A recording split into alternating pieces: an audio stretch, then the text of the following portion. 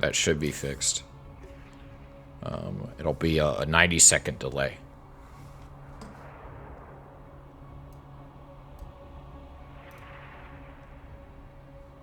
Need to fix that.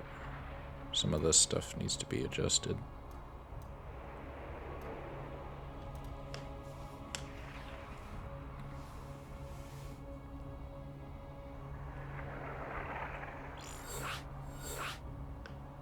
Accepto.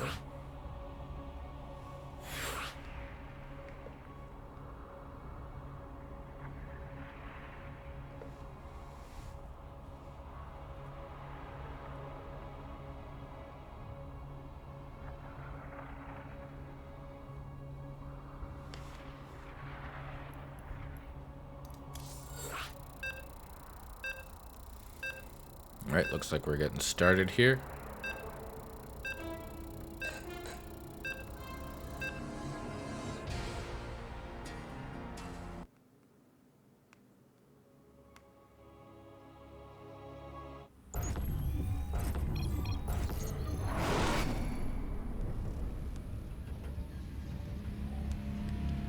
Alright, in the bottom left, we have our Protoss with a single point Seraphit from Team Void. It's the yellow Protoss. In the top right, we have our Terran, Mr. Barcode from Berserker, which the team kind of prevents the point of you making a barcode. Yeah, the teal Terran. Yay. Anyway. So far, nothing too crazy. Just pylons going down, supply depots going down. Nothing too odd.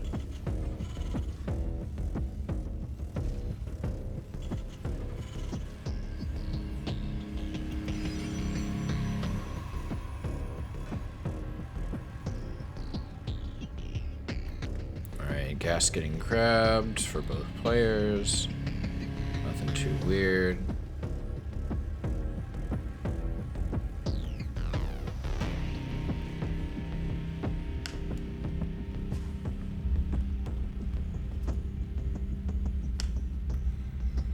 Okay.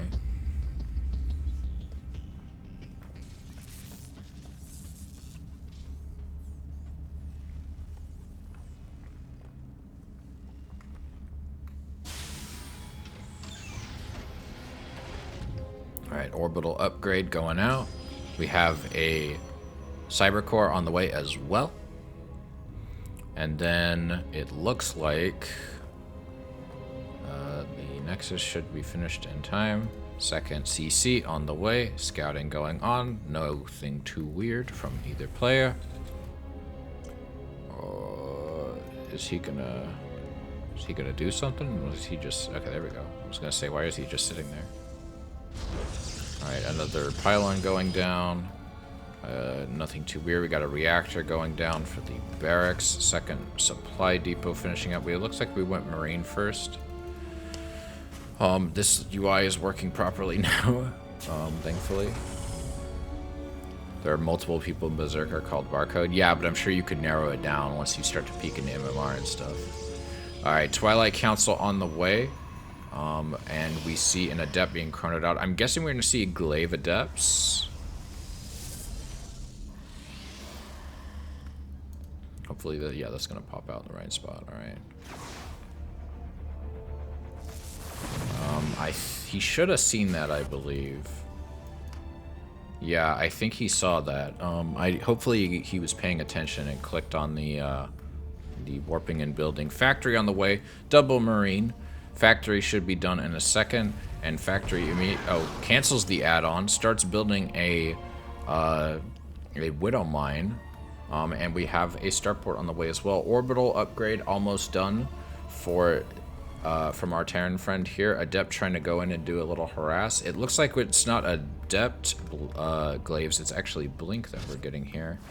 Adept looks like it. Oh, I got a mule. No, that's so much money. That mule could have mined.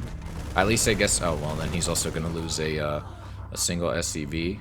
Not great. I mean, I guess in total resources lost, it's not great. Technically, he didn't lose any resources with that mule death, but that's That's energy that could have been used to mine a lot of shit really fast.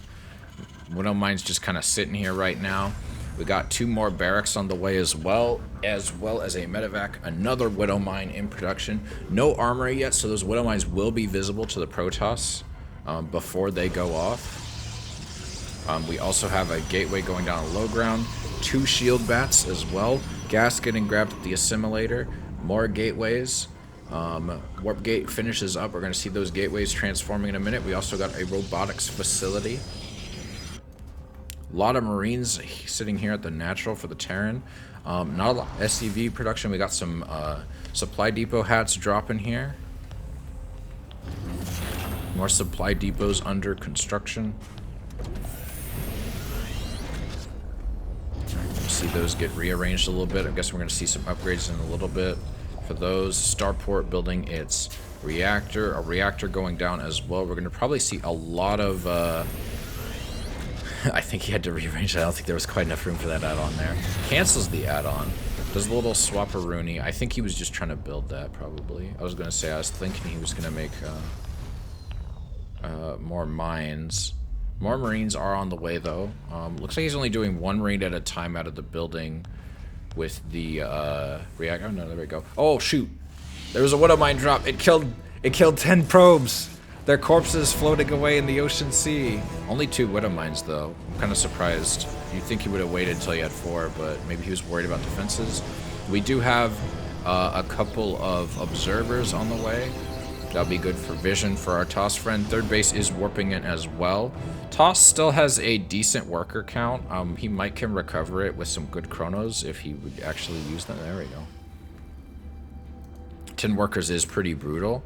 I don't think that the TOS is going to have an easy time pushing into the main here. Medevac is going to wrap up in a second. And the other Medevac should be home soon, if it isn't already.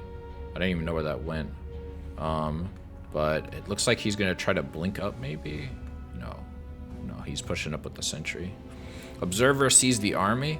It's going to see how interesting to see how the Protoss reacts. Protoss is, oh, the Widow Mines are still just hovering about there.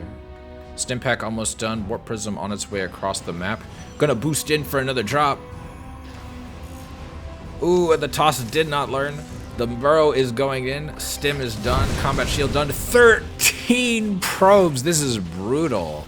This is gonna be hard to come back from. The Stalker is doing its best to try and catch the Medevac, but it gets away narrowly. The Stalkers are gonna try and go in here and even the odds, but now there's too much here. He's gotta go home. No, don't fight that, please. Please don't fight that. Thank you for the follow, Abathur. We got double shield battery going down here. That's gonna be good. Gonna see those defenses. More Stalkers coming in and another sentry. More, oh, they had to stop to kill the thing. So he lost another 3. This is like really bad right here. Like that's 26 workers. How are you gonna come back from this? If he holds here, it's gonna be a miracle. Oh, don't engage before the shield bat's done, you fool! Get that overcharge ASAP. Oh no! It's too late. Why did he try to warp in where the prism was? Oh my gosh. This is over. They're just gonna walk right near me. Oh, fat hit. Oh. Dang it. I thought he was gonna maybe get like a sick disruptor hit.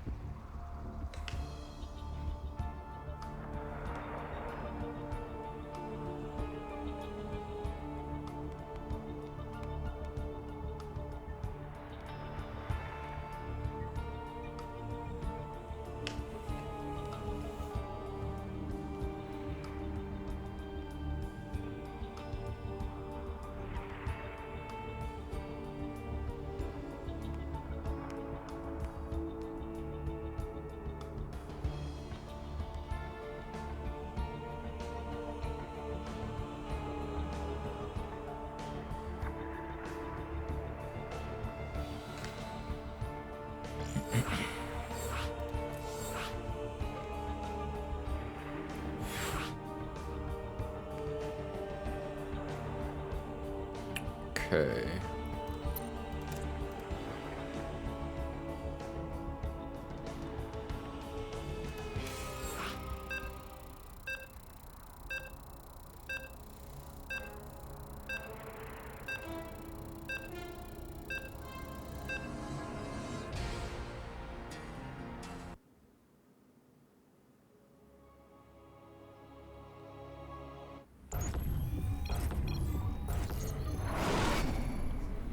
All right, in the top left, in this best of 3, where we're getting a full set, we have Seraphit as the yellow Protoss. And in the bottom left, we have our barcode Berserk team-clad teal Zerg.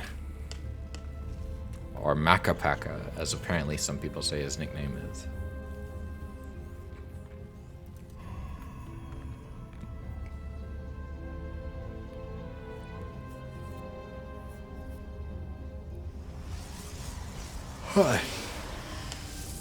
Alright, that's a pylon going down here, as well as a gateway. Seraphit seems to really like doing this kind of build with his building placement. We got the assimilator as well.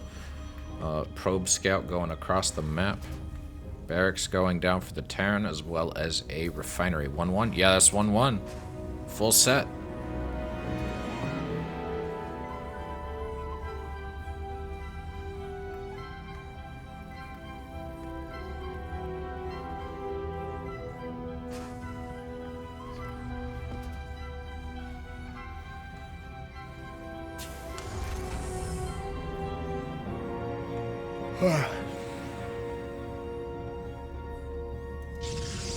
Alright, Nexus down for our toss. And a Marine is on the way. Orbital being upgraded. Nothing really crazy going on. Cybercore on the way as well. A second assimilator.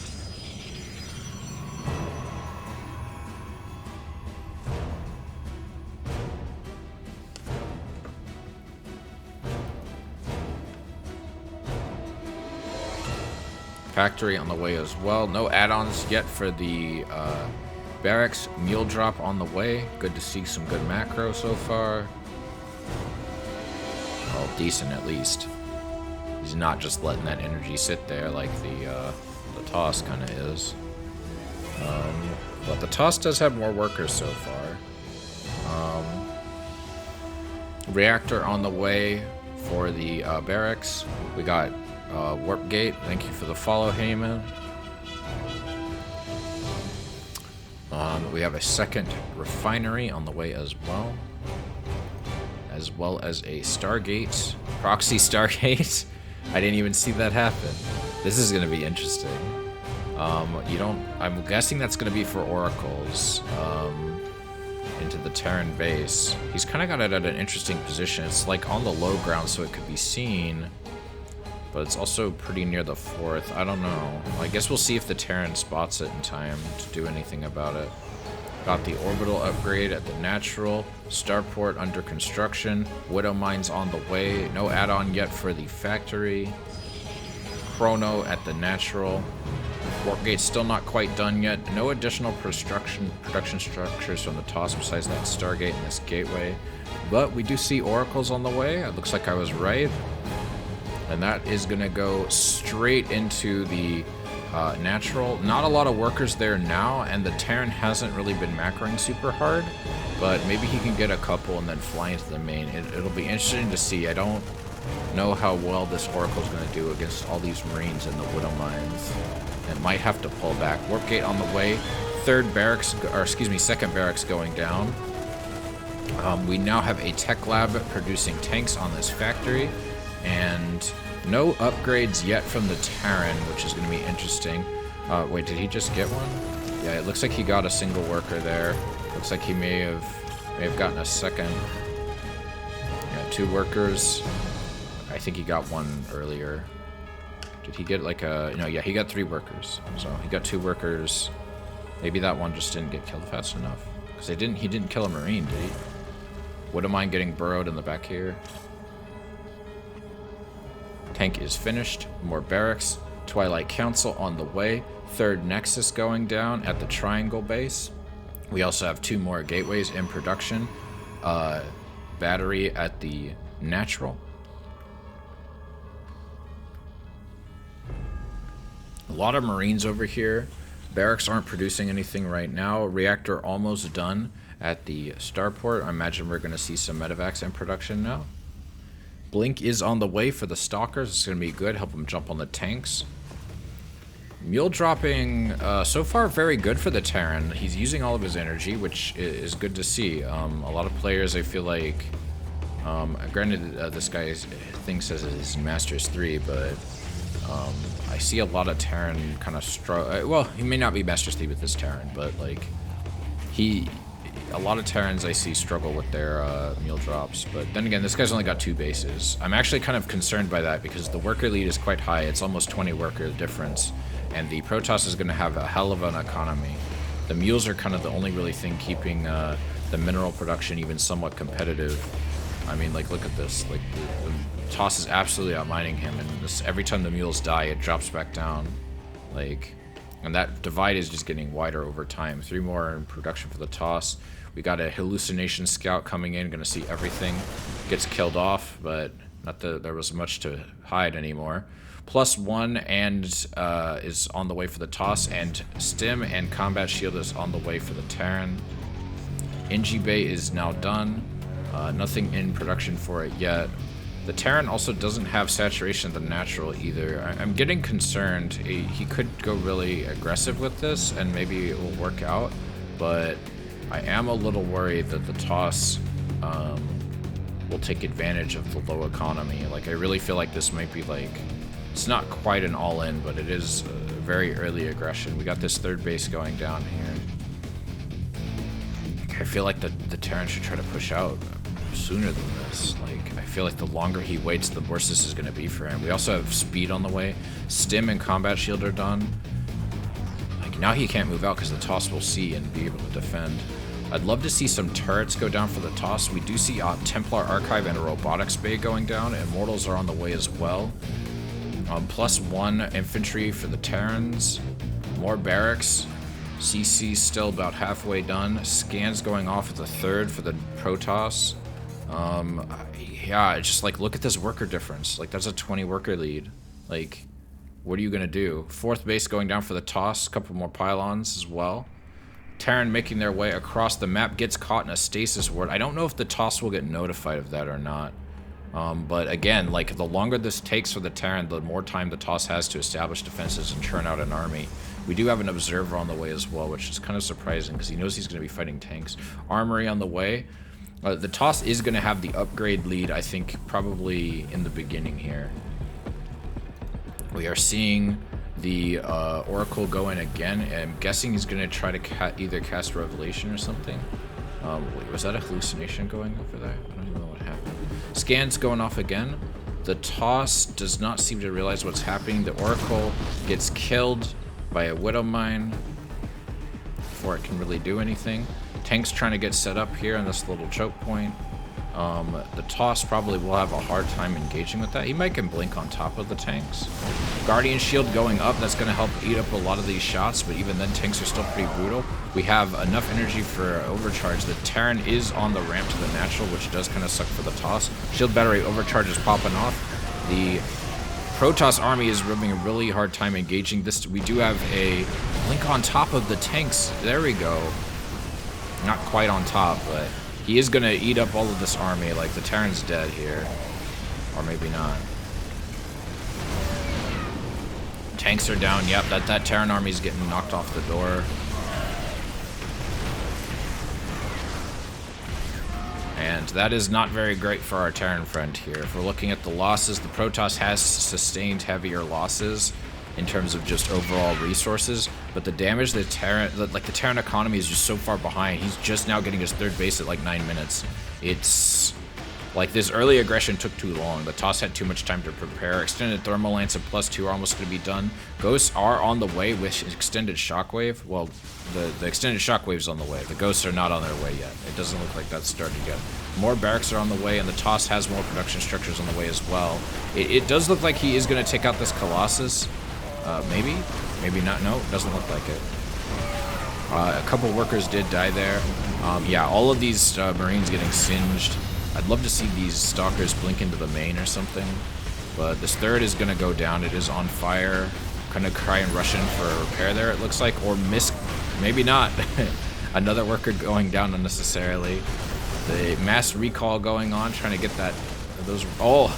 Accidentally left a Stalker behind. +2 is done for the Protoss, and +3 is on the way. +2 infantry weapons and +1 infantry armor on the way for the Terran. Shockwave's almost done. I'm sure he's going to be trying to pump out as many ghosts as he can to try and deal with this. He's got some Vikings on the way, but that lack of a third base is going to be expensive, and he's working on these repairs here. The Protoss, meanwhile, is sitting pretty with 4 fully saturated bases, it looks like. More production structures wrapping up here. We got High Templar with Storm on the way. We got Archons, and a Enhanced Shockwave has just wrapped up for the Terran. 8 more Gateways on the way for our Protoss friend here. That's going to put him sitting pretty at 17 Gateways. A very good position for him to be in. He is massively outmining his opponent by over 1,000 mineral, almost 1,000 minerals at this point, and over double the gas production. Like, looking at this, I really don't know how the Terran's gonna be able to last. Like, the Protoss is absolutely, this is his game to lose. Like, he, you know, Teal gave him a good one in the last game, but this game, I don't think so. We got some oversaturation going on in the main. We don't have a 4th in production yet. Like, the Terran's trying to get an army together, but, like, he does have invisible Widow Mines, which is nice. Scanning again at that third. He's really fixated on that third base, and you know, I guess that's not necessarily a bad thing. We have Disruptors on the way, as well. 2 more Disruptors on the way, +3 is almost done. We have another Shield Battery in production. Oh, more Shield Batteries in production over here at a 5th base for the Protoss, who is also putting down some turrets. I'd like to... Oh, no, he's got turrets over here. More Stalkers warping in. +3 infantry weapons and +1 infantry armor on the way for the Terran. And some Ghosts as well, which will be very helpful in this upcoming fight. But again, I feel like unless the Toss just completely fucks up, like, and just takes a really shit fight, I don't really see how the Terrans can win this. Like, ground weapons is about to finish up too at a perfect time for the Toss. He can just, like, potentially waltz right into the Terran's natural, and the Terran have nothing he can do about it. But we'll see. I would love to see, like, maybe a hallucination or something, or sending a single Zealot to check. It looks like a 4th base is going to start getting constructed here. That could be good for the Toss, because if he can snipe that before he can get a cancel off. Ooh, gets it before the cancel goes off. That's going to really hurt for the Terran. A single Guardian Shield going off, doing its best to protect. Nice Storm. Disruptor hits. All the Terran army is obliterated in the blink of an eye. More enhanced shockwaves going off. More storms melting all of these workers. And that's a GG from our barcode. That's a heck of a fight for that Toss. I mean, I knew the Terran didn't really have much of a chance there, but Jesus Christ.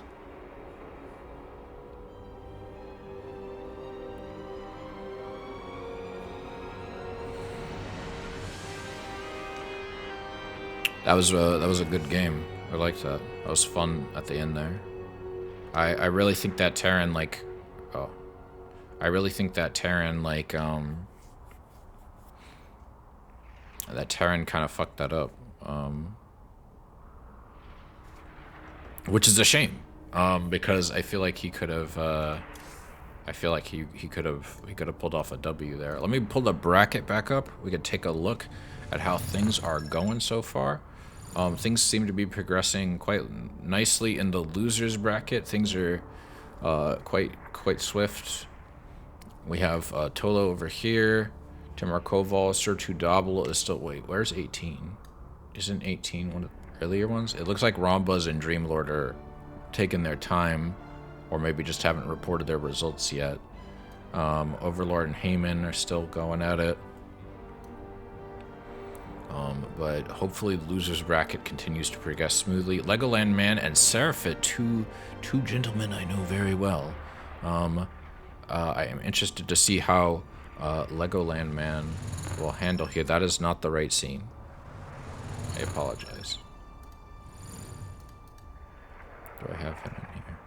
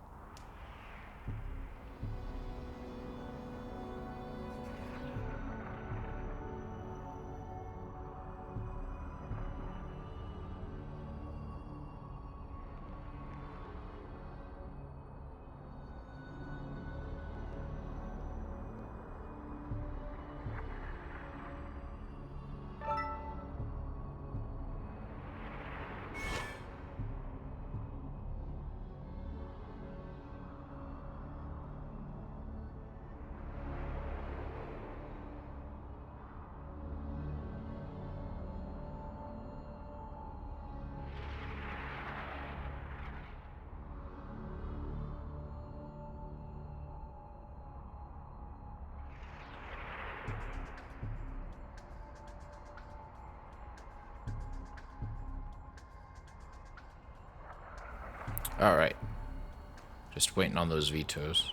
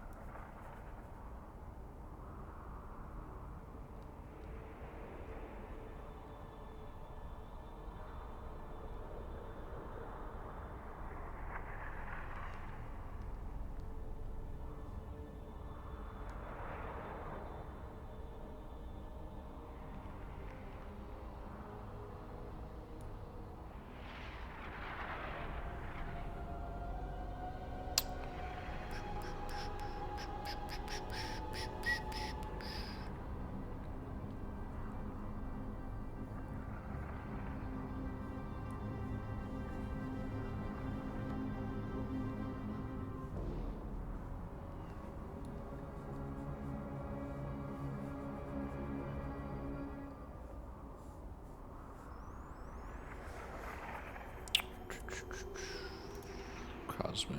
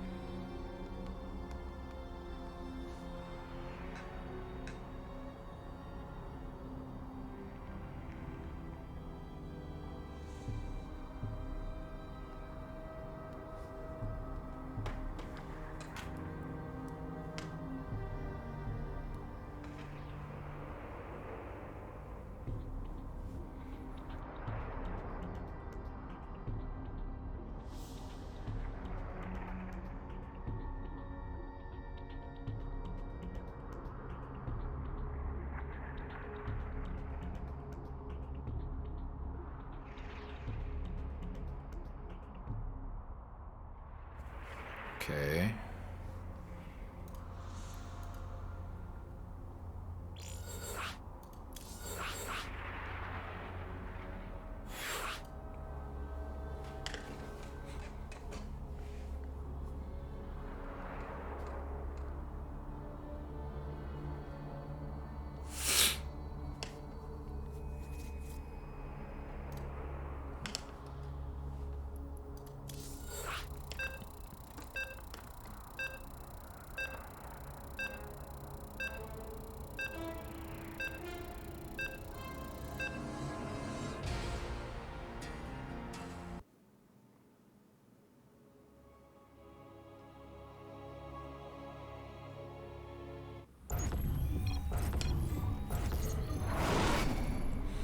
All right.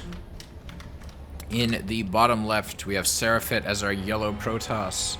And in the top right, we have Legoland Man from Platinum Heroes as our blue Protoss. We're seeing some PvP goodness. The best mirror match, in my opinion. And one I know little about, but it is one of the most entertaining.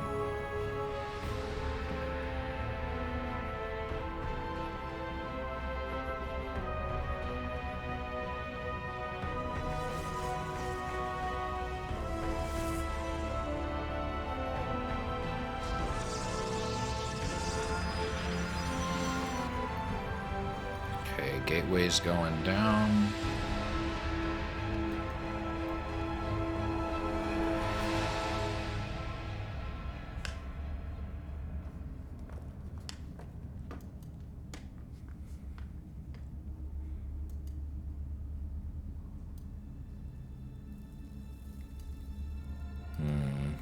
Nothing interesting so far. Just some gas getting grabbed. More gateways. Some probe fights.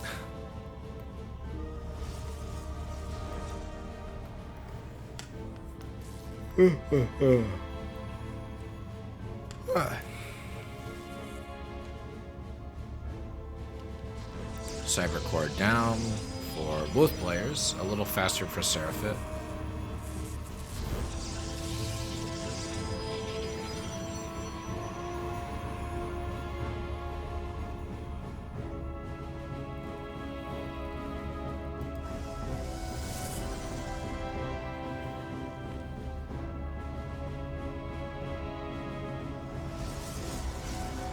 Cybercore is done.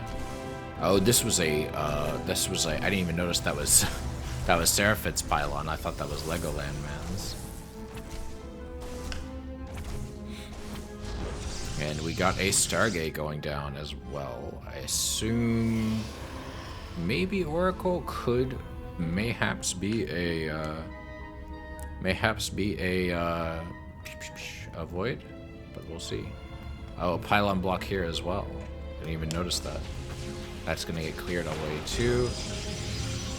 We got another pylon as well as a battery going now, and we have a Twilight Council and Warp Gate for Mr. Seraphit. All right, blue is about to make their way across their map with an adept. Gonna try to get some scouting in.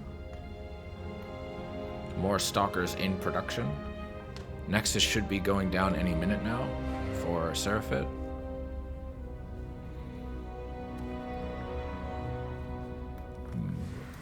Looks like a lone solitary pylon's getting hacked away at. An adept is causing a little bit of chaos in the main, trying to take down some of these probes. 3 probes have gone down so far, and we're gonna see 4, 5.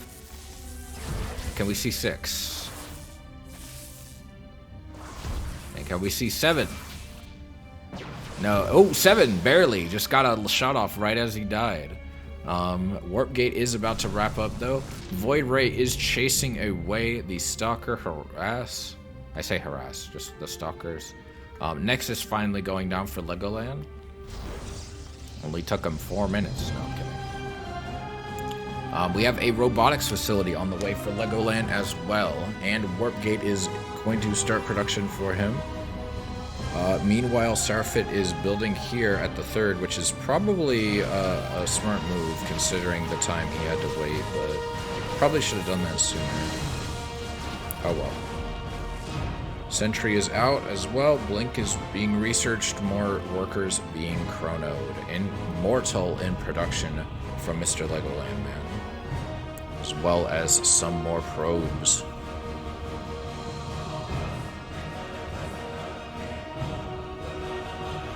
Pylon at the high ground, at the ramp. An unbuildable plate has been destroyed. Now the entire natural is available for construction. Alright, looks like a slight supply cap here for our blue Protoss. And the production resumes. Nexus wraps up for blue. And for yellow, we are seeing a shield battery placed at the 3rd, which has just finished construction. Blink is on the way as well. That pylon still seems to be sitting there. I'm surprised a Void Ray or something wasn't sent over to kill that by blue. Because that could be used for reinforcements or something. Not the fastest, but hey, it's something. Alright, Warp Gate's about to wrap up for the blue Protoss. And still more scouting by yellow. A third Nexus going down from the blue Protoss. Yellow is going to see that, warping in more Stalkers who are making their way across the map. Let's see how well these Immortals and this Void will defend that. He is going the other way, unfortunately, so he's gonna have to walk a little bit further. I don't know why he sent his whole army to kill a single pylon, but let's see how this goes. All right, looks like we're gonna see a cancel on the third there. Pylon's gonna get broken down. Blue's army is on the way to fight Yellow, but then he pulls back. Nexus going down again, this time at the triangle base, as well as a single pylon. Seraphit is being supply blocked right now. His economy is pretty even with Legoland Man's, actually, which is pretty surprising. I'm guessing he just didn't saturate everything yet. Yeah, it looks like he hasn't quite gotten the gas at his second.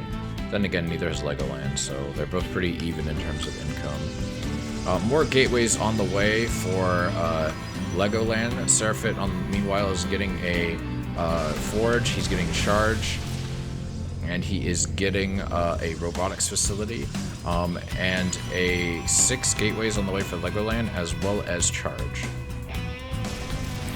A lot of scouting going on today with the hallucinations.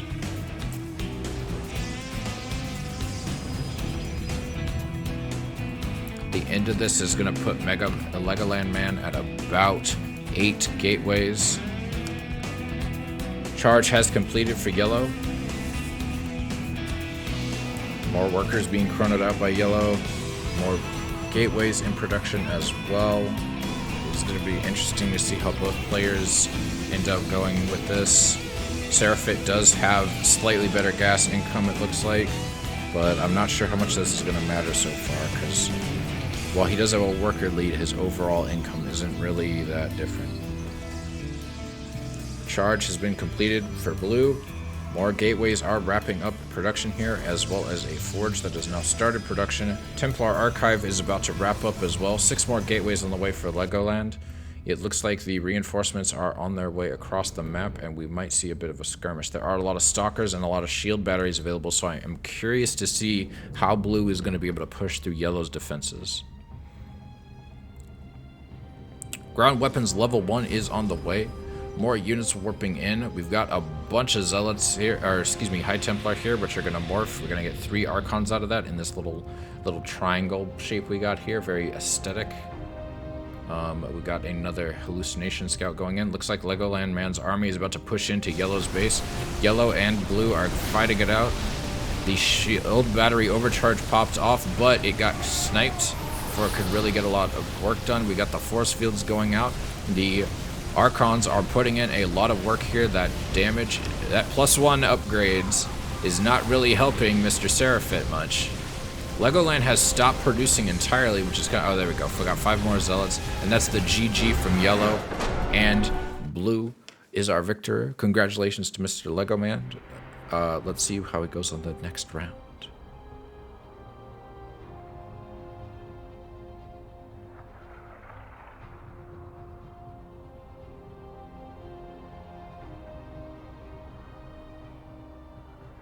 Alright, now I'm just waiting for the next invite.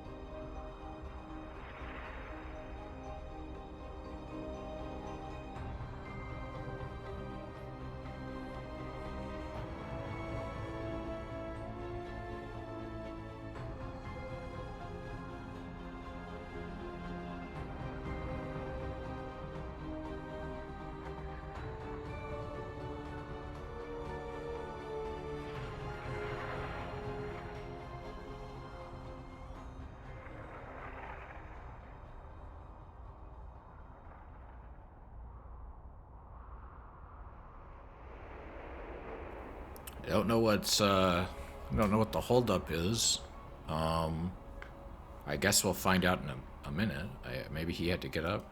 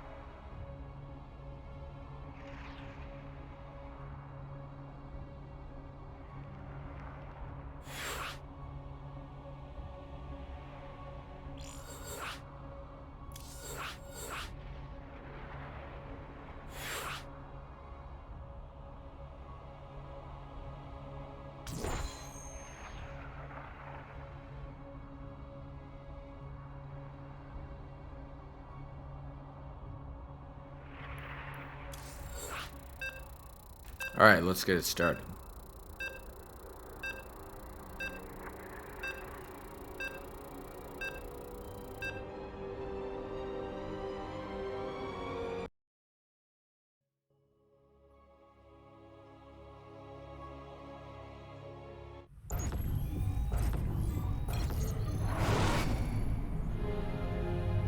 Alright, in the top left, we have Seraphit as the yellow Protoss, and in the bottom left, we have Mr. Legoland Man as the blue Protoss.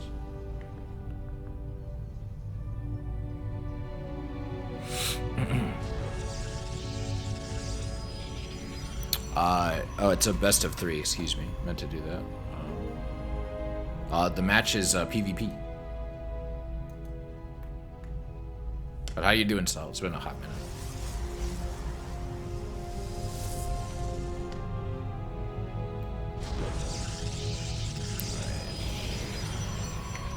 Probe looks like it's going across the map.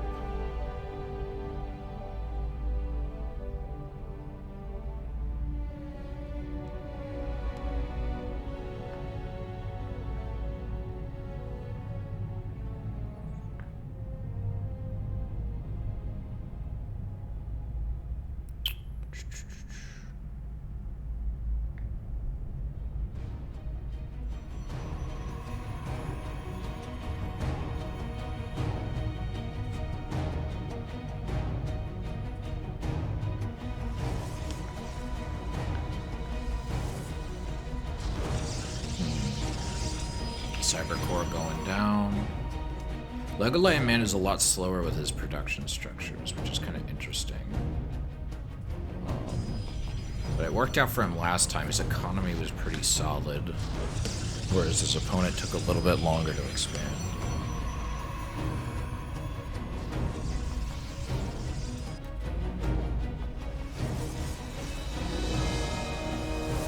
Alright, both gateways finished for Seraphit.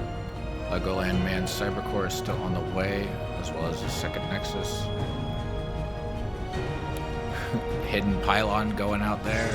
I don't know why.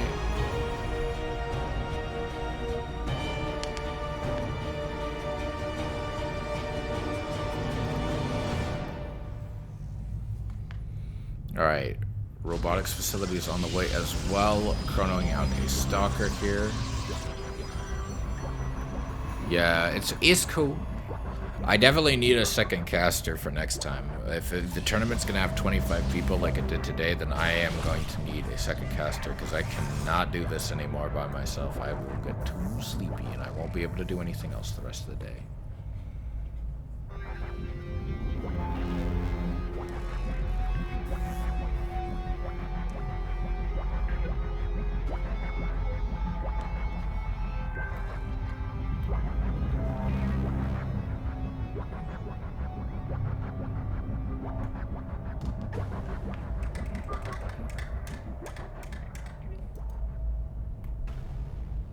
Okay, stalkers making their way across the map.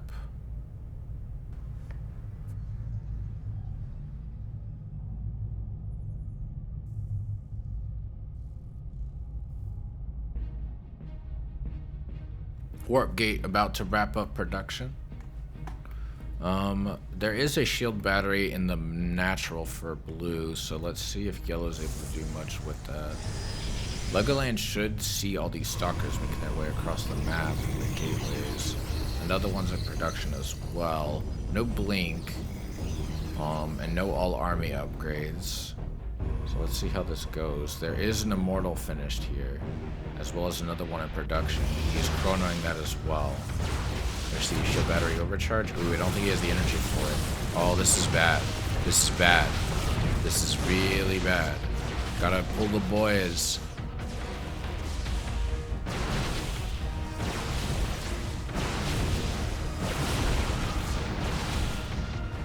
Yep, that's not good. Shield battery overcharge is active, and that is probably going to end the push for now, at least delay it. Second pylon going down over here. More units warping in. Those immortals are doing their best. They're trying to put in the work. The focus firing is a really smart idea from yellow here. Blue has his work cut out for him. That second shield battery is going to finish, and it's going to help prolong the life of the Overlord a little bit more. But, oh, he is so in need of another, like, immortal. Otherwise, he's just dead here. Immortal getting chronoed out. Oh, they're not going to be able to kill that in time. Workers getting pulled. The boys are pulled. The immortal goes down. The push, I think this is too late. So many workers are dying here. Oh my god. Oh my gosh. Just pure violence against these robots here. This is over for Lego. Yeah, and there's the GG. Next match should be soon. I don't know what Seraphit's MMR is. I think it's a little bit higher than Legoland's. Looks like it's 3744, and then for Legoland, it's 3712. So they're about the same.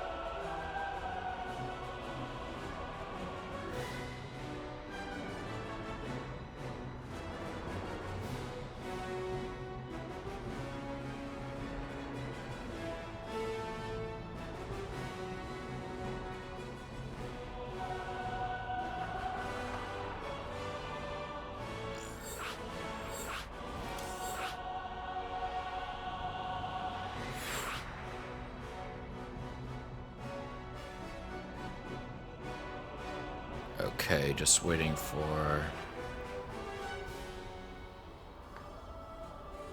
them to say that they're ready.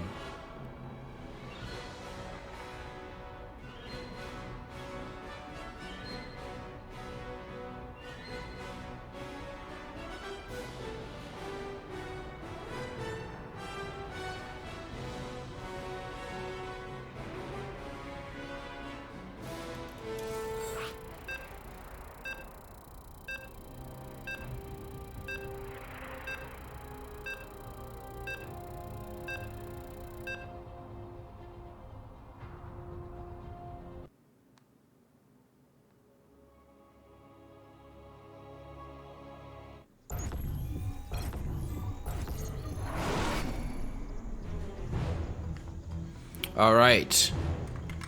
In this best of 3 with a point for each, bottom left, Seraphit as the yellow Protoss, and in the top right, we have Legoland Man as the blue Protoss.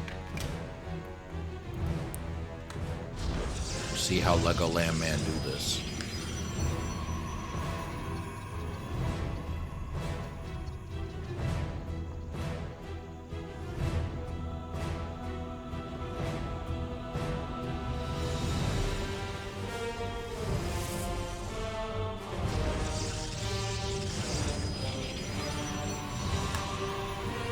Alright, we got a gateway going down.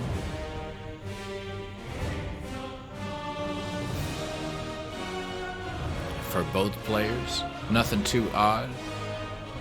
Probe scouts making their way across the map.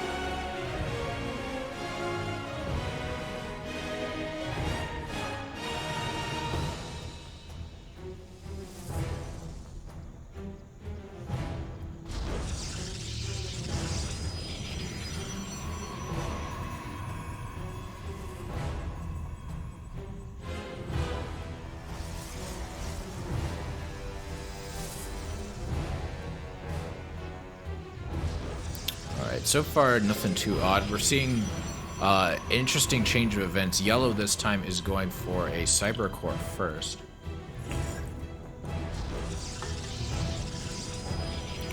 Which is atypical to what he normally does. And now we're seeing a cyber core from Legoland Man. It looks like he was making a zealot first. I'm not 100% sure why, but I don't know enough about PvE. I don't know enough about PvP, I guess. It looks like we got a pylon block here. Legoland Man, you know what? He doesn't have enough money for a Nexus anyway. I guess he's not really wasting his time. There we go. We got a cancel off there. Very good. I was gonna say he's kind of wasting his time killing the pylon instead of going over to here or here to try and take a base, but they weren't really, you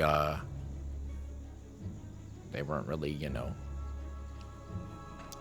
He didn't really have the money for the Nexus anyway. We got a Stargate going down over here as well. And we have a Twilight Council from Legoland. Very interesting. Zealot making its way across the map. I don't know what the hell that's gonna do. Other than maybe get some vision.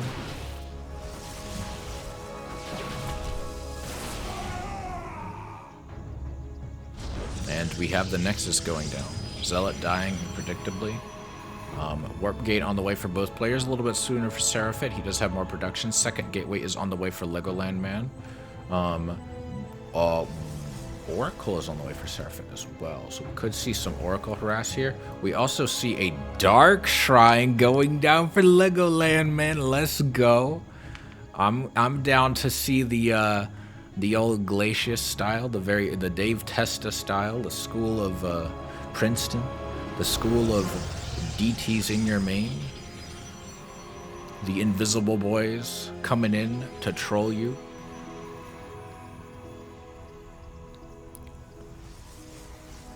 All right, we got a Sentry out as well,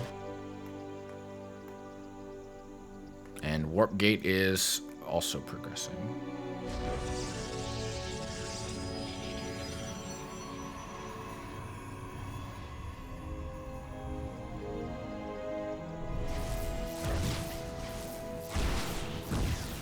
That oh dear, that's real bad. You know, actually, now that this Oracle here, it might not go. Oh, imagine if he had gotten that. I'm just gonna say, imagine if he had killed it in time. Ah, there was still another one production, because the DTs might actually be able to do much because the Oracles are here. Because the Oracles can just cast Revelation on them. He's not going to see that. He might be able to get a lot of damage done before the Oracles can actually see anything. But let's see. The Cyber Core is here, so he should be able to warp in a few more Stalkers. DTs are going in. They are going to get a lot of damage done before the Oracles can. He's probably going to have to mass recall the Oracles, but I don't think he has the energy for that, so he's just going to lose all of his shit here. Yeah, other DT is in the main as well. Yeah, he's just gonna have to pull workers, which even then, that still like really sucks. He's trying to use his workers to block, his units to block the workers. As the workers are being manufactured. There goes the Revelation, and 10 workers still are for 11 workers. The DT is running into the main, trying to just stay alive until Revelation wears off. Or maybe he's going to go for a pylon instead. And there goes the DT. 11 workers dead. Ooh, 2 more DTs coming in. Let's go. Oh, man, he needs detection real bad. He should really be chronoing out something if he can afford to. All right, that's another revelation, another DT. Oh my gosh, just a move, man. Why is he taking the long way to kill all these? Still waiting on that revelation charge. This is incredible. Another revelation goes off, another DT dead. Now there is a turret in the main, and a turret will be going down soon in the natural. But there is another DT, and it's about to wreck some stuff. Oh my gosh. Nice job with the force field, though. I'm impressed. And then there's another revelation. All right, that's 16 workers. 17 total for Legoland man killed. Nice work. Like real talk, nice work, man. Let's hope you were building behind that because I wasn't really watching. We do have a third base going down for Legoland. It'll be interesting to see how this goes. We got the Oracle going out for some more harassment. We got here. Looks like we got a small army moving across the map with some DTs. Gonna morph those into an Archon. More Oracles on the way. With the shield bat here, I'm not sure how it's gonna go. If he keeps using his Chronos, he won't have enough energy left. It looks like the Oracle is going to get sniped here. Not quite, not quite. Revelation cast on those structures. Another shield bat going down in the natural. 2 more stalkers warping in. Forge on the way for Mr. Legoland. He might have to do a recall or a quick warp in here. Okay, you've narrowly avoided a stasis ward. It looks like this army is going to try to go in here, but I think the shield bat's going to finish up before they can get much done. Yeah, shield bat's going to finish up. You know, this is not good. Don't take this fight. Please don't take that fight. Thank you. Please keep that Archon alive. You spent a lot of money on that. All right. Oh, a bunch of workers getting killed over here. Oh, should have put down some kind of anti-air. Warp in a couple of stalkers or something. Oh my gosh. He's trying to keep him near the shield bat, which is probably the right call, but like, damn. 6 workers still sucks. Legoland only has a 4-worker lead. His opponent is now grabbing a third base.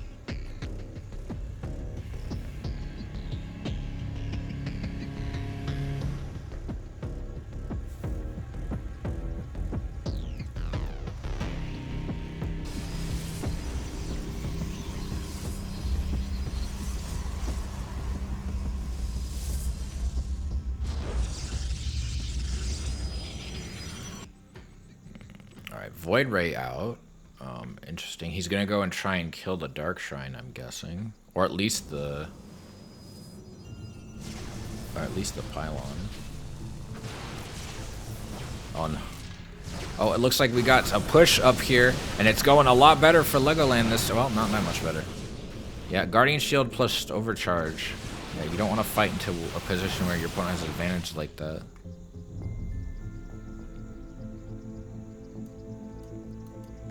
Interested to see how this will go. Oracle making its way over here. Gonna have to narrowly... Oh, gonna get caught by the army on the retreat. Sag. Alright, let's see what Legoland Man ends up doing here with his army. Looks like we got more warp gates on the way. +1 charge is about to wrap up.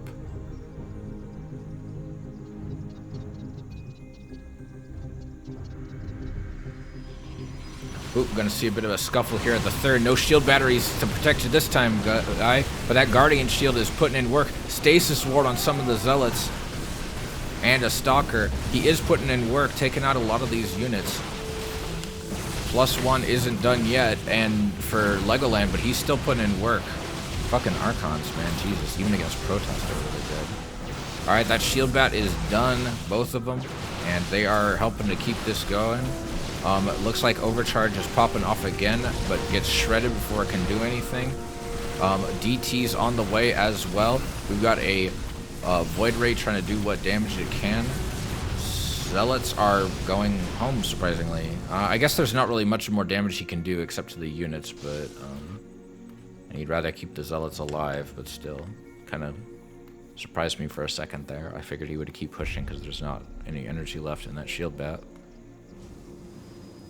Where are the DTs? Did he morph them into Archons? Oh, there they are. They're just part of the main army now. Okay. More units warping for Legoland Man, a robotics facility, as well as some more gateways. Robotics facility and some gateways also on the way for Seraphit, as well as +2. Legoland Man has not started his tier 2 upgrades yet, and we also see a Templar archive on the way. Or another shield battery warping it at the 3rd here. The pylon over here seems to be... Oh no, that's the Dark Shrine getting slowly shredded. But the Templar Archive is on the way, so that shouldn't matter too much. Archons will still be a factor. And now Storm will also be a factor as well. But the income situation is starting to look a little less favorable for Legoland Man here. I say that, he's got a 4th base. His gas... could be a little bit better. He hasn't mined at all out of his 3rd, or his natural, excuse me. 4th base starting to get grabbed by Seraphit. We got some Overseers in production. We got some DTs. We got an Archon that got made somewhere, but I don't even know where that went. Oh, there it is. He could try to push in here. I am worried about shield battery overcharge. Once again, there's a turret and 2 shield batteries here. Overcharge is out. Legoland Man continuing to push in. Blue is getting a lot done, actually, so far. He is shredding a lot of that here. Took care of that shield bat. There are no reinforcements coming for Legoland Man right now. He seems to just completely halted his production to focus on microwave, and he's going to have to go home, unfortunately. I'd really love to see him make, like, a Warp Prism or something so he could try to, like, at least get some... There we go, Warp Prism. Get some reinforcements back here. What's in there? We got... What are you doing, man? Got some Zealots, gonna try and go for a drop. Yeah, looks like we're going for a drop. That might get spotted by the base. I mean, we'll see how it goes. Yeah, he's just trying to take out deny the expo. Army's gonna move in. Could try to take the rest of this army and attack, but it doesn't look like he's going to. He's gonna go warp in the main. A lot of Zealots going in here. Gonna try and cause a little chaos, cause a little mischief.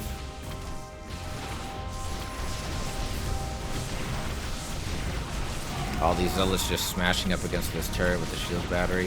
Shield battery is going to run out of energy, but I mean, now the army's had enough time to get up. DTs and Zealots shredding all of these workers here. 16 workers going down. Could get maybe 17, maybe 18. And it looks like the workers are going to pull back now that detection has arrived. Although this base here looks like it's going to go down. Oh no. Seraphit is now has a significant worker loss. He has 20 less workers than his opponent almost. Jesus Christ. He does have a pretty decent sized army though, so I'm not too worried for him. And Archons of his own. Stargate's on the way from Legoland Man. I'm interested to see what his plan is with this. Maybe he's gonna go in like carriers or something like that. Alright, Void Ray is down. Archon's gonna get hit with a big disruptor shot. Oh no! That's gonna get rid of most of those shields. Legoland Man gotta pull back a little bit, reposition.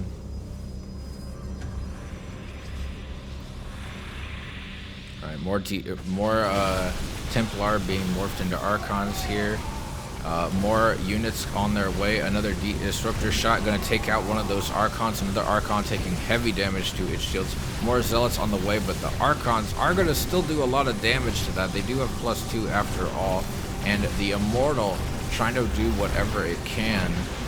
Immortals do a lot of damage, and it looks like there's like a misfire there. Legoland, I guess he does have a better income, and I think that might be better for him in the long term.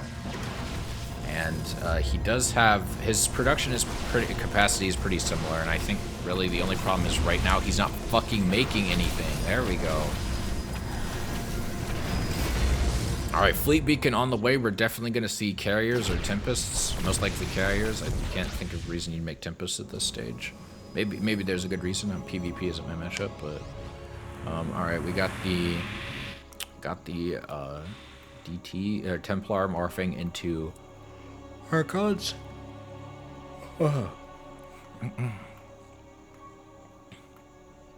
Alright, some harassment, getting chased off there. Yeah, Legoland Man's worker lead is starting to shrink a little bit, but he's still got a sizable lead over his opponent, about 12 workers. His fleet beacon is about to finish, and I'm interested to see what he's going to do the second it's done. He does have a couple of void rays that still need to wrap up. He's got a sizable army here, much bigger than his opponents. Ooh, the void rays out in front, or not void rays, the disruptors out in front was scary. Don't do that. Fourth base going down again from Seraphet. I think this is like the second time he's had to rebuild that. And then now we are... Void Rays are out. Archon on the way. What is he going to do?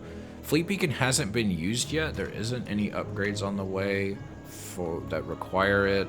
I don't know why he built this, because he hasn't done anything with it yet. He is getting a fifth base. I like to see that. He is a bit low on gas. Again, Legoland Man must have forgotten to get his geysers or something, because he definitely should have. Like, he's gotten his gas at literally every other base. He must have just forgotten about his natural. Like, and that's kind of hurt him a little bit because his opponent is mining out all of the gas that he can get, whereas Legoland Man is a bit behind in that regard. That being said, he's still got a sizable worker lead. This army's going to do a lot of damage. There's nothing here to defend this base at all. That's going to be absolutely devastating. The army is on its way for Seraphet. He can maybe get a couple disruptor shots in. Maybe. Gets a couple of zealots, but not the best shot out there. Finally, some carriers on the way. Good to see. It looks like that third base is able to hold. See if Legoland tries to go for the natural, or if he's going to wait for carriers to arrive.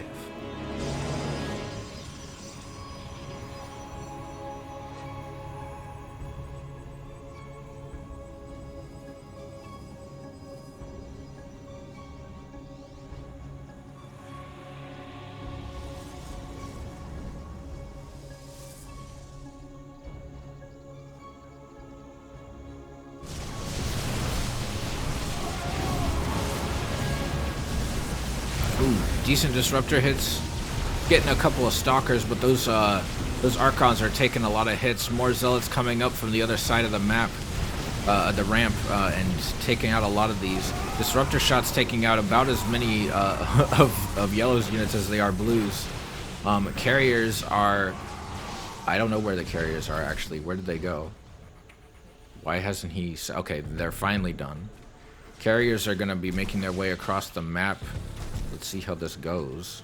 More Archons, more Zealots, more Stalkers. Ooh, not quite with that Disruptor shot. More Carriers. A fifth base being taken by Seraphet, while Legoland is going on his sixth base in a minute here. We're also seeing ship weapons +1. +2 is on the way for Legoland Man, and +3 ground is on the way for Seraphet. This fourth base looks like it's about to get sniped, though, by Seraphet before he can get his defenses up. Let's see how Legoland Man handles this. I am appreciating that he isn't fighting up ramp, but it also looks like there's some slight zealot harass over here. I think Legoland Man should have probably tried to split his army instead of just letting this base die. His fourth, is now completely vulnerable.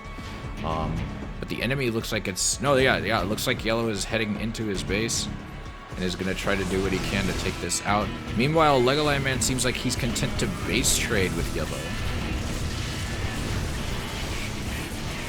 And he is going to get a lot done. These carriers are going to do a lot of damage. We've got even more carriers on the way. And it looks like Yellow has decided to go home and try and deal with these carriers. He looks like he did a recall at some point. +3 is still on the way, but he's not producing anything behind this. And it looks like his stuff is just getting shredded despite his upgrade advantage is now long gone. And the unit advantage is just so high. A lot of these interceptors are getting shredded by some of the Archons, but there's just so much stuff. I'm surprised he's pulling back with the carriers. I suppose with some targeting, the Stalkers are a bit of a problem, but still. Ooh, gonna lose a carrier there. That being said, Legoland Man's got a lot of money. He should really be spending it more.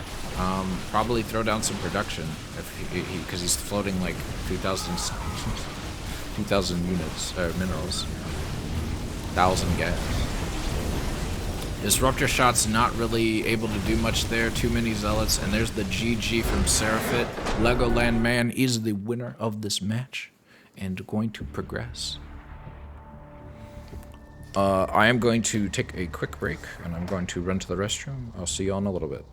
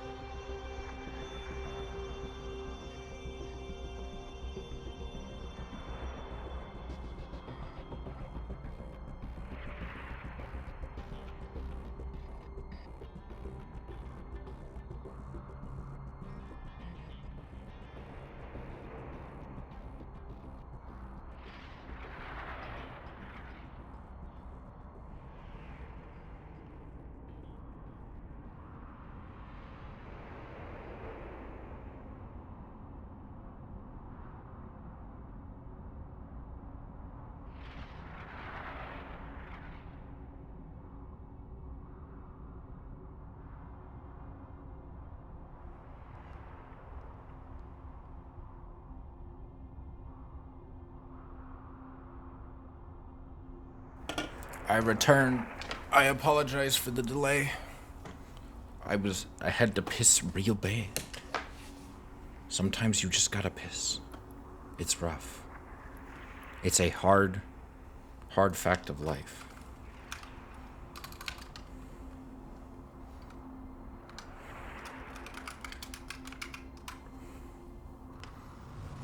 Okay, so right now we're waiting on Legoland and Dreamboard, who is a Zerg. So we'll get some PVZ. Very nice, very nice.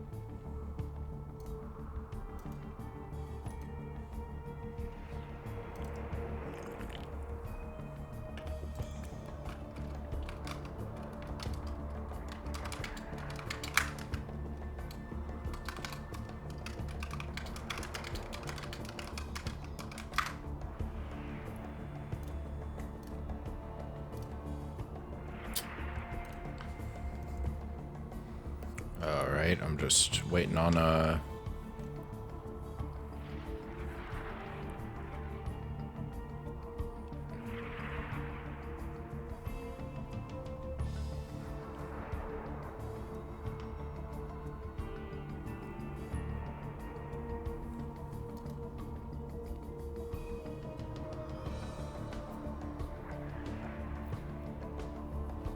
this is the not semifinals, but the quarterfinals.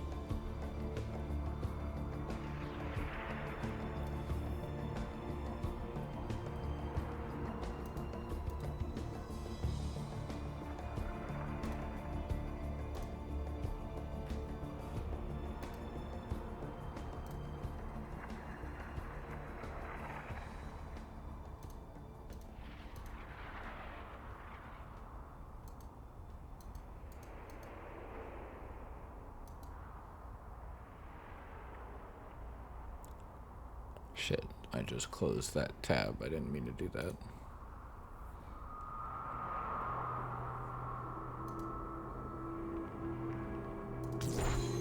Ah, there we go.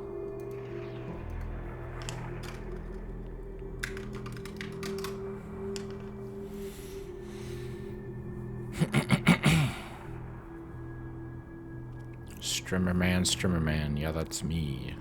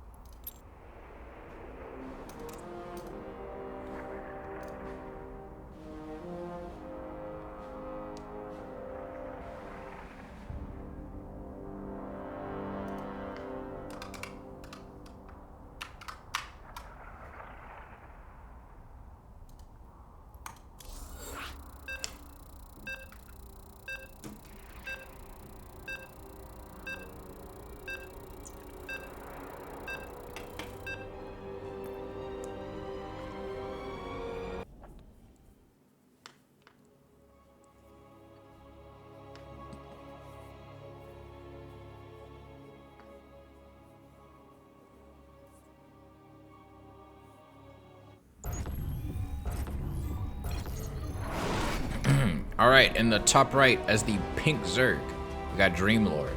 And at the bottom left is the red Protoss. We have Legoland Man. From Platinum Heroes. Where's Dreamlord from? Hazuz. Hey.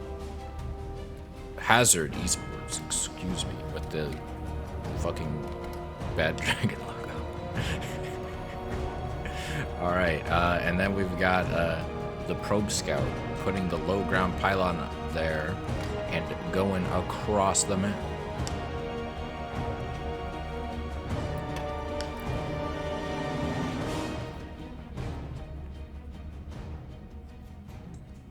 And we've got a probe block, ladies and gentlemen. The Dreamlord's now wasting time trying to kill a probe instead of just making his second base. And then we've got the pylon, which means it will take even just so much time wasted by Dreamlord. Gas getting grabbed, and look, now the pool's not on time either, man.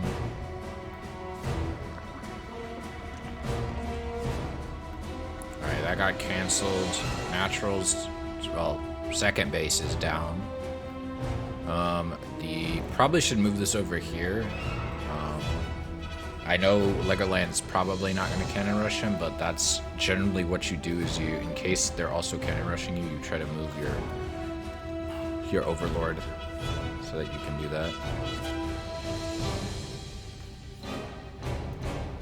And you got the spawning pool. Wrapping up in a second here. We are almost certainly going to see some early adept pressure.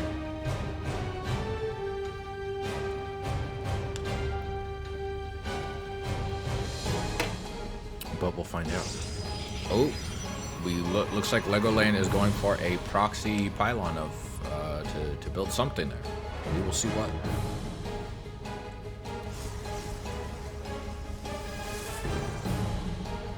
Alright, Warp Gate is on the way, and we have an Adept getting chronoed out as well.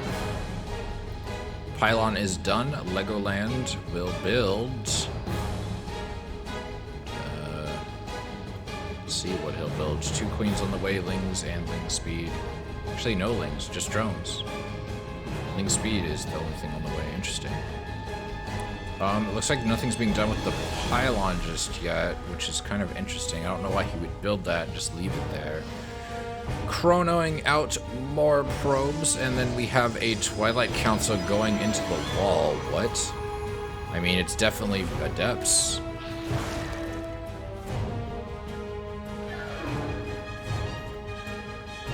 Yeah, you can't get through that, buddy. Alright, second gas getting grabbed. Roach Warren going down. Like to see it. Like to see it. More gateways. Warp Gate about half through. Ling Speed is almost done. Another hidden gateway going down over here. Glaive is on the way. If the roaches can come out fast enough, this might be a really good position for Dreamlord to be in. However, if he wants to sustain roach production, he really should get a third gas. And he should probably have started his lair by now, or at least he should start it very soon so he can get roach speed, because these Adepts are going to come across the map and they're going to cause problems. And this is going to be a really good spot to reinforce. So, he might see this coming, though. He might be able to churn out some, Yep, he's gonna see that. Okay, get some roaches out, buddy. You're gonna need them. But he doesn't have the gas income to make a lot of roaches. He is probably gonna be able to deal with this initial batch. Spine gets canceled. Adepts going in. There are no drones to attack at that third. Roaches heading up. Good job with the drone pools. I'm not gonna lie. I think he's doing all right with that. He is costing mining time, but it's probably for the best.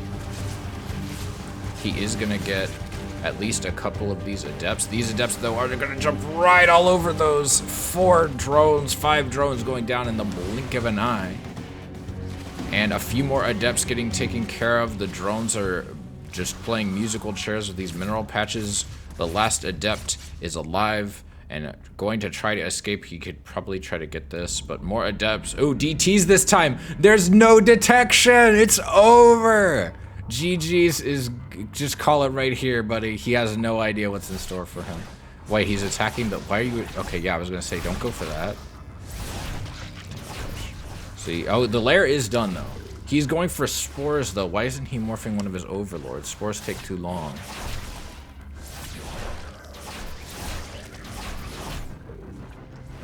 Spore going down. Roach speed is on the way. I'm surprised he doesn't just go across the map. Like, his opponent's not going to have any... his opponent has no defenses, but at the same time, it looks like the Zerg has no idea what his opponent has in his wall right now, because if he did, he could just go across the map and he could just kill this, knock out a ton of production, and do a ton of damage. Like, Dreamlord took a big hit, but he's not in a terrible spot, I don't think. Like, where's... Like, this is all at the 3rd. There's nothing here. This is free to just march right in. Or at least blow this out and, like, take out a lot of production. Like, that's 2 robo facilities, 3 gateways, just that poof, down. Like, this is literally... This is why you scout, folks.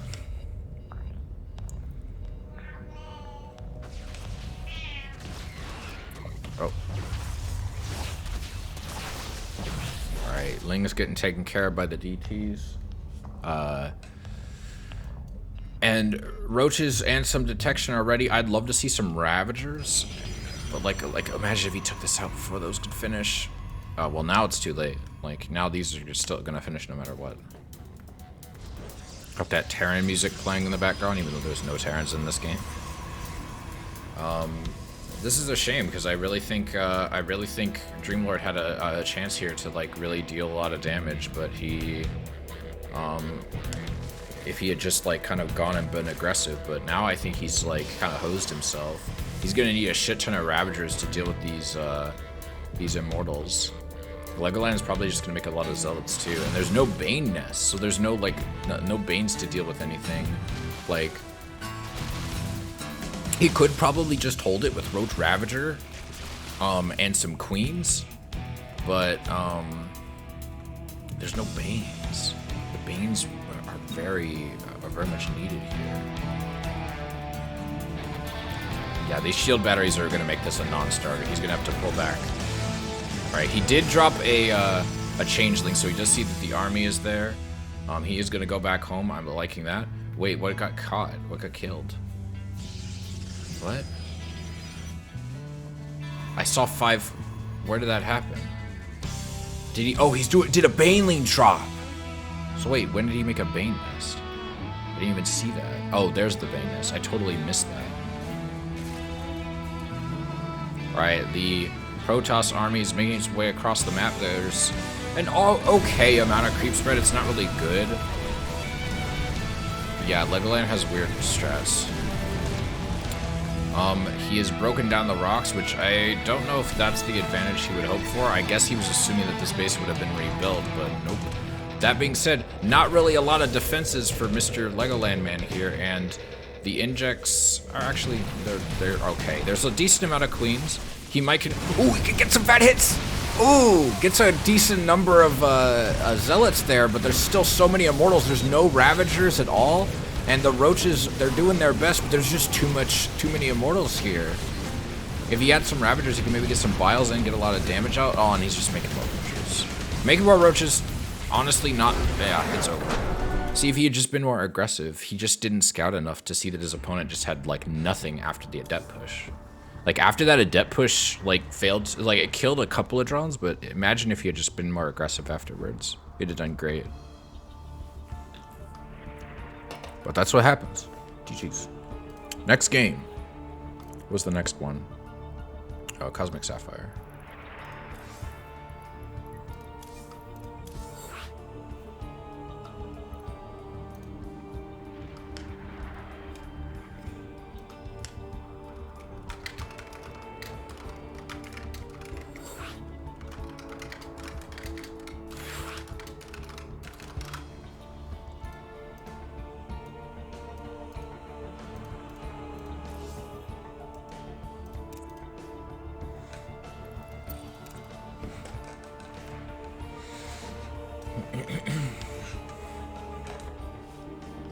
Okay, Legoland's getting some water.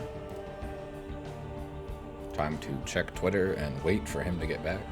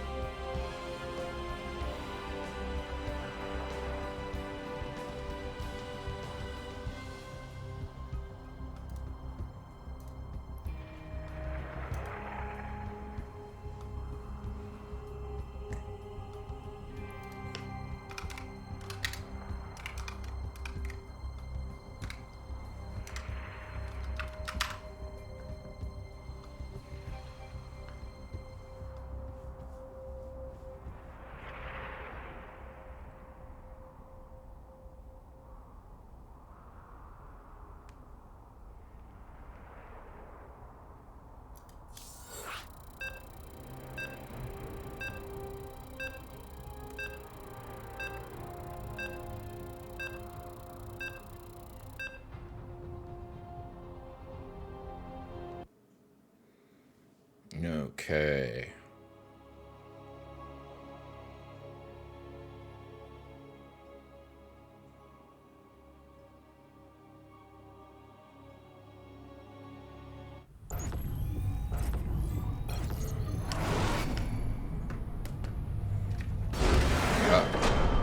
They said they were ready, bro. Why would you say you're ready when you're not ready?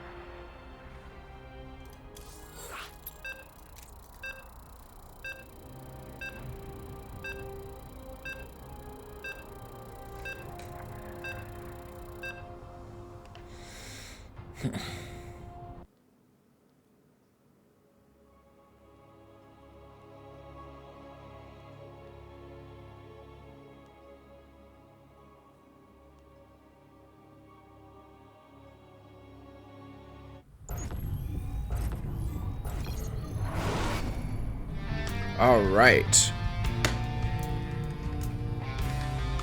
In the bottom right, we have Dreamlord as the pink Zerg.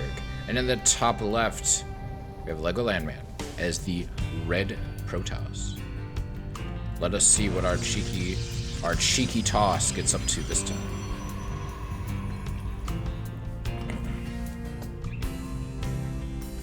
Making his way across the map.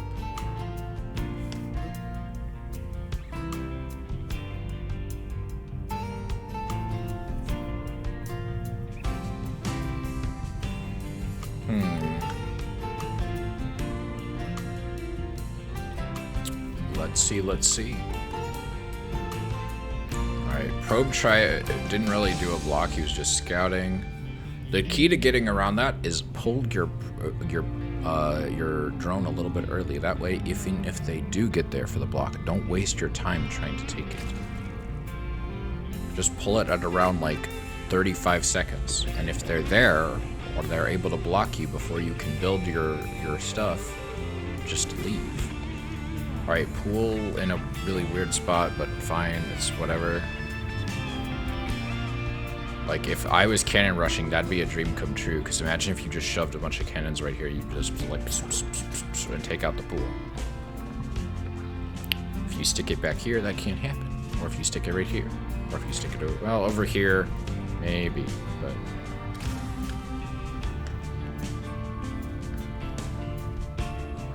Alright, let's check on what Artos is doing. He's got a gateway on the way. He's got a pylon in the rear of the main.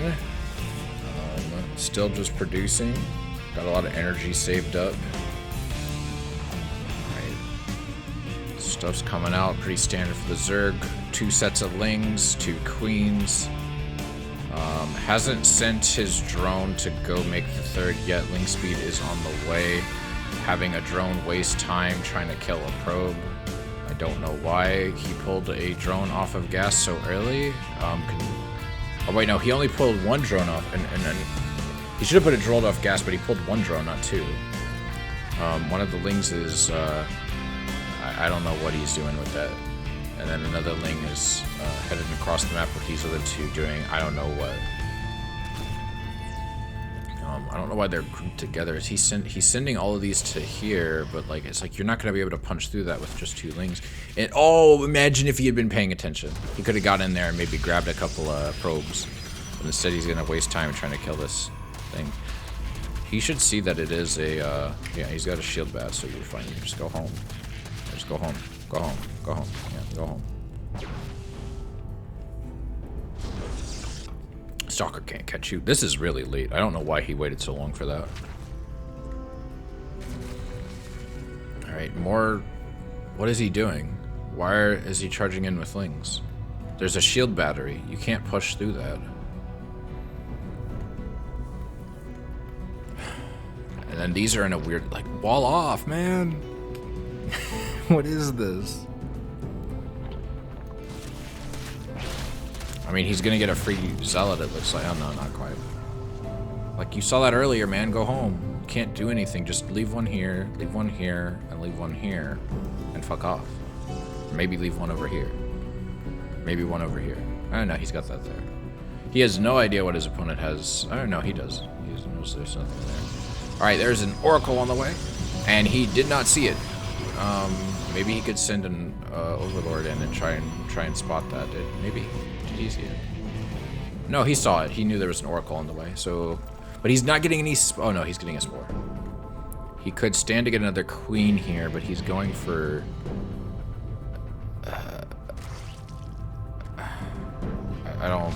Oh no, that's the wrong one. I just realized I screwed that up. So fix that.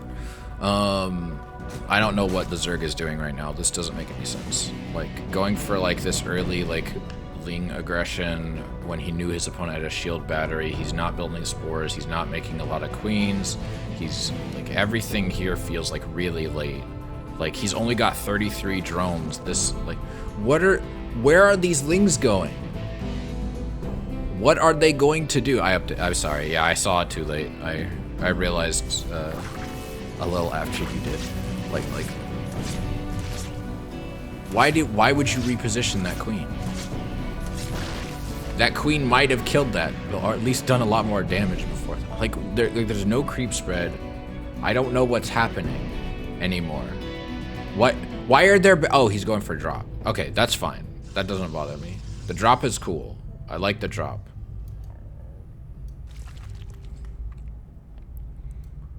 But like everything else has been a waste. Yeah, double drop.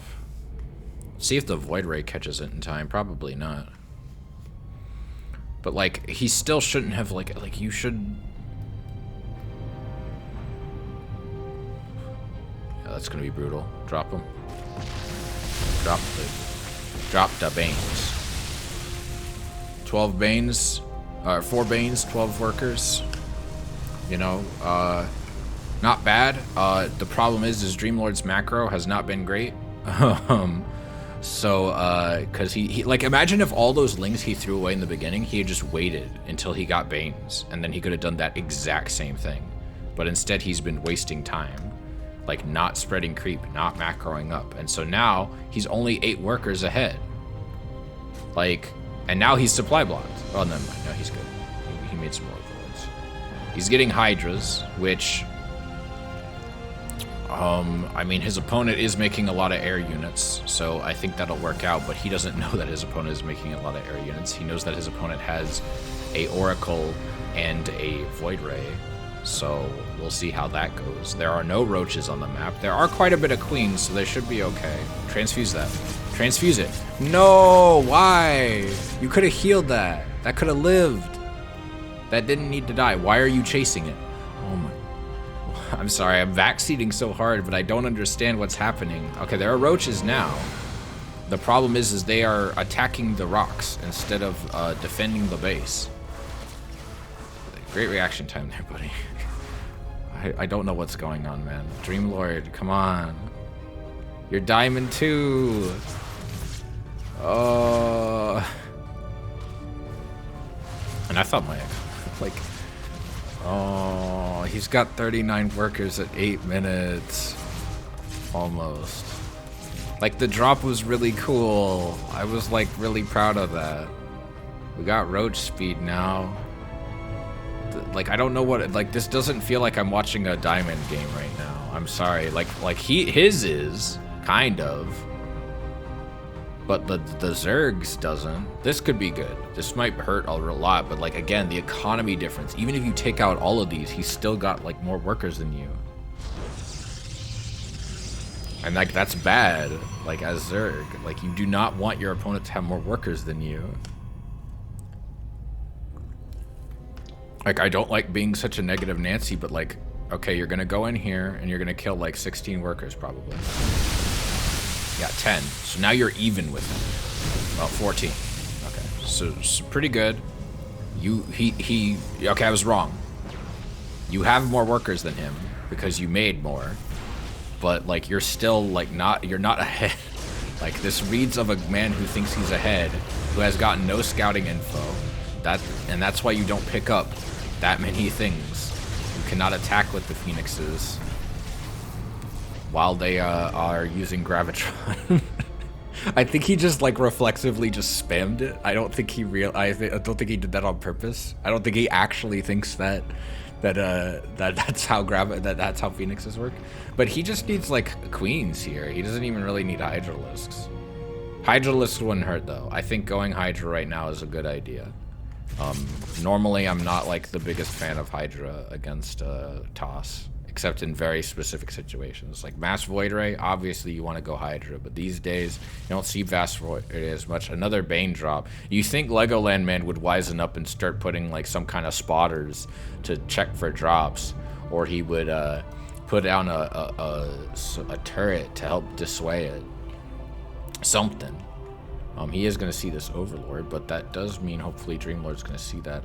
Or maybe it's not. It's, like, just at the corner of the vision of these units, and they didn't attack it. He must have moved commanders.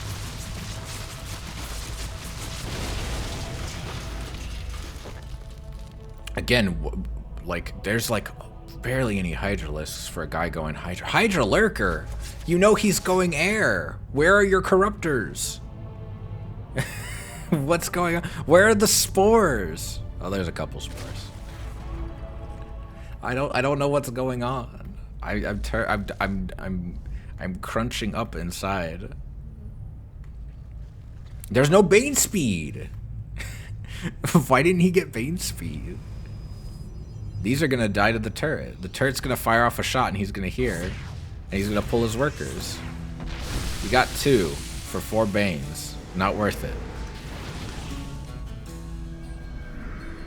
He's going for another drop. This one might actually work because there's no defenses here. Unless this carrier finishes. But, like, this is... Like, he has... Like, Dreamlord, you have no idea what your opponent is making. You haven't scouted at all. You've been doing these drops and you haven't acted on them. That's not true. He saw both of these and he chose to not click on them. I'm guessing. He's getting 15 Hydralisks. His opponent now is going to have +2 weapons. It is not worth it to go Hydra at this point. Hydra is... You can go Hydra against this just fine if your opponent has, like, barely any or no upgrades for their air, and you have a ton of upgrades for your Hydras. But that is not the situation we find ourselves in. In the situation we find ourselves in, Corruptors are desperately needed. And if you got creep this far, maybe spread it a little bit further, bring some queens up. I don't know. I'm just getting frustrated. Like, Legoland's in a decent spot now. He is starting to lose his income advantage, but that's just because he's been eating these drops. Like he's a post office getting letters dropped off at him. Alright, we got lurkers who are gonna do probably not much. There is an oracle with plenty of energy for revelation.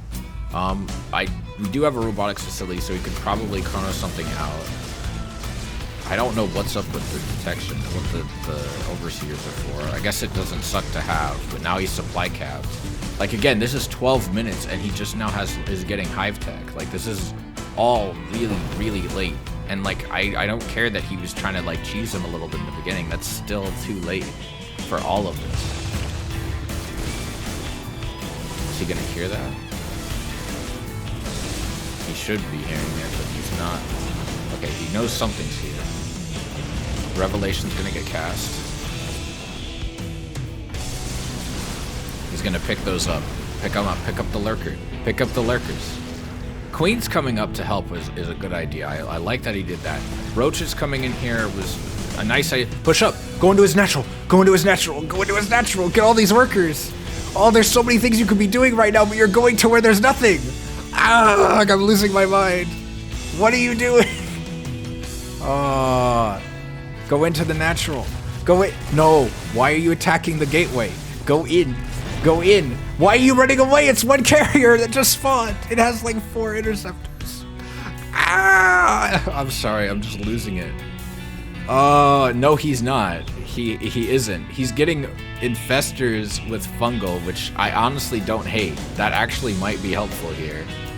But this build is not good. Like, he is so late on everything. He's lucky Legoland Man hasn't macroed more, but Legoland's and that Legoland hasn't gotten +3 yet.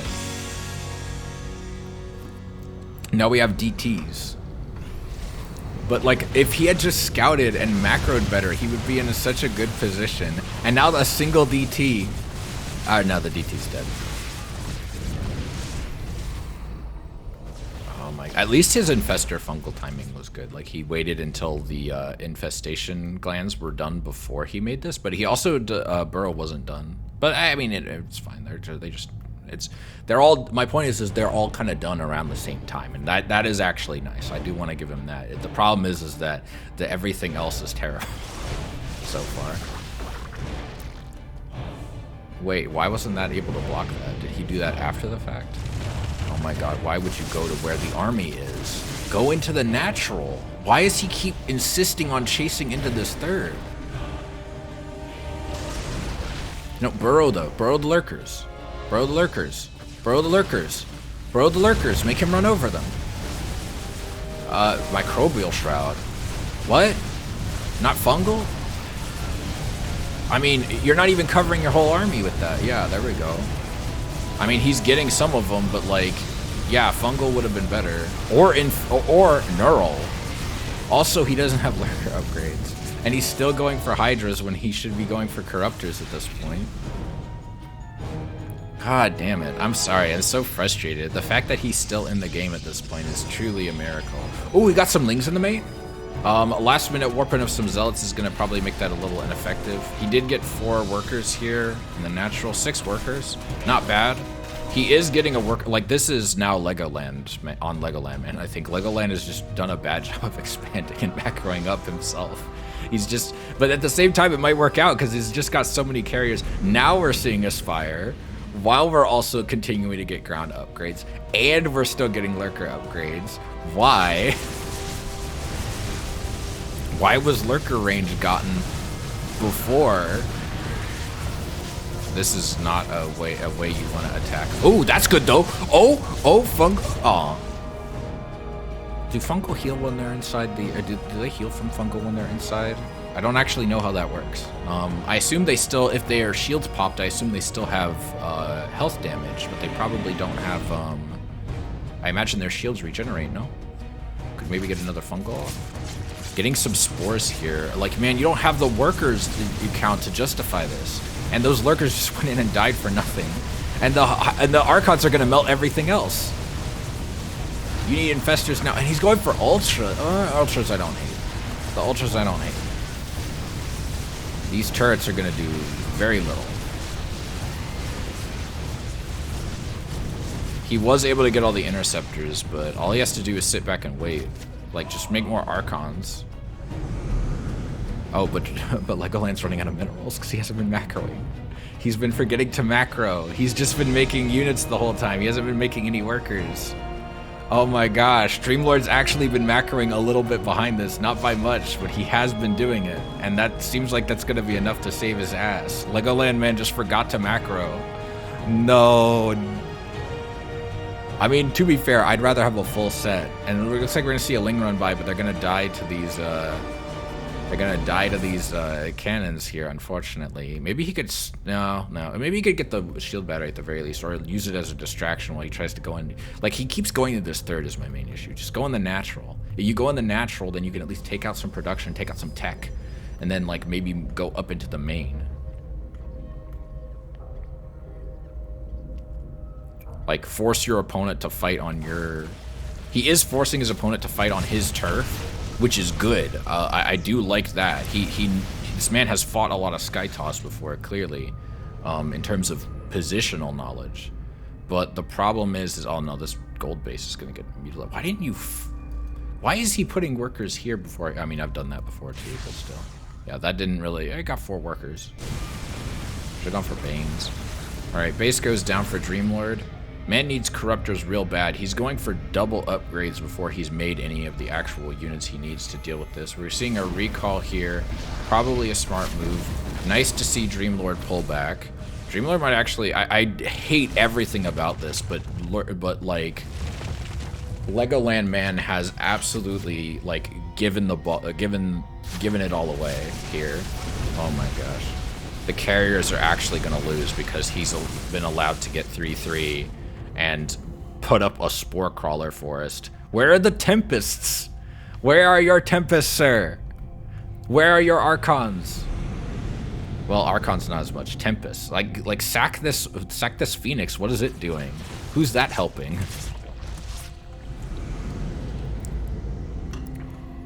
Does he have any observers? No! He has no observers! He has no detection! Oh no, he has one. Excuse me.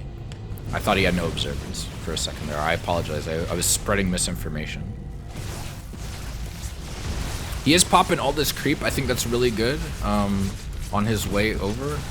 It kind of slows him down a little bit, but I mean, hey, less creep means it's harder for your opponent to get to you.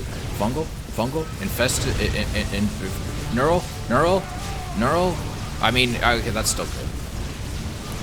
Blinding Cloud maybe not as bad as I thought it was. Maybe I should use Blinding Cloud more often. Although all these infestors are melting, he is losing a lot of workers here, and he is getting a lot of these. The Ultralists don't seem like they're really doing that much.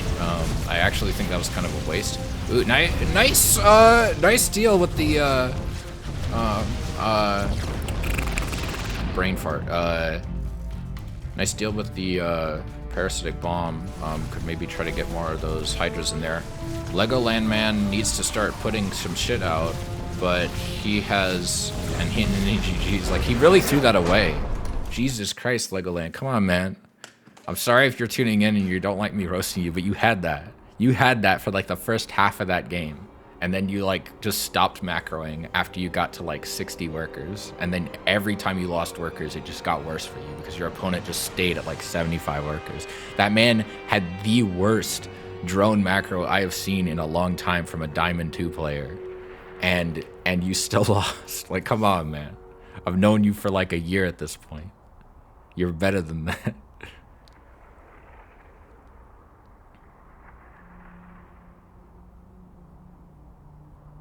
Man had like, it's fucking 60 drones. Not even probably at like 8 minutes. They didn't tell me what the, what's third map, question mark. Whatever.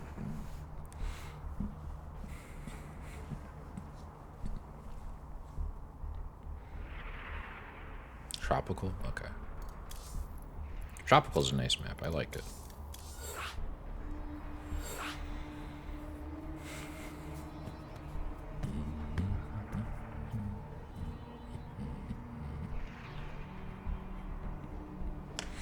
I don't know what Legoland's doing.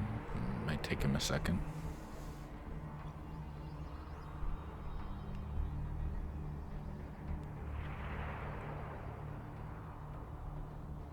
I tried to recall. Somehow it was on cooldown. I think because you recalled already. That game.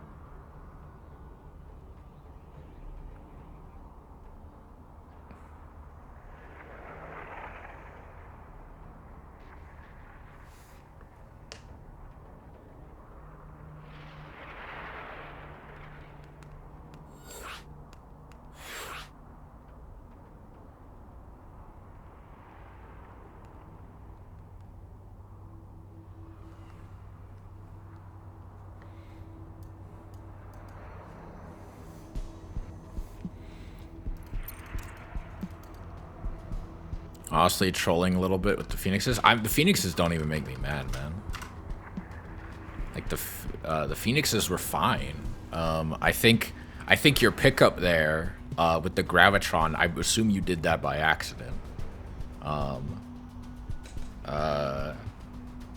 But outside of that, like I think your main problem was just that you stopped macroing towards the end there. Like that's what killed you. If you had just macroed more, you would have had better upgrades and more shit than him. Because he wasn't macroing at all for most of that game.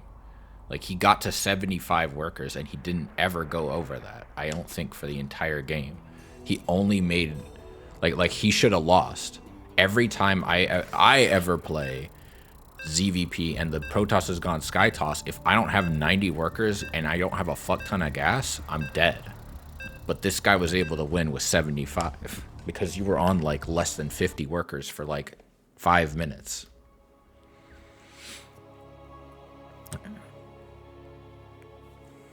All right.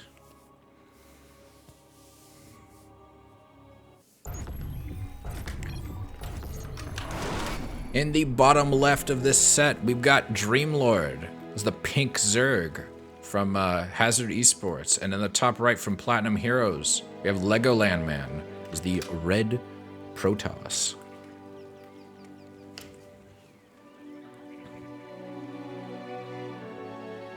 I think Dreamlord slightly screwed up his build order in the beginning. He went 2 drones before the Overlord. Thank you for following Chicken Finger. We got a cancel trick there. Canceled the extractor to try and, I guess, get a little more workers out, which is fine. I think maybe that was just because of the mistake earlier. He just wanted to kind of get a little bit more income, try to make his hatch on time. Gets it there before the probe arrives. Very good. I actually think that was a good trying to kind of good improvisational skills there, in my opinion. Probably shouldn't have screwed it up in the first place, but hey, accidents happen. We've all been there. We've all sometimes accidentally hit the D button, the D key twice. Made too many drones. Now you gotta get the gas. Now you gotta get the pool. Probe is just... Why would you build it there, man? That's so weird. That bothers me. It makes me angry. It irritates me. I am frustrated beyond belief. Everybody... I don't know if I'm the only one who does this. Like, but do others, when they watch other people play and they look at where they put their pool and they're just like, why would you put it there? Everybody I'm friends with puts it back here, or they put it up here or up here. Nobody sticks it at the very edge of their creep. That doesn't make any sense. I do not see the practicality gained by putting your pool out in the middle of nowhere. If that dies, you can't make queens or any static defense or any lings. It's an important build. You need to have it. Just for queens alone, it's worth having alive. You can't afford to lose that. Alright, Cybercore on the way. So far, Legoland looking like he's not really doing anything too odd. It's all looking pretty normal. Pretty normal. Ling out. Gonna try and chase the probe off. Probe's probably gonna get away because there's no Ling speed yet. And I believe the Ling is slightly slower than the probe. Before Ling speed is done, Queen is out, gonna put down a creep tumor. Not really what I normally do in PvP, the CVP. Normally I inject creep is like a little bit more important, I think, against bio, so that's why I do with Terran. Well, looks like we're gonna go see some early roach pressure, perhaps, because we're seeing a second extractor get grabbed a little earlier than I would typically expect, and a lair. No roach warren yet, though, so I'm not sure why. We are seeing a robotics facility and a Twilight Council, so I think we might see possibly a timing attack from Mr. Legoland Man here. But again, we don't have any roaches on the way, and there's no third base. I think if the Zerg is very quick, see now he's getting. Why wouldn't you get that sooner so it's done around the same time as the lair, so you could immediately start researching roach speed? I'd hope he'd also get an Evo chamber so he could do have +1 done before the roaches are out. That way they can be at like a really good power, but whatever, it's fine. It's okay. We'll live. Warp gate's about to wrap up for Protoss. Warp prism on the way. This is definitely the classic that we've seen many a time before. The heavy push with Ling, or Zealot and Immortal. Or not Zealot and Immortal, but oh, he's going for a Nidus. An Infestation Pit too. What? DT's on the way. We are seeing some spores. I don't know if he saw that maybe, or if he's just worried about the prism. He does not have a lot of queens, which is concerning because queens are pretty important to this kind of early defense, but we're only seeing a couple of DTs get warped in. I guess that's what the Twilight was for. I wasn't sure at first. I thought this was maybe going to be like a timing attack, but it looks like it's just... Why would he put it there, man? No one puts it there. He does have detection, so that's good. So that's good. Those roaches coming out just in time to clean up those DTs. Literally nothing happening right now. Swarm host. Oh, we're gonna see a swarm host Nidus. That's kind of interesting. Like the transfuses on on that there.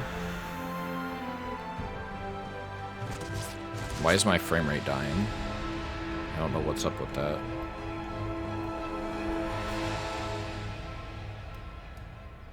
The in-game frame rate felt like it tanked there for a minute.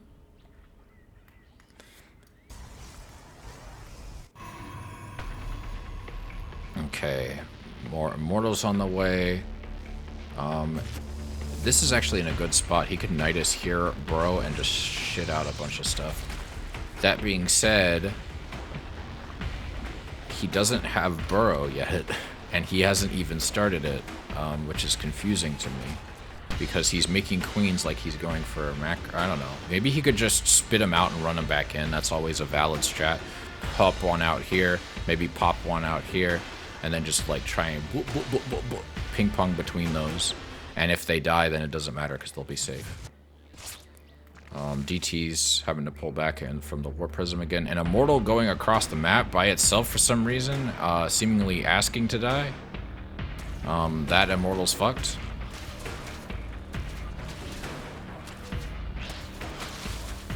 Oh, maybe you can save it. Oh, barely saved that Immortal. How much health does that bitch have? Oh, I can't see. Okay. Charge is almost done. We have a Nidus popping out down here. I think we're gonna see maybe another one over here. Why would you move it here when you could just use the link for that? It can go anywhere you have vision, silly. Right, Nidus is out. Let's see if he does another one.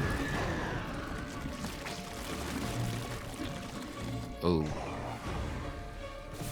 Get him back in. Oh, this is gonna be big damage. Oh, he's going for the Nexus! Oh no! The Nexus is down! Oh no, go for the pylon next. Oh no, don't go for the workers, go for the pylon. I think it... Yeah, that's fine. He got 2 workers. Alright, there's a lot of Protoss coming his way. He's now getting +1. It took him long enough. Losing a base, though, really sucks. He should probably send all of those to the 3rd to try and make up for the income. But at the same time, this is a really big army and there's like nothing here. He needs to get those fucking locusts out ASAP.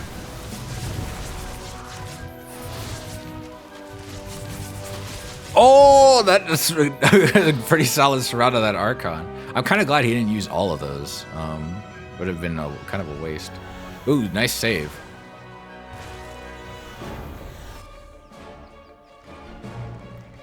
Let's see if he goes and decides to do a little... He should probably keep those around for the defense. More roaches on the way. Some lings wouldn't hurt, honestly. I think lings would be great here. Roach speed is just now getting done.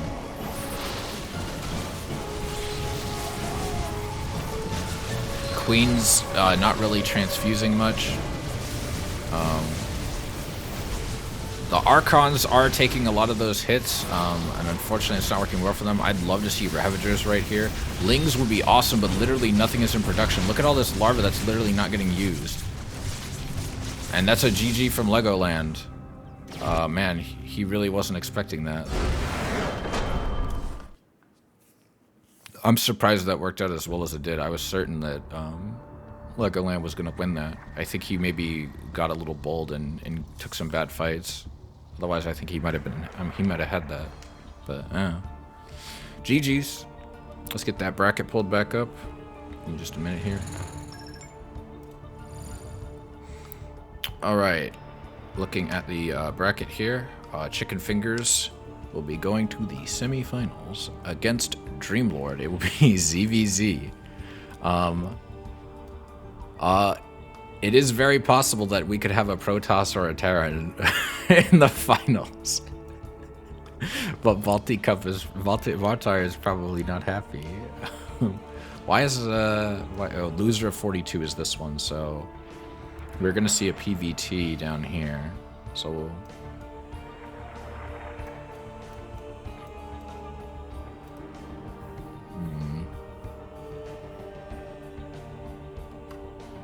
okay, so boop. All right, and then we're looking. Who we're looking for again? Chicken Fingers. Yeah, Chicken Finger, get in here. Where the hell are you? I don't see you in the channel.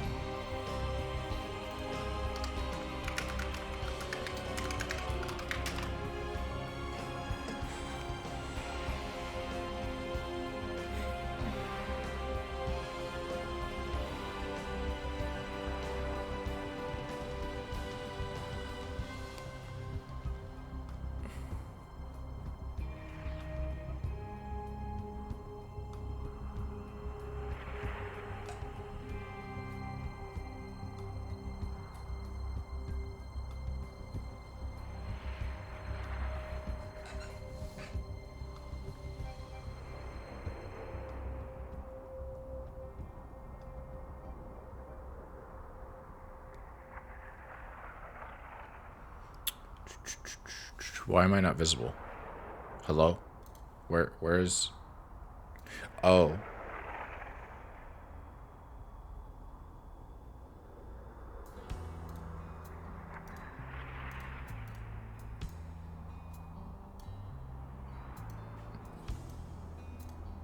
Better.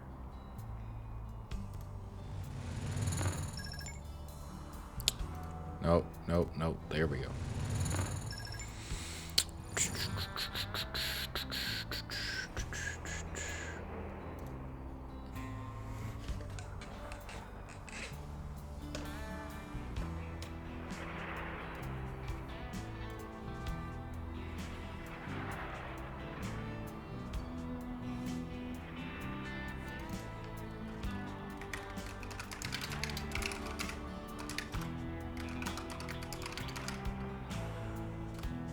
Oh, that's chicken. Fucking then reply.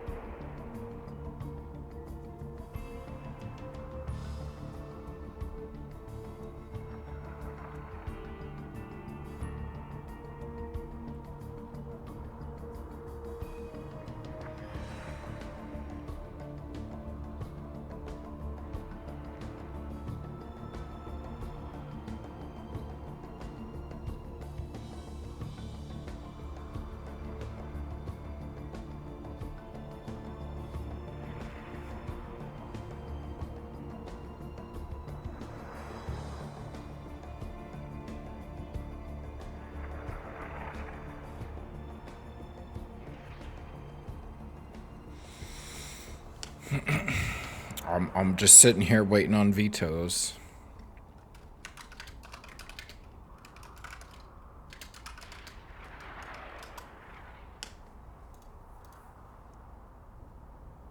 I am going to peruse my Twitter until they're done.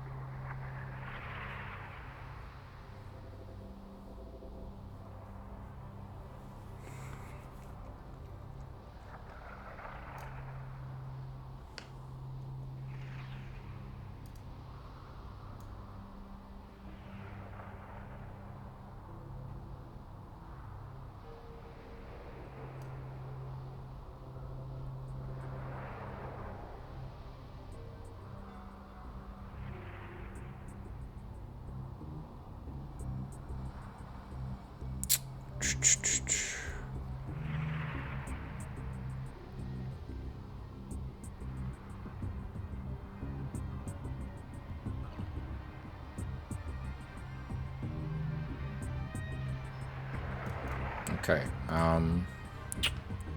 that was a thing.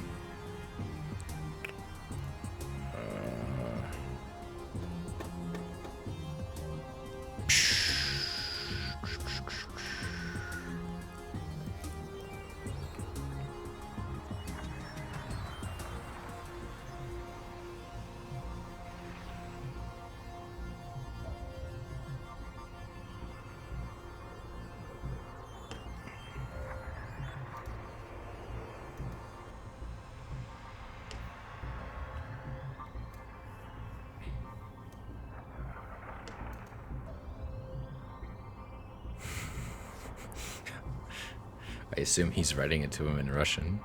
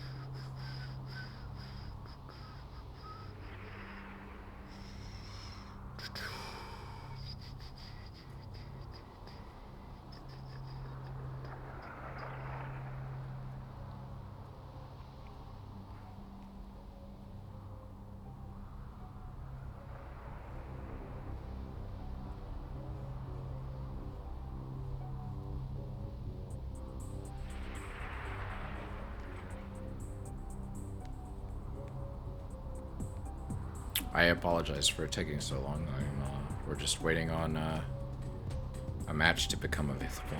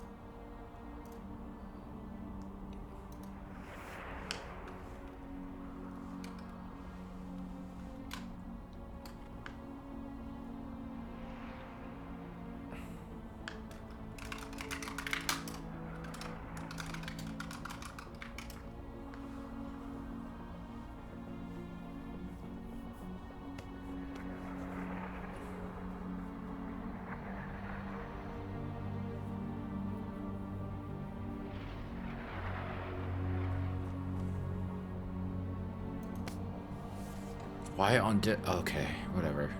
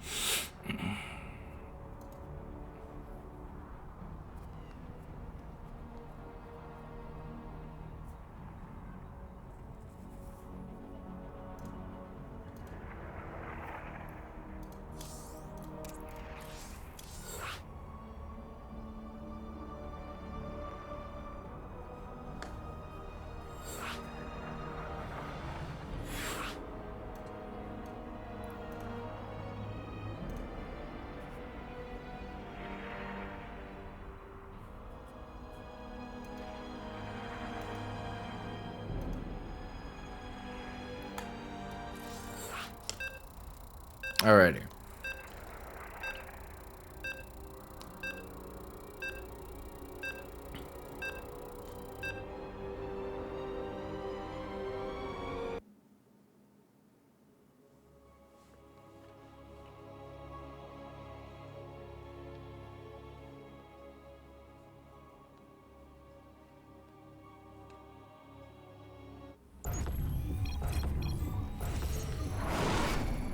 Okay, in this best of three, on the top right, we have Dreamlord, is the pink Zerg, and in the bottom left, we have Chicken Finger, I guess, as the orange Zerg.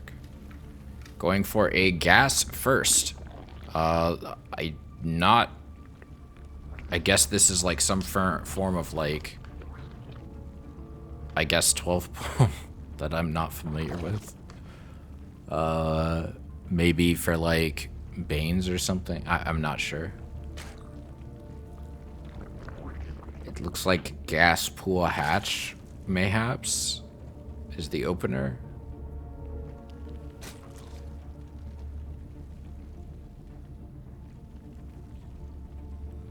Like, I'm just not sure what the gas is for. Like, I guess you can get ling speed a little early. I've just never seen someone do this where they get that. I don't think I've seen someone do this where they get the gas first. Alright, lings are done.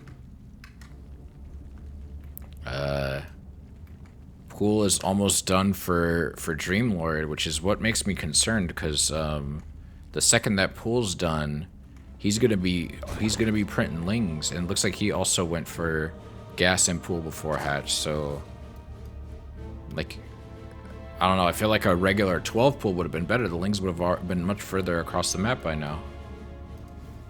Bane nest on the way as well. Pulled a drone off gas, it looks like. No third base, or excuse me, no natural on the way, which is not good, because once Dreamlord's natural finishes, he's going to be able to outproduce him for a good while.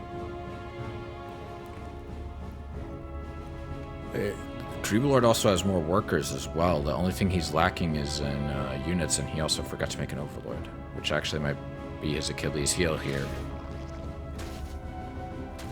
If he can just maybe pull some drones or hold off long enough for that, for him to get more lings out. Please tell his in-game name. I don't know how to pronounce that. I don't know how that's even pronounced. I don't know what this means. Like I don't even know where I would start. I'm gonna anglicize the shit out of it. It's gonna sound. It's probably not even close to his actual name.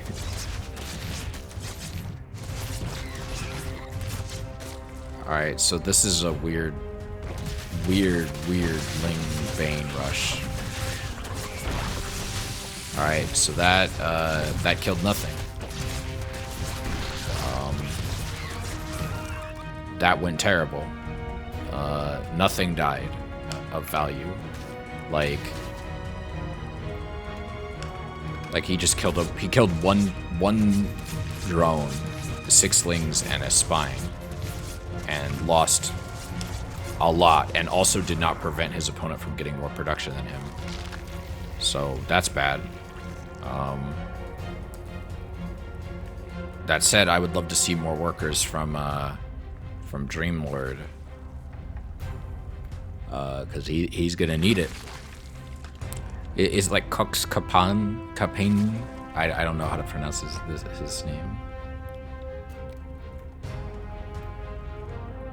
But orange and pink. Pink sends out a ling, sees the Banes. But 2 Banes is enough to probably take all of these out. Oh, that's gonna be fat if it hits. Get those queens down there.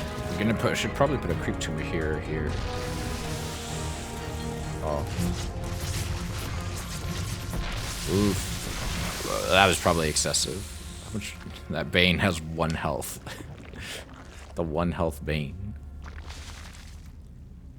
Could stand to, like, he's got enough queens to where he can just seal this off. More drones on the way. He might can get across the map before lings pop out and nab a couple of these.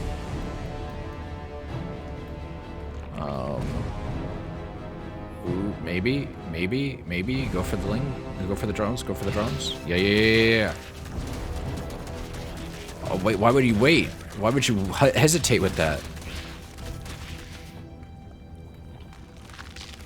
Ooh, single Bane? Not really. Ooh. Can you get the queen? Ooh, nice! Getting the queen this early is good, especially given the state of everything. It's gonna hurt his already inferior production. And he's not gonna have as much shit to defend. Also, it's like 150 minerals down the drain for a guy with 19 workers. So.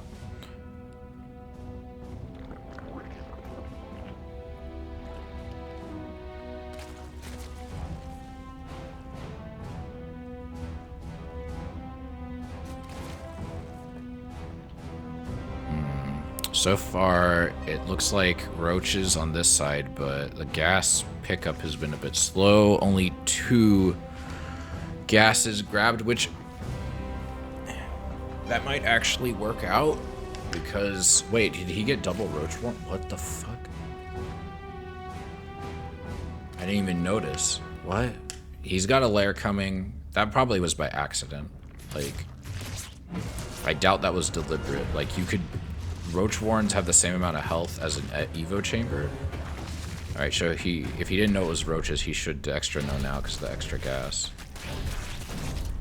I tried to say it. I don't know how to pronounce it.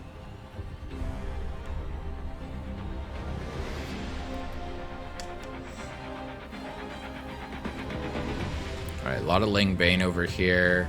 +1, Roach Warren on the way. Second gas getting grabbed. Third gas, finally. +1 range on the way.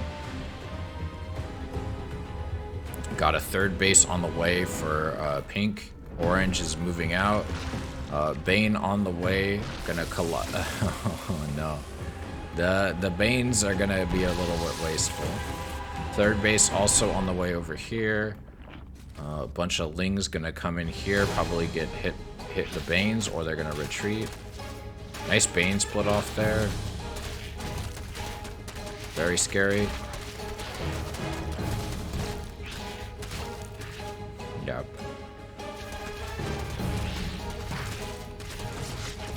Kills all the Lings. Ooh, there goes the corpse. No roach speed yet, which is surprising. And then he's getting spores, which is... I don't hate spores, because, you know, people do go for burrow, but as far as he knows, there's no flying units. Why would you go for armor over attack for roaches? That doesn't really make a ton of sense, but okay.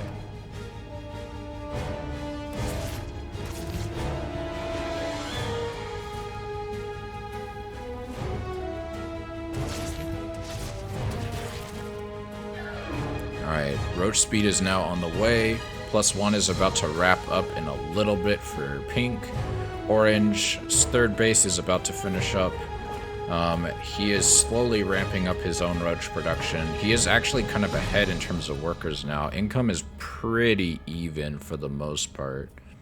But I think that's mainly just to the fact that pink hasn't really focused that much on actually producing workers, but I would still say he's ahead. He has quite a sizable army over his opponent, and I don't think that's going to change anytime soon. Potentially if he takes a bad engagement, but he could actually probably win the game here if he plays his cards right.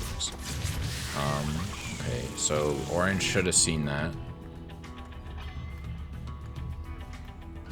He does have some Ravagers. The Banes I don't think are going to do too much. They're nice for softening up roaches, but they're not really good for killing them, which is what he needs. There's just so many roaches here.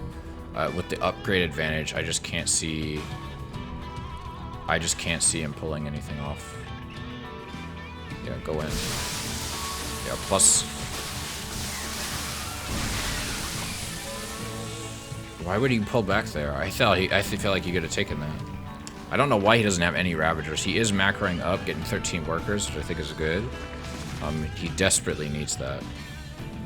It does look like he's going for a bit of a flank here. Maybe he's going to try and walk straight into the natural.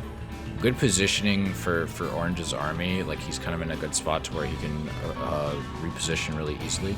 Please get a good concave on that. You got a good concave. You had a good concave. You had that. You can kill it. Oh my god. He's not even checking to see what upgrade he got. He is going to check to see what he's got in the main. See that he doesn't really have anything. I could pick off a queen. Nope. He's just going to go home. Maybe he just wants to wait till... No, why would you engage there? I don't get it. He's always engaging at the weirdest times to engage, in my opinion. Some queens coming up here. A lot of creep spread for a ZVZ game, which I'm not really a fan of. Although that I would say I'd rather have this than this, which is none. Like, there's no tumors anywhere.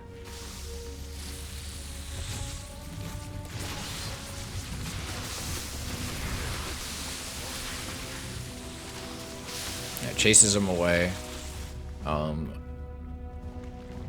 Yeah, like, normally you want at least some creep spread for reinforcing it so you can move your queens around, but right now there's, like, none. So, like, look how slow this queen has to move just to get from point A to point B.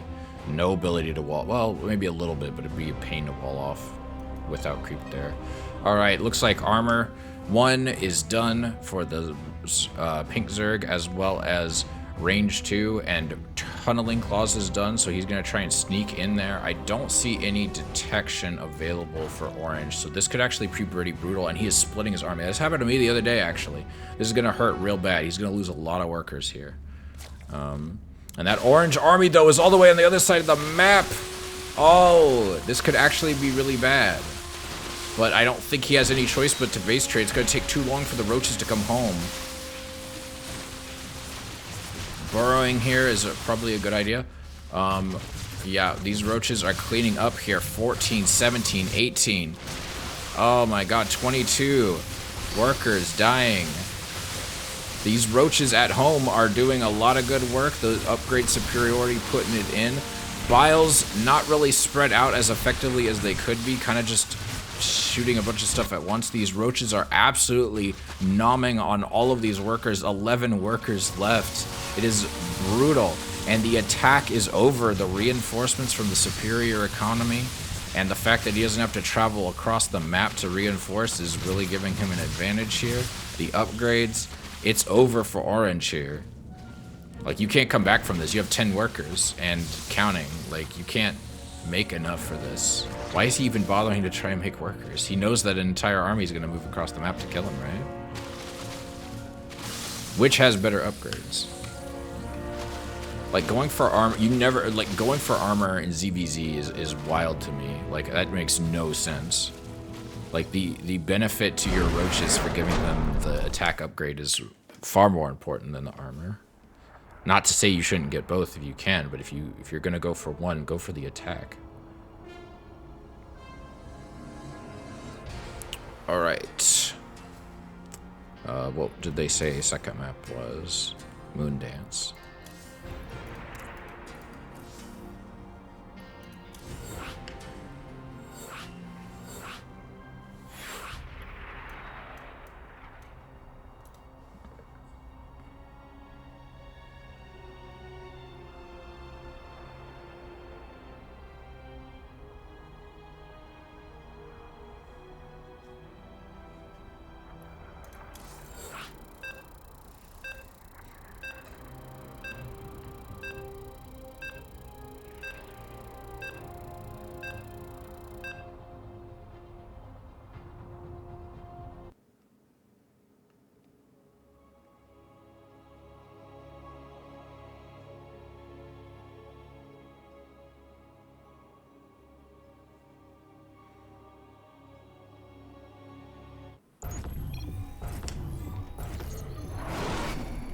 All right. In the bottom right, we have Dreamlord as the pink Zerg. And in the top left, we have... I don't know how to pronounce his name. I'm going to try. Koks Kpan. I don't know how this character is pronounced. I'm sorry. But as he is called on Twitch, Chicken Fingers. And also, he's an orange Zerg with Team Void. Both players are starting out with a pretty standard opener so far. Nothing too odd to speak of.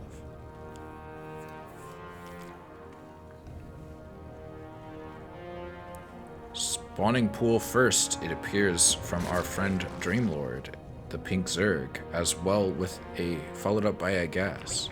Meanwhile, the natural is being taken by orange.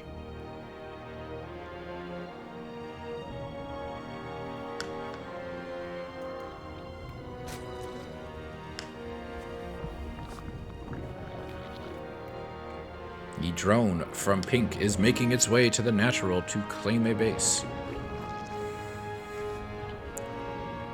No drone production from Dreamlord just yet. It looks like he's... okay, there we go. More drones. And then spawning pool is on the way for orange. He could deal with this. He just needs to make sure he knows how to do what to do with his drones. And when to pull them, and how many, and how to micro them. Because he could get a good surround and potentially kill all of the lings that get sent his way if it's a small enough amount.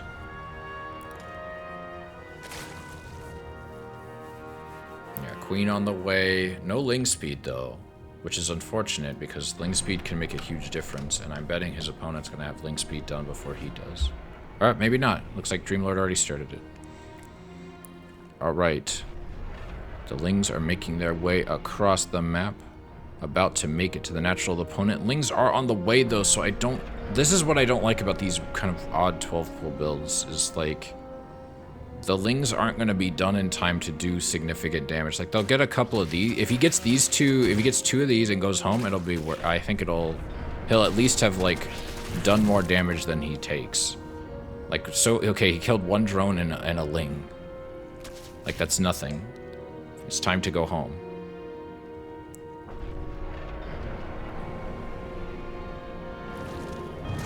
Yeah, now it's over. Now you can't fight.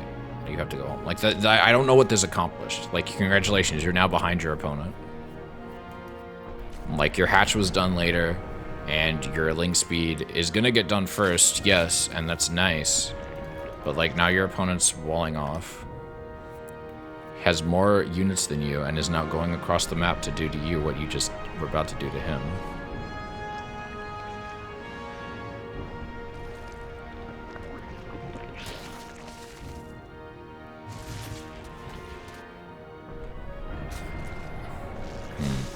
Alright, these are gonna go in and wreak havoc. Jeez. Yeah, that's gonna shred those apart. He's gonna get a queen, which is very nice to do. Losing a queen in the first 5 minutes of his EVZ really sucks. He's gonna go for the workers now. Alright, is he gonna get a second queen too? Oof. Oof. 2 queens, man. Come on. Come on. Losing 4 workers does suck, though. 3rd base getting grabbed by Orange. Very good. Looks like we're going straight into roaches here from Pink. He hasn't gotten a lair or a roach warren yet, but he is getting +1 range. So the Lings are not going to last. I'm normally not a fan of going straight into roaches after not staying on Ling Bane very long, because if you're not unless you're all-inning or you're very careful, like, it can cause problems. And this is why I don't like putting my Bane nest right at the front of my wall, because if you lose that shit, it can be brutal.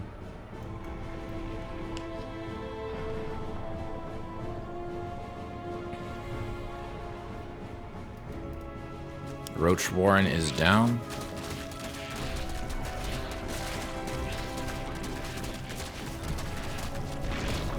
Oh, Roach Warren is canceled. Yeah, see, this is the problem. Now he's like, he's behind for a million reasons. And now he can just link flood him and win.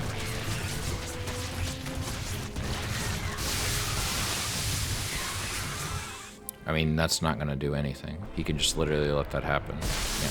Oh well. Okay, he somehow got 3. I guess some of those already had damage. Cause like, normally it like leaves the Lings on like barely any health. So you technically need 2 Banes to kill a drone without upgrades. But yeah.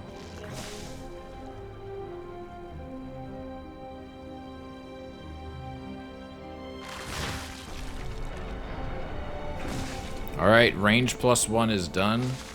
I don't know how much it's gonna matter, because again, I don't know. We'll see. It does look like Orange has lost more, but... Roach is about to finish. Yeah, he doesn't even have roaches ready yet. But it does look like Orange is gonna be a little bit slower to get roaches out. And the economic difference is kind of flipped. I don't know, maybe Orange could have done his Ling Flood a little better. He also doesn't have enough gas to really produce roaches in a large quantity long term, whereas Pink does. Like, the gas income difference is important, very important.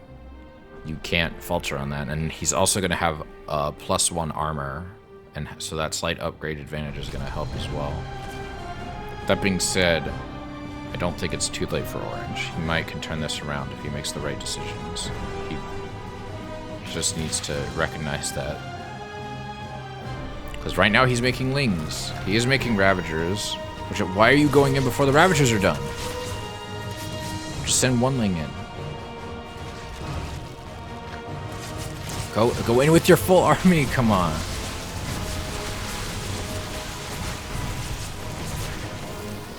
Why would you not bile the spine? Alright, +1 is almost done. He may be waiting for that to finish.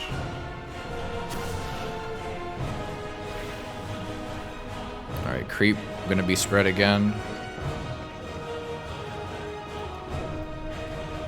Roach speed is not even started yet for orange, but it has been started for pink. Pink is able to get ground carapace level 1, and he has range 2 on the way, as well as an infestation pit.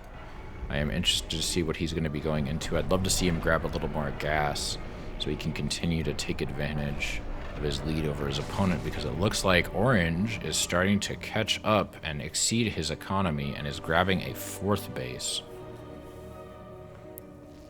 Despite the smaller army and upgrade disadvantage. I will say I do not know why he hasn't gotten Roach Speed yet. Roach Speed would be fantastic, unless he's planning on going pure Ravager, which, why would you do that? But, like, Roach Speed is essential. It allows you to get concaves much more easily than your opponent, and it allows you to reinforce, if necessary, much faster. Yeah, Roach Speed is just started. Some Lings going across the map here, most likely for scouting. Maybe some light harass.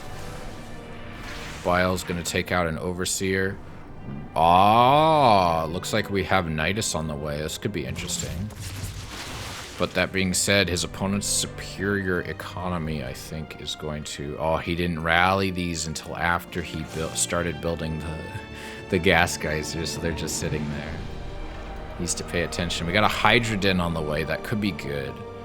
Oh, we're going Swarm Hose. You don't see that a lot in ZVZ. This could be interesting. He doesn't really have any mobile detection. And he doesn't have any spores. So, let's see how that... Well, no, he's got a single Overseer. So, this could actually be okay. But let's see how it goes. Looks like he's going across the map. So, this actually might not be the best time to try and Nidus your opponent, because they're about to be in your doorstep. And they're about to take out the entirety of your main army! The Nidus might do some damage. Let's see.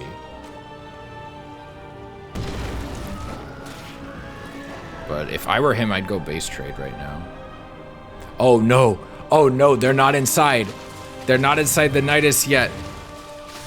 Oh, it's too late. You didn't get him inside the network in time. Shoot. That sucks, bro. He should have gone across the map, I think. But I don't know. Who can say? Another Nidus going down. This time it could be a lot more devastating. I think he should just base... No, he can't base trade it now. Now there's an upgrade advantage. He's got 18 Lings on the way. Why are you making Lings right now? You have 20 gas, 200 gas. Let's check out... This is one of those moments where I could do like a cool split screen. The army is going back home. Why has he not popped this? Oh my gosh. And he's using them to fight them. Oh no, he could have tried to target the like workers or the base or something, but instead he just wasted them on the roaches. The roaches barely felt that. Alright, he does see that. There are a lot of queens here. Defense could be quite good. Why are you attacking the rocks when your opponent is marching up your front door? Narrowly dodges some biles here. I think he ate a couple of those. Reinforcements coming in the back, making a nice concave for orange. Pink's army is just absolutely getting melted.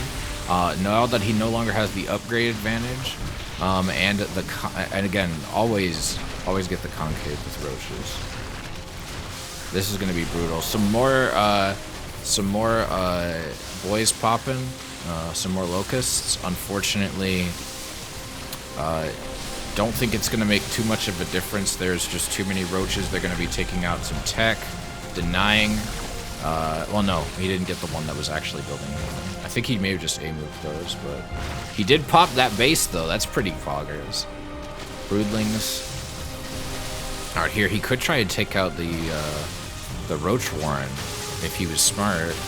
Well, I'm not saying that. That's not fair. He's not dumb. I think taking out the Roach Warren would be prudent. Help you not have to deal with the same reinforcements. You could go back to fighting the Flings or something. But nope, and now +2 is finished, which will make it a little bit easier. We got another Nidus popping over here. A lot of Ravagers morphing. It is going to be harder and harder to hold this. The Nidus will probably do a lot of damage with those Swarm Hosts. But let's see how it goes. I'll take out the Roach Warren. What are you doing, man? Bile doesn't really hit much. Dreamlord concedes. Probably a good call. And what is our third map? Tropical.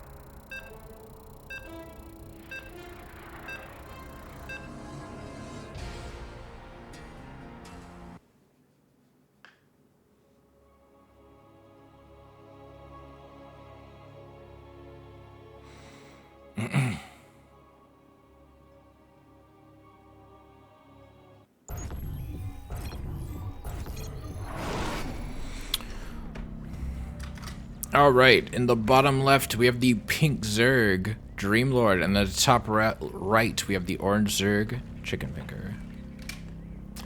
It is a 1-to-1. The winner of this will proceed to the finals of the tournament. We have a drone scout, mayhaps? Not sure. Possibly a proxy hatch.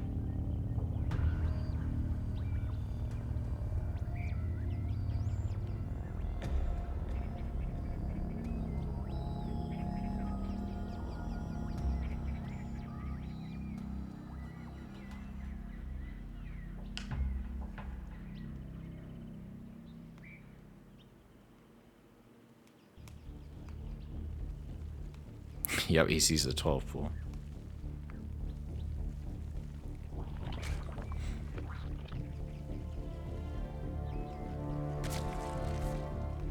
All right.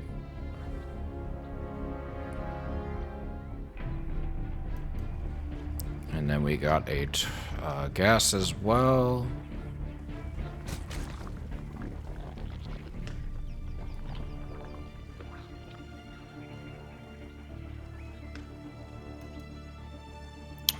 Natural on the way for orange.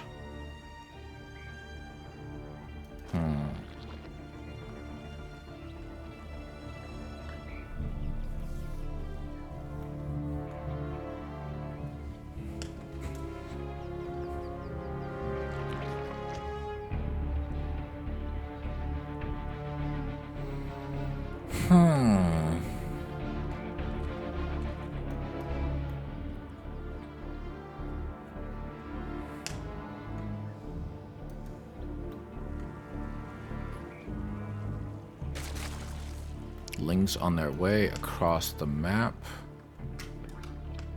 Let's see who will... Oh, never mind. No, he's just sending them to the natural.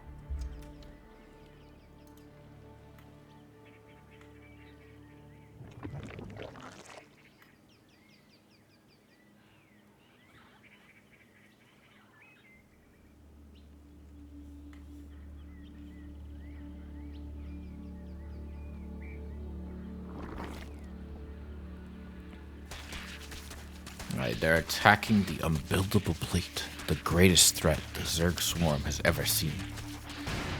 Meanwhile, we have Lings that have not yet been pulled off of gas, which is interesting. I'm wondering if he just forgot, or if they forgot, or if that was part of their plan. It looks like a Baneling nest is on the way for pink. Orange, meanwhile, doesn't seem to have anything other than Ling speed in the oven right now. I stand corrected. Here is a Bane nest in the flesh. It will be done a bit later than Dreamlord's. So I think that might give Dreamlord an advantage, because he's also going to have Ling speed done first. If he starts shitting out a bunch of Lings, you could have him across the map at a really good time, and have some Banelings ready to bowl right into those drones. But it doesn't look like that's what his plan is. It looks like he's just going to scout. I'm kind of surprised. Like, I get that his 12 pull was in reaction to his opponents, and then we're going straight into roaches. I'm not sure how I like that. It could work out, but again, like, I always feel like if you see your opponent going to roaches right away, especially after something like a 12 pull, you should probably just, like, go for something super aggressive. In this case, he's kind of, like, walled off a little bit. But, like, I don't know. Like, I feel like you could do stuff about this. You could go into Muta. You could, like, macro up and go into Roach yourself. Build up some defenses. Try to deny any expos. Because, like, you can't turtle like this and expand. Like, that's not possible. You can't turtle up to try and go into Roach early and then expand.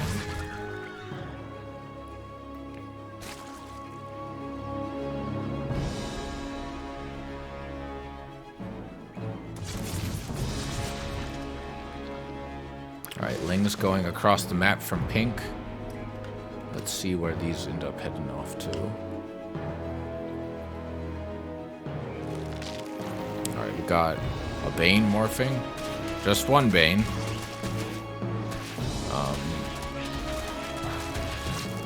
Nice munches there.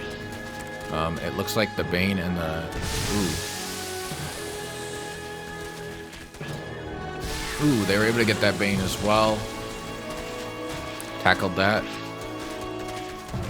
Yeah, they're not really going to be able to get this base, I think, before... Oh, maybe. We'll see. We might be able to get it. No roaches yet, unfortunately.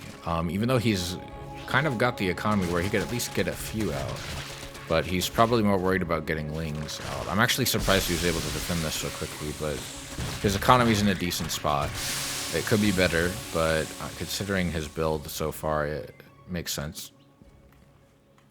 But it looks like pink is catching up. Orange is still slowly getting his upgrades. Pink is getting them a little bit slower. I'm interested to see how this is going to go.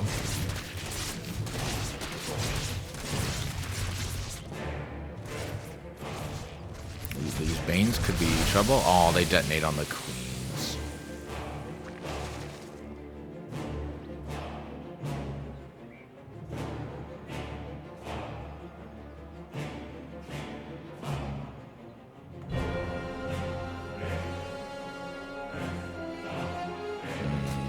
More Banes, more Lings.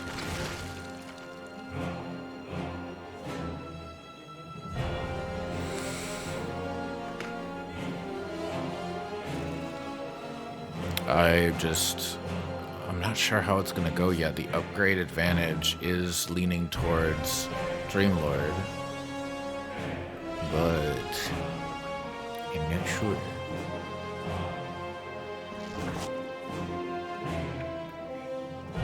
Roach speed about to wrap up for orange. Overlord speed about to wrap up for pink. I don't know what the deal is with the Overlord speed. Maybe he's going for Nidus, but he could also be... He could also be just wanting to get... No, he's going for a Bane drop. I guess that could work. We'll see. It worked pretty well against Legoland, and I definitely don't see Bane drops, like, ever in ZVZ.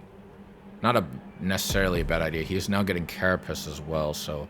And he's not going to get that too much later than his opponent. This Bane drop is going to probably go in a second here. We also have Overseers getting morphed. Why is he just letting it sit there? No, he's going in. Another Dropper Lord is getting morphed over here. Fun fact, there was a time when the Dropper Lords did not look any different than regular Overlords. There also was a time when Dropper Lords were just a upgrade that affected the entire army. Ooh, there goes a couple. I don't know why he stopped dropping them. But now he has fled. And it looks like we're going to see another drop on this side. And we have a Spore morphing. I don't think that's going to help, friend. I think Overlords have a little too much health for that.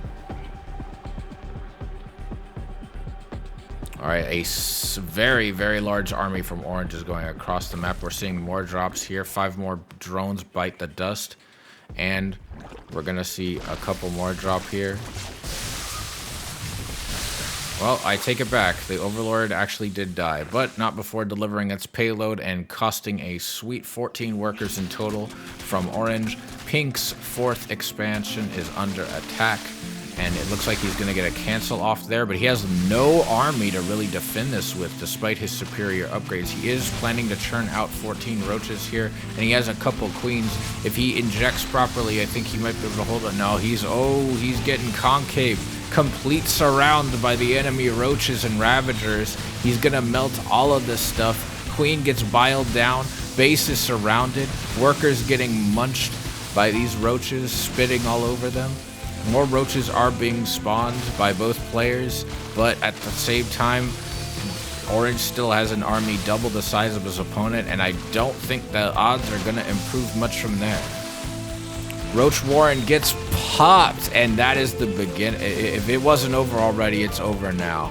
Good luck producing enough roaches to make this happen. He probably should have started trying to make another Roach Warren before that, but there's just too many enemy roaches now. You just got to make lings and hope that you'll live.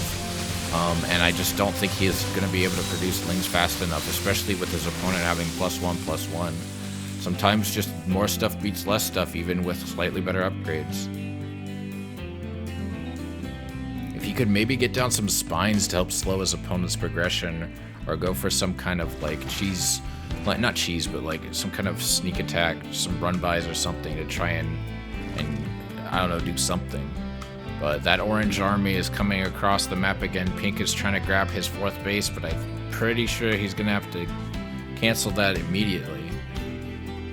Orange is coming up again. Roaches are in production again. The Roach Warren is down once more. A lot of queens and a spine going to the top of the ramp. I think that's a good call. It looks like some more of Orange's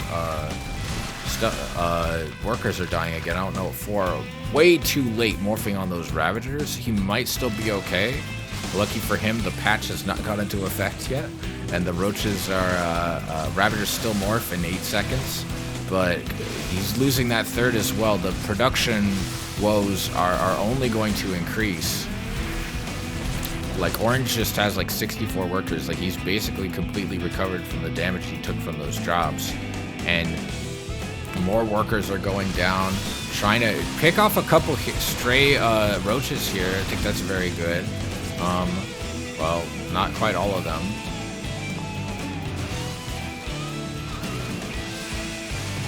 And then the Orange army returns home. No upgrades from Orange though. +3 is on the way, and he is getting a hive, but I'm not really seeing the point. He doesn't even have +2/+2 yet, and he doesn't seem to be teching into anything like lurkers, or like maybe he's planning on going into ultras. You don't really typically see ultras in ZVZ, so that would surprise me. But there's no ultras, there's no broods. Broods are also pretty rare, but I think a brood would make more sense. than just getting it for no reason. Like he may just I don't know. It just doesn't add up to me. All the hive does is give you more space, more vision for the building itself, or more health, more vision for the building itself. But it doesn't really do anything else other than tech. And he just none of the tech he has right now really synergizes with going with that. Why is my frame rate dropping so hard? Maybe the engine's just kind of hitting its limits. There's just so much shit on screen.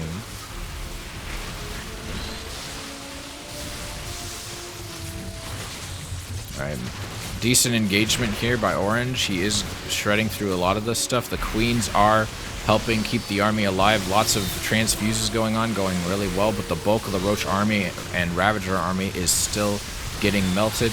I would love to see some better Ravager bile spreads, otherwise this engagement might go better because the reinforcements are starting to come in and even the odds. These Queens are starting to run out of energy, though. Even Queens don't last forever, and it looks like the Orange army is actually able to take out the Pink. And it looks like this hatch is going to go down yet again.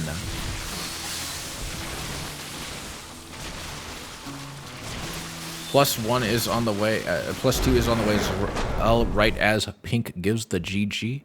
And I will check to see how our bracket is because we will be going to the grand finals in a little bit.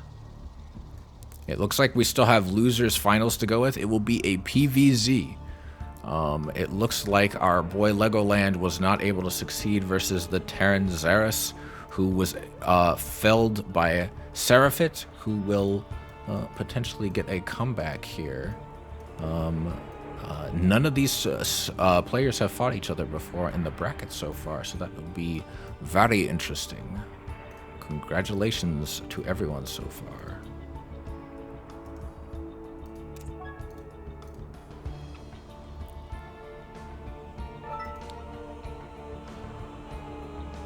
And then let's get rid of him.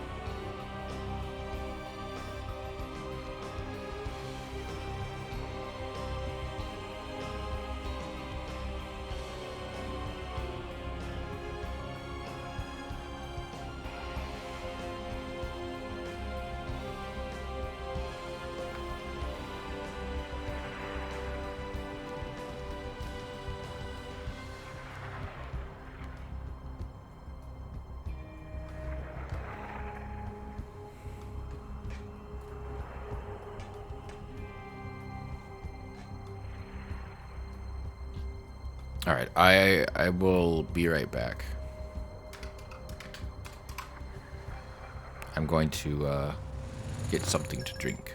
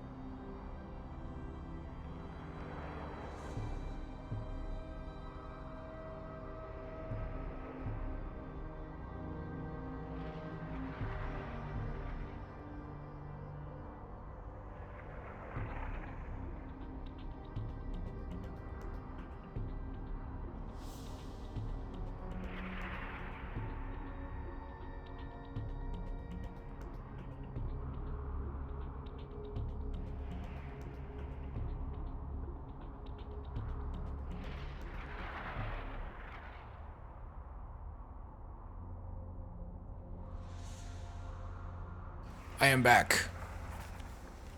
Ugh. Casting. Melee. Cosmic Sapphire. Great. With mod.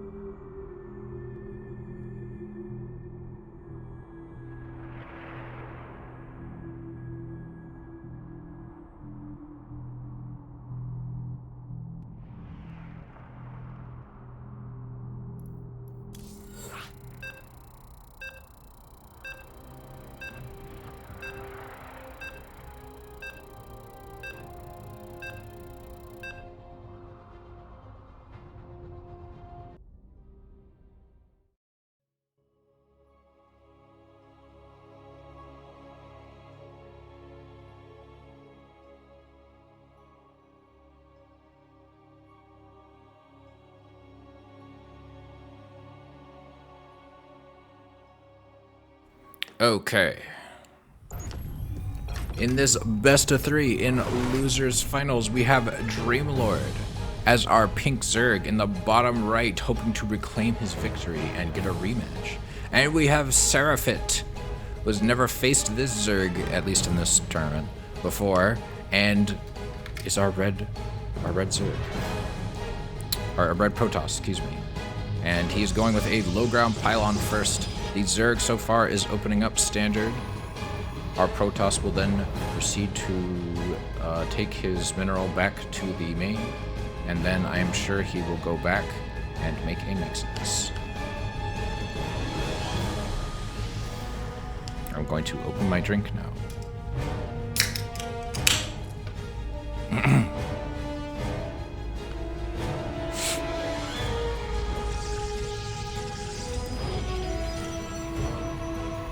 Gas is getting grabbed. Probe scout underway. It will see that he is in fact not being cheesed.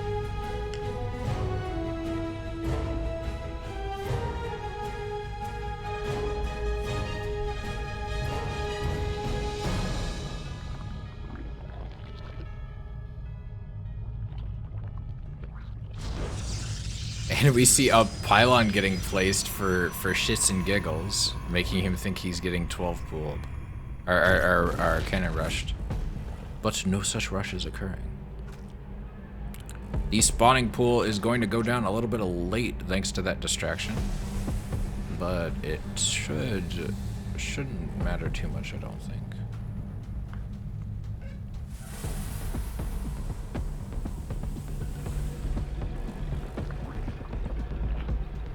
Oh, thank you for the follow, Hero. Hero, you like... Hero underscore? What? How is that how it's pronounced, TTS system? I should probably just change that thing to only, like, say shit when people give me money.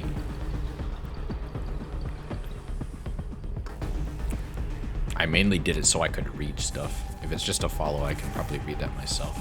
Reading a sentence is another thing. Alright, the probe finally retreats. Meanwhile, on the Protoss side, we have a Adept and a single gateway being created. Or not gateway, warp gate. A little oversaturation on that second gas, but aside from that, everything seems to be in order. Overlord slowly making its way across the map. I haven't seen one go into the main yet for scouting. He's gonna miss the Stargate, which is unfortunate because if he had sent his Overlord in, it probably would have seen it by now and he could get some spores out. Though, to be fair, you wouldn't normally build spores for another 30 seconds anyway, so if he's going blind spores, he might just be fine if he doesn't catch it in time.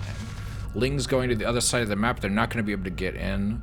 I personally think he should try going for... I don't know what's up with the Overlord scouts for a lot of recent Zerg that I watch. And obviously, like, these guys are still good. These guys are in, like, Diamond 2, Diamond 1. Like, they're not bad players by any means. But it's sometimes you notice the things that sometimes that you do a little bit better than they do. There's definitely things these guys are doing way better than I. Their micro is a lot better than mine. Metabolic boost is almost done. We have 2 blind spores on the way. Good timings on both of those, I think. I think those went down at 3:30. They looked like they did. I wasn't looking at the production queue the whole time. We also have an Evo chamber warp gate about to wrap up. More adepts on the way. 3rd should be wrapping up in a few seconds. With the queens, we got double queen too. So yeah, I guess he did see it. No way he didn't see it. Did he see it? Oh no, he did see it. So yeah, he knows exactly what to do. He went double queen. So this is gonna come in and it's gonna die immediately. Well, not here because the queen's there. It might get a single drone, but no, he fucks off. Doesn't even cast Revelation. Kind of shocked. Why would you? Kind of accidentally chased it. No creep spread so far. These queens are... Oh no, don't move those. Just leave them. Just leave it. He can't kill it. I was about to say, like, don't do that because he's just gonna shade over here and then you'll just lose all your actual workers. Oh my gosh. He could go in right here and try and, like, at least put a stasis ward down. Yeah, he's gonna be able to do damage. What? Why? I'm shocked that he's not trying to attack with that. Maybe I'm misremembering, but I feel like he could hit that. No? Am I wrong? Alright, range +1 on the way for the Zerg. We got Banes on the way, we got Roaches on the way, Lair is on the way. What is this? Banely, okay. And then we have a Blink on the way as well for our Toss friend. 3rd is about to finish warping in. Bunch of gateways as well. No sign of any static defense or like big like all army upgrades yet. Another Oracle on the way. I'm kind of surprised. Maybe he's trying to go for the 3rd. I see spores at every base, so I'm not sure how I feel about that. Like, I don't really know how much that's gonna add to things, but maybe he can cast Revelation. Hello? Can we... Bro. There we go. Ling Scout going in from our Zerg friend. Oracle's checking things out. I don't really feel like he's getting a lot of value out of these right now.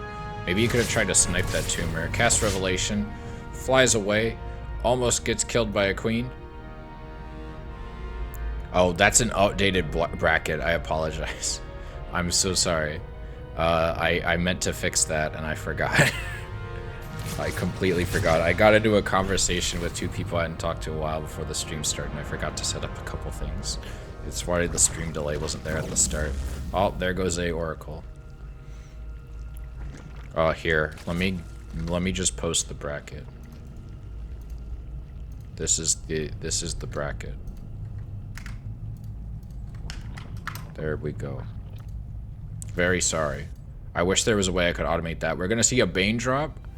Oh wait, hold on.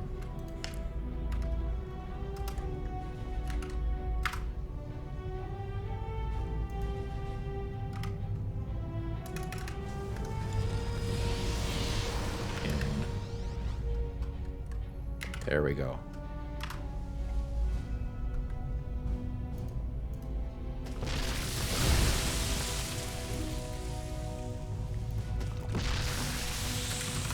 Alright, we got some Bane drops going off. I apologize for that. We got 17 workers dead. Yo, let's go. That's brutal.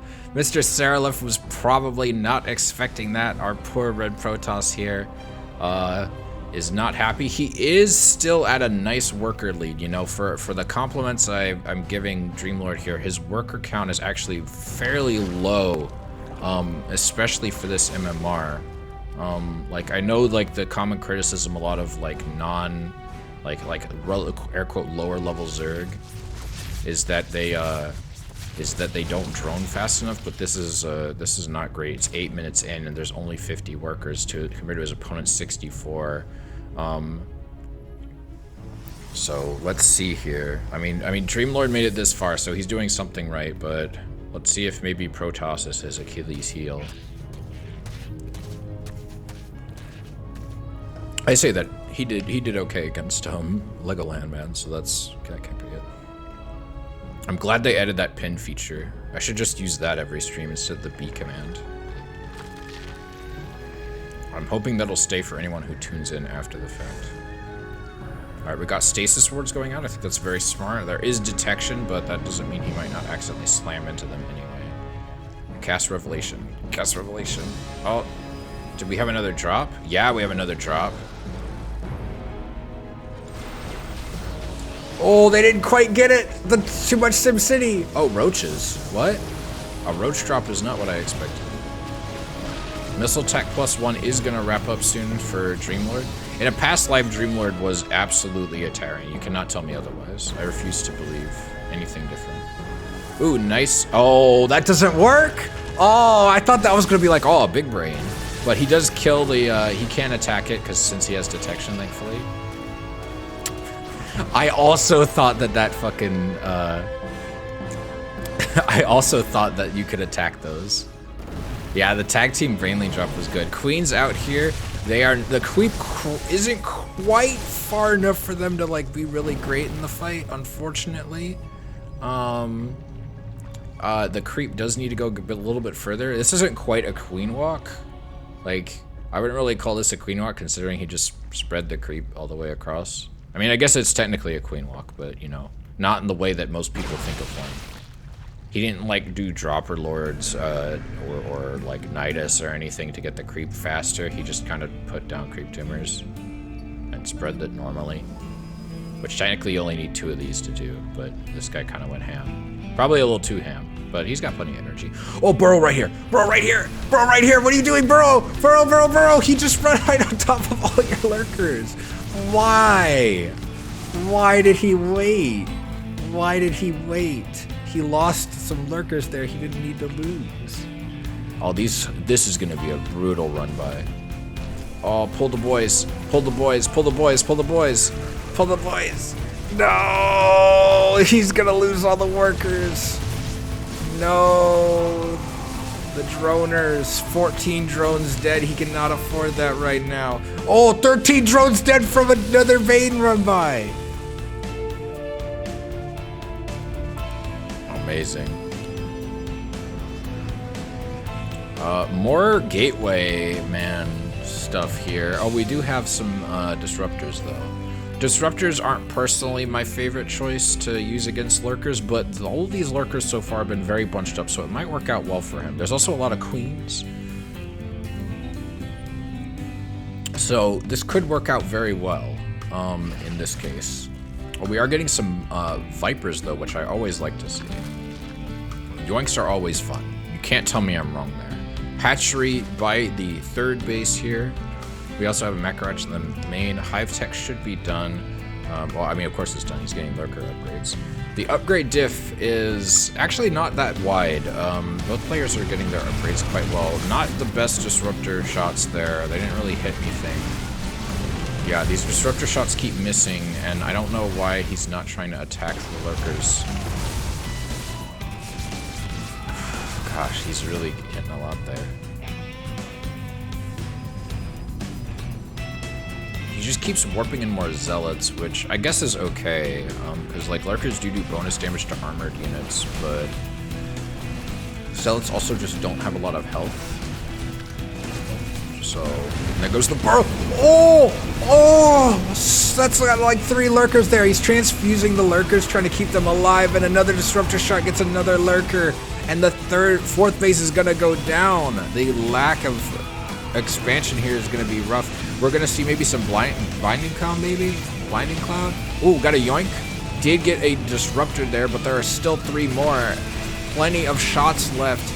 Ooh, getting some Lurkers that were in production. Another Yoink. Blinking on top of the Lurkers and wiping out a good chunk of those Disruptor shots, getting the remainder of the ground army. There are still a couple of Lurkers left.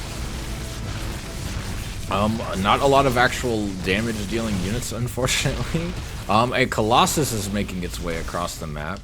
I would love to see some more gateway units warp in because there's not a lot of fodder to really protect the... Oh, here we go. There's some Zealots that are making their way. These 2 are going to be dead. I think this is GG for Dreamlord here. Maybe there's some hope of a non-ZVZ final at this tournament. Bane shots taking out a lot of the Zealots, but to be fair, better them than the Disruptors. Disruptor getting yoinked. Ooh, doesn't really get a good shot off on these Disruptors. Oh, come on. It's like... You know he's going to back out of that. Yeah, these Disruptor shots are really bad. Yeah, I definitely think Seralift is a little skittish. Oh, we might see some, oh no, those are just gonna be morphed into Archons. I didn't know, does he even have Storm? He does, no, he does. He does have Storm. We do have this Warp Prism here, which is gonna be good for Warp Ins. I honestly think he should probably fly it up here and warp in some stuff. Because, like, why is he just, like, trying to charge into this, like, completely, like, fortified territory over here? It does not make any sense. Ooh, gonna clean up some of these spare workers over here. Yoink's Colossus, which I think was very good. Yeah, see, this is part of why I prefer Immortals. Like, if you can concave, which nobody below GM does. Yeah, yeah, I was gonna say, do that. That's a GG's. But yeah, if you look at the graphs here, the workers active was not great for Mr. Dreamer Lord, and that's what I think killed him. It wasn't really that great for Seralift either, but like Toss aren't under the same pressure, I don't think. Compared to their opponents. Inside Out is the next one.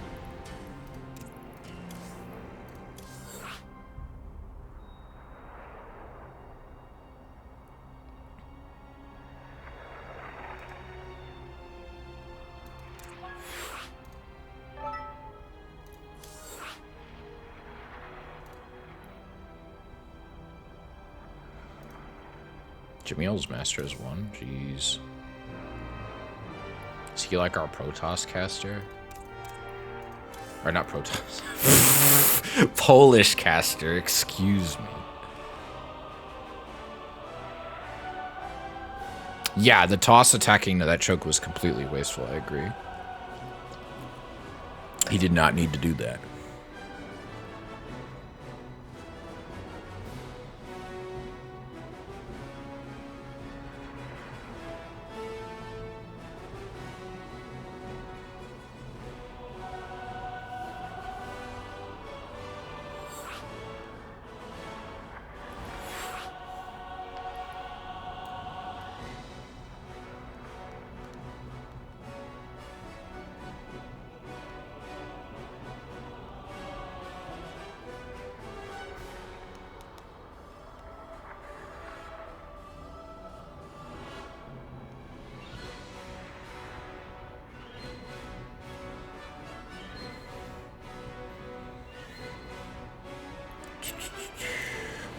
All right.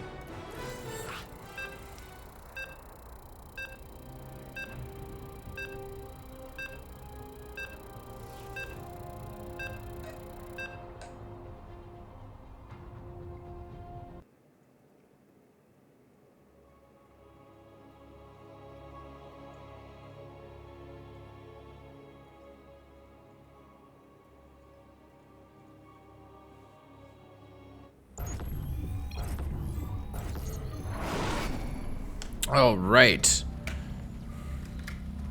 No. There we go. In the top right, we have our pink Zerg Dreamlord. And in the bottom left, we have our red Protoss Seraphit.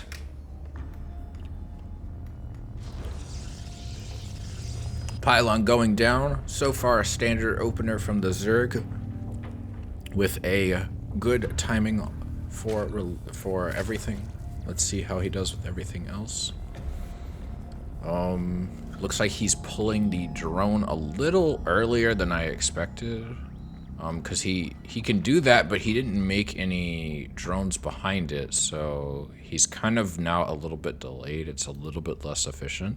From what I understand from Lambo's videos, is you're actually supposed to pull it like somewhere between 332, I think, or 32 and 37, depending on the map, and then you start building the second you have, and you make two drones behind it after you pull.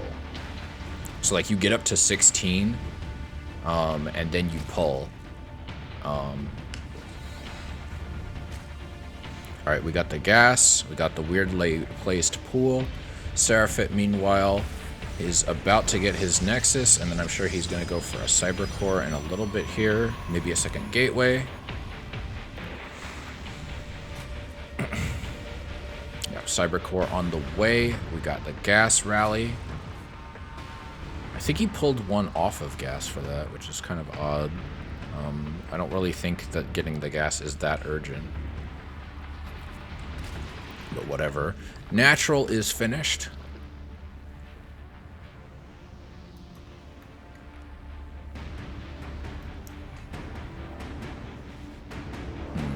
Nexus is still about halfway done. Cyber Core is finished. The boys are rallied to start getting the assimilated gas. More chrono going off. We got a stalker on the way as our first unit. No second gateway yet, although he doesn't quite have the money for it, I suppose. More workers on the way. It looks like he's going to go build that second gateway now. It looks like Lings are making their way across the map. Overlord hasn't really seen anything. He's kind of ignorant of what's in the wall and what is in enemy main, which always kind of bugs me. Like, Dreamerlord seems to have a bad habit of not really scouting in the early game, and I'm wondering how that really affects him on ladder. Like, how is he able to prepare for his opponent's builds if he's not able to see the first couple buildings? But, you know, this isn't for me to judge. It's about this tournament here and now, where the champions are decided. No creep spread just yet. I think he's just waiting on that little bit of energy. We got the third base going down a little later than I personally would like. I don't know why he waits so late to do that. We do have a Twilight Council and a Stargate on the way from our dear Toss. Stargate is in the wall. I'm guessing we're either gonna see a Oracle for harassment, or we're gonna see a Void for hunting Overlords. I wouldn't hate the Overlord hunting, but at the same time, Dreamlord doesn't really spread out his OVs too much after the early game. Though to be fair, a lot of Zergs I know don't. Okay, looks like we're gonna see Oracle first. Stargate is beginning to warp in. Warp gate's transforming. Blink is being researched. Kind of surprised I don't really see Blink that much in ZVP personally. Blind spores are done a little bit later than no, they're okay timing. It's fine. All right. I think he knew he wasn't getting like cheesed. Like, yeah, okay, he saw what was in the wall. He knew he wasn't getting cheesed. So I think it's fine. He didn't need to be perfect.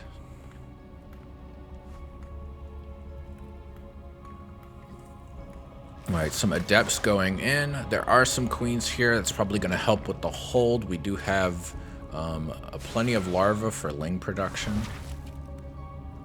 here, although it looks like it's all going into drones. I'm kind of surprised he did that after he saw that. Spore is going to cause some damage. He is going to get 2, and then he's going to bail. Cast the Revelation, gets a little bit of vision here of what his opponent's up to. Adept, unfortunately, doesn't make it out alive, but the Oracle does. More drones on the way. Dreamlord is still, like, really not great about macroing in the early game. I don't know what's up with that. Like, I don't know what he's spending his money on. Like, he's floating here. Like, he's not doing anything. He's not injecting. He's not making queens. Like, he's not sending workers to go build stuff. Now we've got a queen. Like, he's doing this harassment, but I'm like, is he watching this while it's happening? Because he's not playing like he is. Yeah, he didn't even kill the adept. Blink is almost done. Roach speed is on the way as well. I think getting roaches, good idea.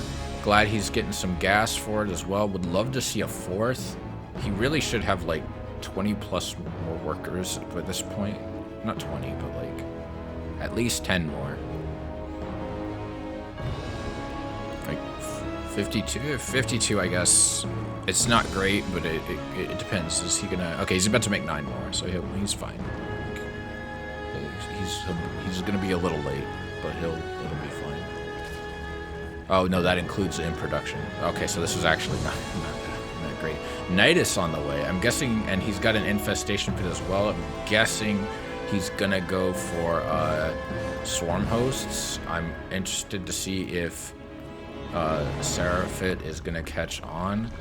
I don't know what's up with this. All right. Maybe a revelation. Maybe a yeah, revelation gets cast. He's gonna see the swarm, the Nidus, or he should see the Nidus. That's gonna be interesting. All right, the oracles are going in again. This time there is no, there's no second queen, and there is no spore to defend with. At least, okay, now there's 2 queens. Now you're dead. You gotta go. You gotta go. Can't stay. Can't stay. Can't stay. Ah! And the parts fall in the lava. All right, swarm hosts are out, and they will soon be loaded into these the Nidus network. I'm interested to see where he's gonna pop his Nidus out of. He is really slow on the 4th here, though. So hopefully he can get enough damage in to make up for the kind of lackluster micro or unit production. Like this 4th has like nothing added. Like there's 74 workers, and I have no idea what they're doing. I guess he's getting some gas. Like he's being completely out. Oh no, I misread this completely. Seraphit's the one with 77. Dreamerlord's 54. He's super behind. He's crazy behind. He should have like 20 more workers right now. I can't believe I screwed that up earlier. Earlier I was reading this as Dreamerlords. All right, Nidus is out. There goes the boys. Let's see how much damage these can get done. Hopefully he'll go for the Nexus. Yep, he's going for the Nexus. He is gonna take this down. It looks like he is trying to save it with the shield, but I don't know if battery overcharge is enough for that DPS. There goes the Nexus. That is gonna hurt Seraphit's mining. It is gonna take a lot longer to get those resources back to a Nexus. He immediately puts down another Nexus. I think that's the right call. Goes to take out the Nidus Worm. Not really a huge loss. Nidus are cheap. Would love to have seen him put one over here. And then we see a Immortal and a Warp Prism getting chronoed out. More workers. We are seeing more upgrades being researched. We are seeing +2/+2 melee range and ground armor. We are seeing roach speed. We are seeing +2 ground for the toss, and we are seeing +1 ground armor for the toss. We are seeing, I don't know why we're breaking down these rocks.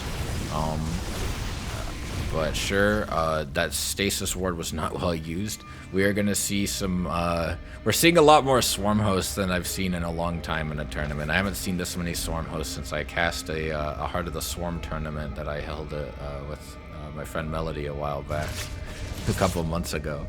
So this is kind of interesting. I mean, the Nidus is smart, but oh, this could be good.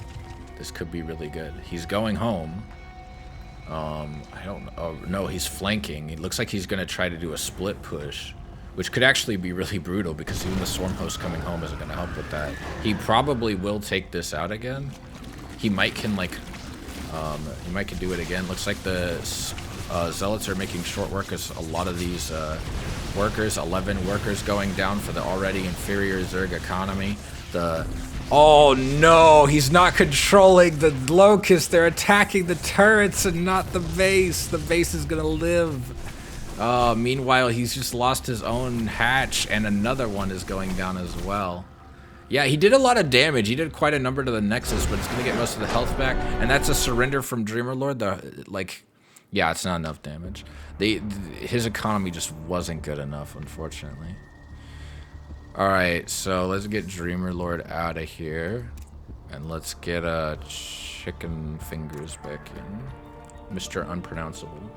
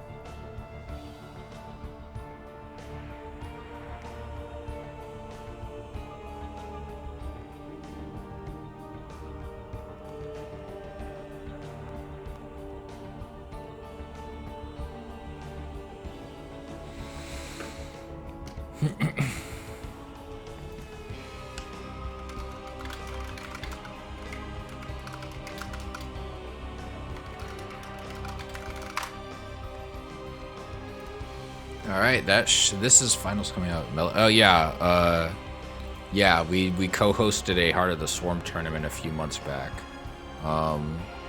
It was pretty fun. She kind of got busy though, so we weren't able to kind of like. Don't get me wrong, casting's fun, but it's really hard to do by yourself. Like doing it this long that I have just now is like really hard. Like I'm gonna be dead for the rest of the day after I'm done with this. I'm kind of shocked I've been able to keep it going this long. Maybe it's because I've been exercising more, but yeah, it's hard.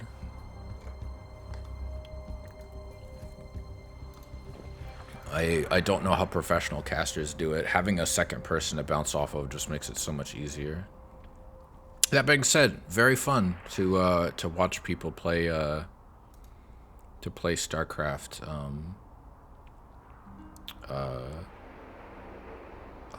Play StarCraft like it was 2013 all over again. Not to throw shade, but when I tried to advertise the tournament on r/StarCraft, they only let me do it once, and then after that they deleted the posts. They never said why.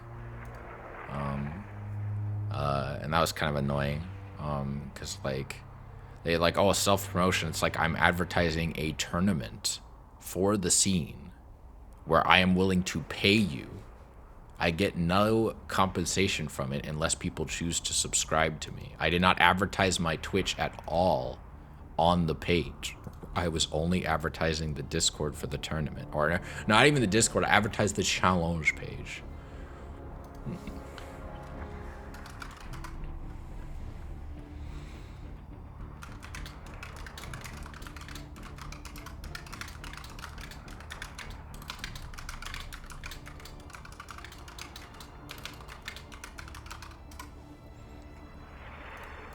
Yeah, like Seraphit. Let me pull up his deal on the bracket. No ZVZ. Yeah, no ZVZ finals feels good. Want me to co-cast finals with you? Hell yeah, man. Get in here. Hope your mic's good. Just call me on Discord.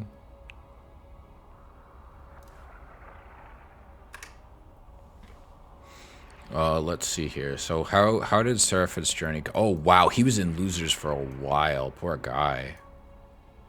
So yeah, he got to Legoland. He got to quarterfinals, right? Like, you know, so it's not like he did bad. But then he got booted down. Well, not quarterfinals, but like, I guess this is winners finals and this is grand finals. I don't know. He got to quarterfinals, let's say, for the and then he beat Heyman, in a PvP. Then he beat Hero, and then he beat he beat Kret, excuse me. I misread that because of the Z next to his name.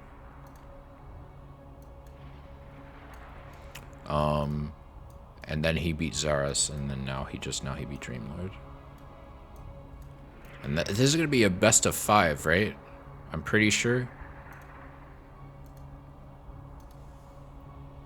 In case you didn't see me, just all.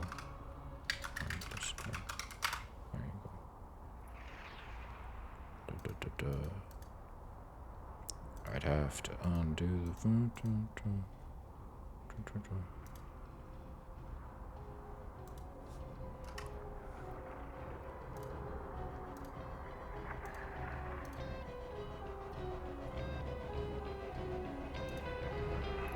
Okay, first is Inside Out.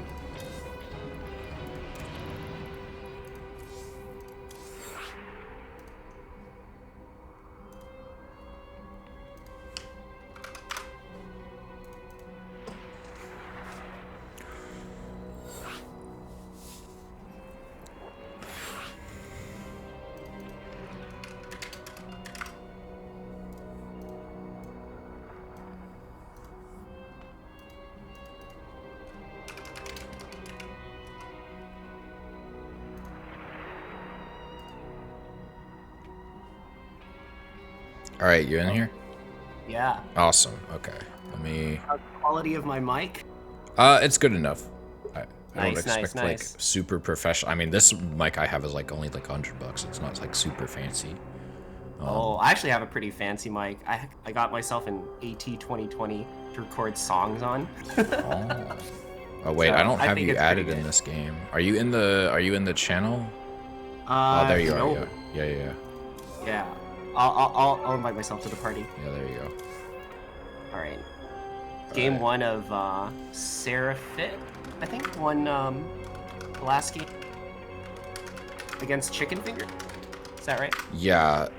So Seraphit has not fought Chicken Finger yet.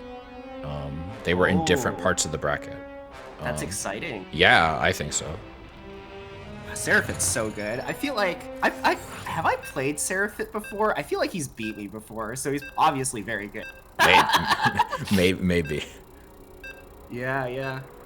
I've also played Chicken Finger. I think Chicken Finger, if I remember correctly, he's one of the cheesier Zergs in the Diamond League. Perhaps. But I haven't. Have you casted any of their games yet? No. I used to cast Amateur League a lot, if you remember, but I got busy. Yeah, of course. Work schedule. All right, we got a best of 5 here, with I believe advantage Chicken Finger since he's coming from winners. Walter, correct me in the chat if I'm wrong, but this was in the top right. We have Seraphit as the yellow Protoss. Then it's your turn to do the intro. Oh, right. And the bottom left, we have Chicken Finger as the Zerg, who has a completely different name from Chicken Finger. I do not know how to pronounce his name. I feel bad. Koksipani? Okay, I shouldn't even try. maybe that's Chicken Finger in Polish or or Russian or something. That's a possibility. You are right. I didn't consider that. All right, looks like we've got. Okay, he's doing the thing. He's doing the He's late, but he's doing the Lambo thing. The Lambo. Lambo says to pull your drone at like around I think 32, 37, and if you see your opponent about to block you with a probe. You're right. Yeah, he's like go take it at your third, and just don't even try. Yeah. Just And then prepare for like adepts. But he did it a little bit later, but the probe scout came in late, so like he was able to just take the base normally. Yeah.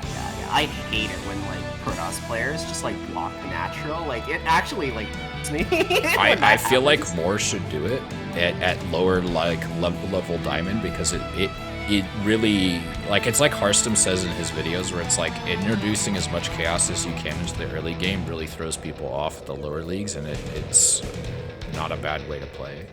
Yeah, you're absolutely right. I know some people will like stand by the statement that like, oh, you shouldn't do it because the math doesn't work out, right? Like, you send off your probe, blah blah blah blah, you have less minerals.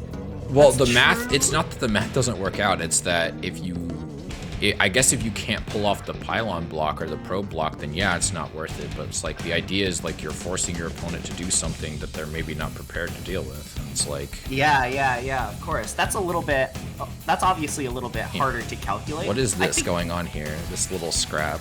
Did he think he was actually going to kill that drone? Nah, he's probably just trying to get as much harassment done as he can with the probe, because I think as Protoss you're kind of expected to lose the probe, Yeah. right? I to an extent. I play Zerg only, so like I don't know much about this. I don't know why though that the Zerg is like so late with his third there. Like I always take my the first drone that I sent to the natural mine a single mineral, and then I go take a base. But yeah, I also really like taking the early third hatch, but I think the standard timing is to take it at 30, which I think is. But maybe pros haven't figured out. Maybe. All right, we got a dark shrine going down. Let's go. Oh my god. This dirty Protoss already bringing out the invisible men. Invisible boy is on our way to kill your workers. Yeah, we're gonna have to see if in the party warp prism. Yeah. It's just like you see a warp prism flying by, and it's just like as all the drones dying to your symphony of chaos. Yeah, we're gonna have to see if Chicken Finger gets. Oh, he gets a scout in though. He might be able to see it, which he does. Of course. If he clicked on them too, Yeah, he saw it. I mean, if you look at a warp in that small, you know it's probably a DT. It's probably a dark shrine. It's like the same size as a pylon though, isn't it? Yeah, but he's already got a pylon there, so it's like it's one of two. But he clicked it. I saw him. Yeah, he clicked on it. He clicked on it. He knew it. Warp prism on the way. Yeah, there's so many games though where like I would scout the Protoss and I would see like a pylon shaped building that's in construction. I won't click on it, and it was a DT shrine. I just lose to DTs. Might be worth just if you see that and you have a reason to believe it's not a pylon. Might be worth just getting the, at our level at least, might be worth just grabbing the, detection. Get your spores on time, everybody. Always build the blind spores. It's usually worth it. All right, gets a cancel here. Very nice. He's gonna lose these lings though, which kind of sucks. Kind of sucks, but they did their job. Yeah, gets a cancel, delays the third by a little bit. Roaches are out. Not a lot of gas though, which is concerning. Like you need like 3 gas, right, to like really maintain roach production long term. Yeah, he's only running on 1 gas, so his composition is going to have a lot of lings. No Evo chambers. Layers just now starting at like 5 minutes. Not the best creep spread. Ooh, DTs, but he does got that spore. Yeah. Oh, Archons! What? This early? Yeah, it turns into an Archon drop. Nani? Oh no. That Archon's dead. What a waste. Should have just gone home. Yeah. That was a bit of an ambitious place to warp in your Archon. Yeah. It's like the people who like morph lurkers right in front of a siege tank. Yeah. Oops. It's like, wait a minute.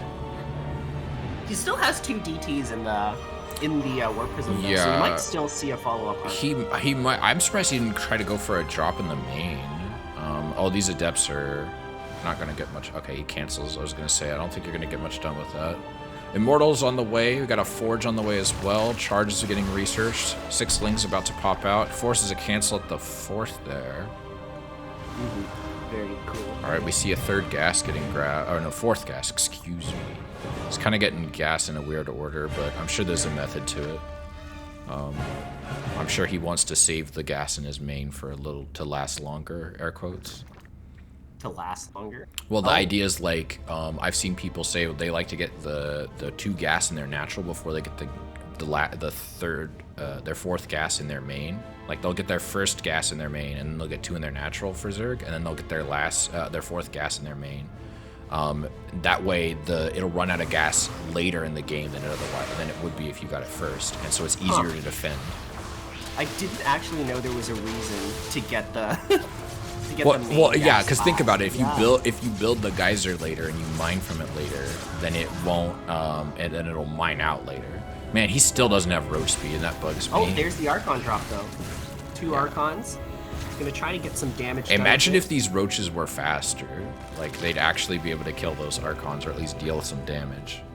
Maybe. But you could always just pick them up and... Yeah, but I mean, it's something. Oh, poor Overlord. Sad. That's a dead Overlord. Now he's supply blocked. Peace. Yeah, I mean, he kind of asked. He kind of asked for that. It's like. All right, so what else we got? We got some Zealots warping in. 4th base gonna get taken by the Protoss. 5th base also getting grabbed by our Zerg friend here. Yeah, it looks like the Protoss. Just try to get some Biles in there. At least like force him to like not lose the warp prism. But oh well. More gateway. 5 gateways getting built. 6, 7, 8 gateways on the way. Yeah, a big gateway explosion coming from the Protoss. It looks like he's just gonna build like a huge ground-based composition and I think try to just steamroll the Zerg. Yeah, the Zerg's economy isn't looking too hot right now. He's only got 69 workers at like 830, which is, I mean, normally, but not in this case. Normally, if this was 6 minutes, then I'd probably be like, oh yeah, nice. 69 workers in 6 minutes. That's great. It is a little low for the amount of time. Okay, now he's got 87.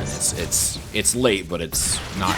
He just like immediately dropped like 20 drones or something.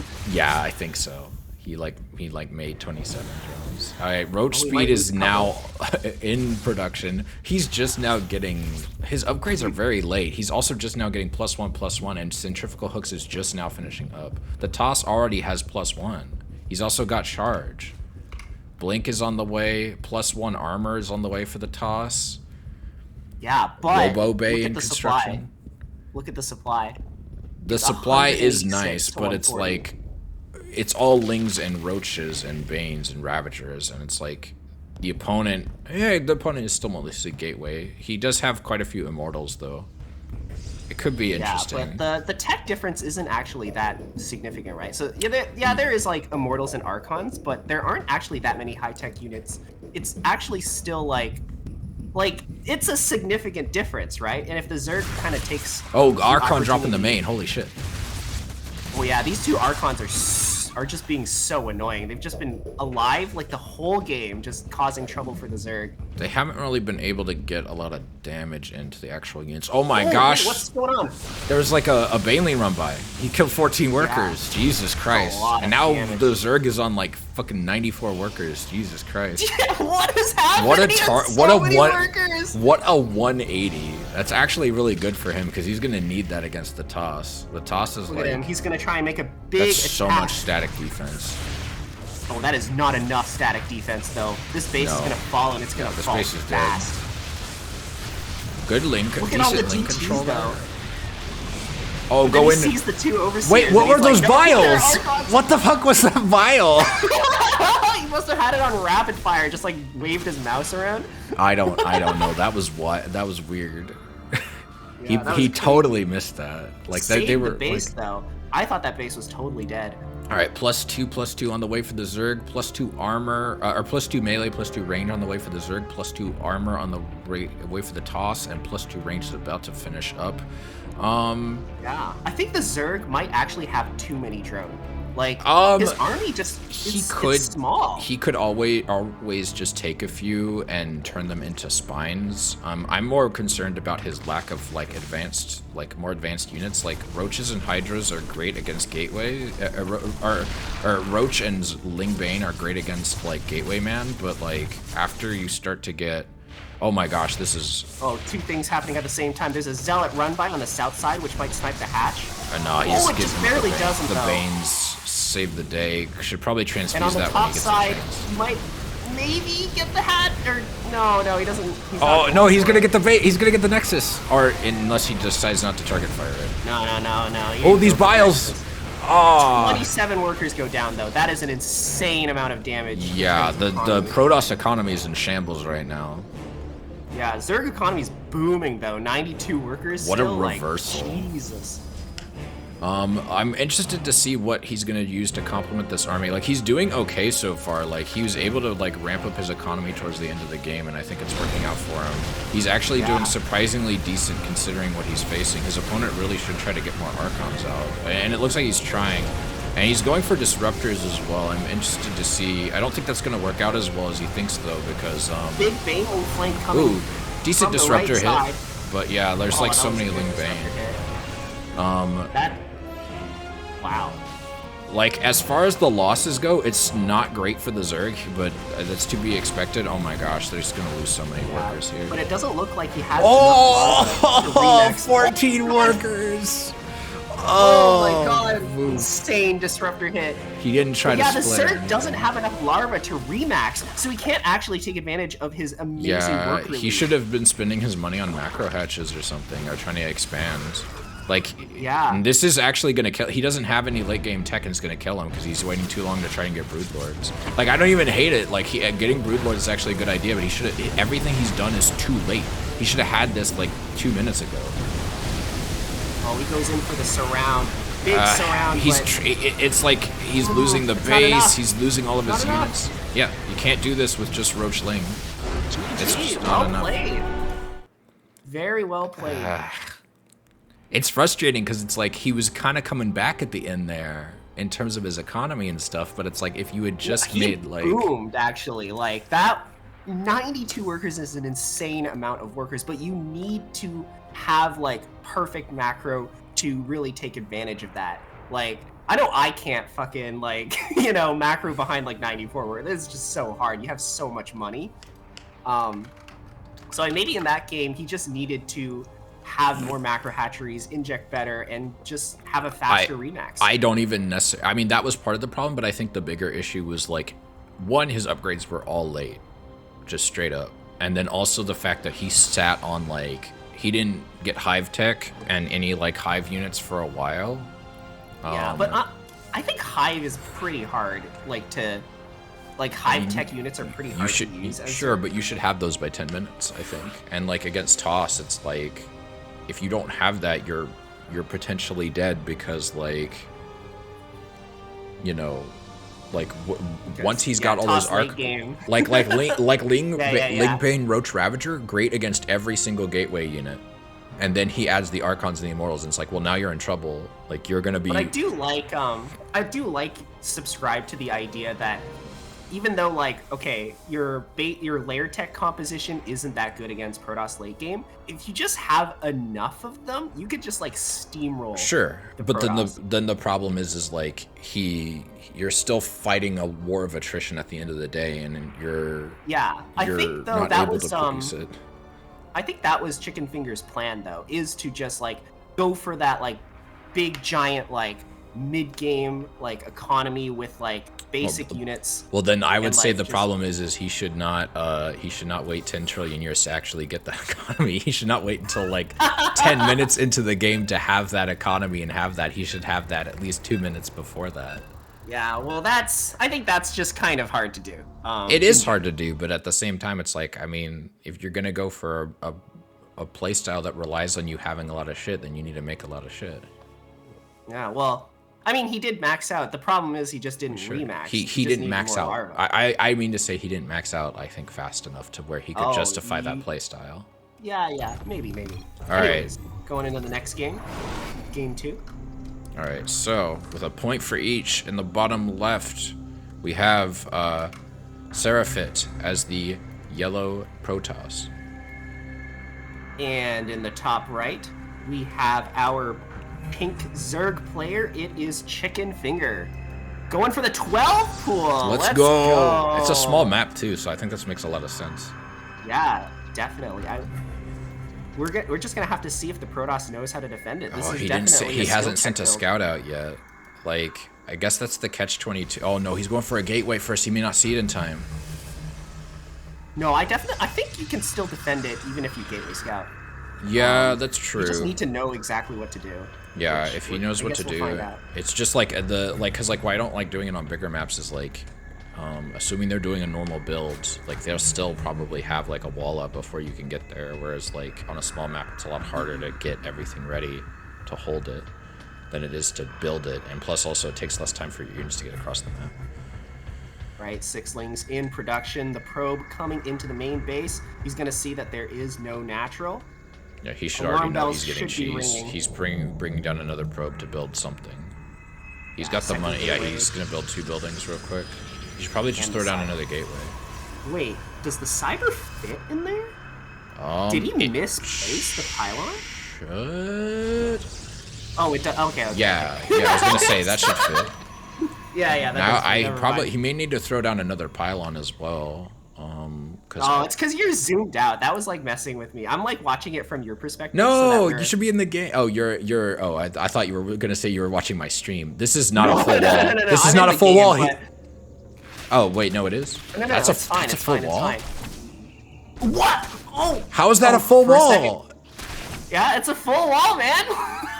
It doesn't look like it. Maybe the lines on the ground are messing with my eyes. Like they're the texture is like It screwing. looks fine to me. What do you mean? Like, which part do you think is a hole? I don't know. It looks like it's just slightly too. Now that the buildings are done, it's more clear. But like, It looks like this is just gonna be defended like fairly easily. I think it's just the space the building actually takes up versus the actual geometry of the model being different. Like the model has like this curved like thing where it's like the building is actually just a square. You know what I mean? Yeah. It's yeah, like yeah. So like it's the just cyber like core. the cyber core looks like it has more weasel room than it actually does, but in the reality, it's Right. the building takes up a square, and I mean, we saw that one ling almost weaseled its way through the little Yeah. gap, but he managed to defend it in time. Very, very solid 12 pool defense by Seraphin, and I think that puts him in the lead. Yeah, not by a ton in terms of workers, but then again, by Toss being in the lead for against Zerg is like a rough time usually. He only needed to. He didn't even need to make a lot to actually defend that, which good on him. Second, his base is about to finish up for yellow. The Zerg on the other hand. Oh, look at the right-hand side. There's a proxy going down. Ooh, it's a Twilight Council too. What? Proxy Twilight I wonder. Council? He probably oh did. My God. He probably did that because the Overlord's in his main right now. He had to. Yeah. Work Oh, that. but it's scouted. Oh, he sees it. Let's go. No. Why did he even go over there? No. Well, he must have just been following the. Why didn't he? Why isn't he canceling that? Why is he letting it finish? You gotta commit here. You gotta commit, man. Protoss, you gotta commit. Oh my gosh. He's gonna try to send an adept over, but the fucking shield. It doesn't matter. The pylon's gonna pop. Yeah. He's sending his army over, and it's like, sure, you're gonna save the buildings, but what's the? Your proxy gets discovered. Just commit harder, man. Like that's just the answer. Gosh, Right. you've Yeah, wasted this is so much gonna- time trying to. no. Like he knows you're up to some shit now. Yeah, the blink is also gonna be super delayed now. I say that, but then he's not. Okay, now here come the lings and the roaches. There we go. Again, I'm not a fan of. Okay, Evo Chamber, gas. Okay, never mind. I take it back. I was about to say, you're really gonna make roaches off of one gas. All right, queens are out. Lings are out. Looks like a small attack coming from the Protoss. I'm sure he knows now that it's probably not adepts because the lack of adepts and the focus on stalk. Well, also the focus on stalkers. Like, Yeah. If like you see when- 3 stalkers, you're like, I'm probably guessing not adept attack. we're gonna see the mass like stalker builds that were like have been very popular lately. But look, he's building so many links, and he's getting +1 melee. It looks like our Protoss player is just gonna get counted. Maybe. I've had a lot of rough time with lings recently against stalkers, like in huge quantities. Like, Oh yeah, I guess in big they can quantities. shoot from within the big ball that you've got them surrounded in. Yeah, but the numbers aren't This could big be enough bad here. for this base. All this queen, Oh all my God, these get the links workers. over there. Oh, he can't get a good surround. Oh no! this is All right, the great queens are coming in for the positioning. reinforcements though. This could be okay. They are he's reinforcing gonna very quickly there from down the bottom He's gonna right. sack a lot of lings to try to defend this, and he might not even get all the stalkers. Look, the stalkers No, all the stalkers are gonna. It looks like he might get most of them, but he keeps sitting in those fast reinforcements. A lot of lings are coming in. I'd love to see him make some more queens too, though. This is just gonna be eventually cleaned up. He's gonna. This was good damage. Yeah, like if you look at the losses are actually still worse for the Protoss right now. The Protoss is ahead economically, but now I'm afraid that the Protoss player is just going to die to the Zerg counterattack. He doesn't have... Yeah, he can definitely wipe... I definitely think he should go and wipe at the Twilight Council. The Protoss isn't doing anything right now, though, with his... okay, there we go. Now he's warping in some stuff, but, like, good luck holding this. Yeah, this is going to be difficult for the Protoss. I think at this no, point he can't hold that. No, he's committing! What am I saying, dude? Wait, what? Why are you going home? No. What are you doing? Go fight that. He can fight that. What is he doing? Why is the Zerg... Roaches are slow roaches. They can't actually leave. No, but he can, like... with the lings, he can deal a lot of damage, but now the roaches are taking all the hits. Yeah, unfortunately, a bit of a blunder from our Zerg player, and it might cost him the game, unfortunately. And now he's getting more gateway. Like, I don't understand. Like, he could have taken that. I don't understand. Like, if you're not gonna do that, at least head to. If you're not gonna do that, at least head to the main and like try to kill shit. The main is blocked off completely. Yeah. Look at that. Yeah. At least kill the. Yeah, this could be GG's for our Zerg here. I think he really made an unforced error there, and he also isn't getting like roach speed. He's not getting Ravagers. He doesn't have a second gas, so he can make more roaches. But he's getting a ton of lings though. And it's helping. I just think it's starting to get to the point where the Protoss can outproduce him because the Protoss actually has like an economy. Maybe. This is very good positioning from our Protoss player. Unfortunately, lings are just too good. Yeah, there's just too many lings. I will say it's a good thing that he's got a lot of those lings. Look, he's trying to he blinked into the main, trying to be a little bit fancy, but unfortunately, that's not gonna work out for him. I would say I'd love to see him spread some creep too. The tosses. It looks like all the tosses constructions on cooldown. But look, 52 lings are out on the map right now, and this proxy is finally going to fall. And I don't. I think the Zerg might. He's gonna go get this third. Oh no, he's going to the main. Like Protoss has like an all-stalker force, and the Zerg has only lings. Zerg is about to be ahead on upgrades for both melee and range, which actually could make things really rough for the Protoss. I'm just kind of ashamed we don't see roach speed and that we don't have a lot of Ravagers, because I think that would Bob the drone coming to help out with the attack. Gets the surround on the stalkers. Oh my gosh, this is actually working out really well for Chicken Finger. Yeah, Chicken Finger might just win the game. Oh no, don't push up that. Don't push up that. That's a shield battery. You can't fight that. Yeah, Not without Ravagers. If he had Ravagers, he could bile it down and probably be okay. Yeah, Zerg actually doesn't really have a reason to attack into that. Just no. Why is he go? Okay, there we go. But why? Yeah. I don't think he should probably have those ass out exposed to his opponent, like right here where the Zealots are gonna. He's lucky his opponent doesn't have charge. Listen, Ravagers morph really fast, all right? We want not for long. Not for long. Not for long. So we want to take advantage of this Ravager morph time while we can. Morph in front of their face. Be bold. Take advantage of the long morph times you've been blessed with. Wait, what? What am I watching? What is this? This is just trolling at this point. Yeah. Is this video?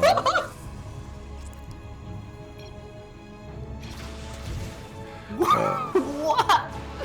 Oh my god, he's just gonna go in. Kill the stalker! Kill the stalker! Bile the fucking... bile the goddamn shield battery, man! The shield battery! No, he's biling the stalker! No! Where are your priorities, sir? Zerg is gonna win. Like, there's no way yeah, it's over, loses. but still, it's like it's taking longer than it needs to for no reason. Look, the Protoss is gonna try and kill the hatch. Why is the toss not putting a shield down? Oh, there we go. Oh, but that didn't help. That didn't help. And now the shield battery overcharge is still on cooldown. Yeah, it's over. Game over. It's GG. GG. Good game. Good try from our Protoss player. I still feel like that was like 3 minutes longer than it needed to be. Committing super duper duper hard to the proxy, which, you know what? I applaud that. Always commit.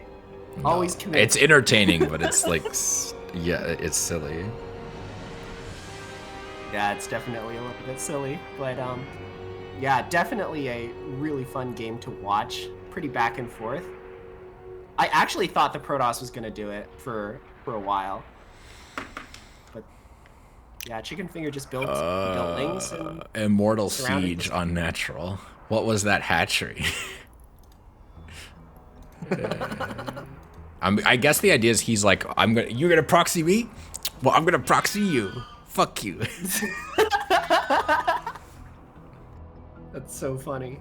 I actually can't even believe he put the hatch there. Right. That looks like BM. Like, if I was the Protoss player, I'd be like, what the fuck? I'd be so tilted. But maybe there's some logic behind it that I don't understand. It's like too big brain for me. Yeah, maybe. Moondance. Moondance. The back base map. What is your opinion on back base maps? I don't hate them. I hate them when they're like stargazers. What do you hate about? Okay, why stargazers in particular? Have you played Stargazer? Well, yeah, I have. It sucks. Yeah, that's why. It's because it's like it's too easy to drop in it. It's too easy to abuse. Like whereas in this map, I feel like it's not like your map is like completely like parallel to your opponent's one, and it's just not fun. It's not fun because it's too easy for your opponent to exploit. Even if you don't take that base right away, it's still really easy for your opponent to just drop in that spot and cause a lot of chaos. It's very irritating. I actually kind of like Stargazers better than Moondance, personally. I think you're a crazy man. No, it's because you can scout the...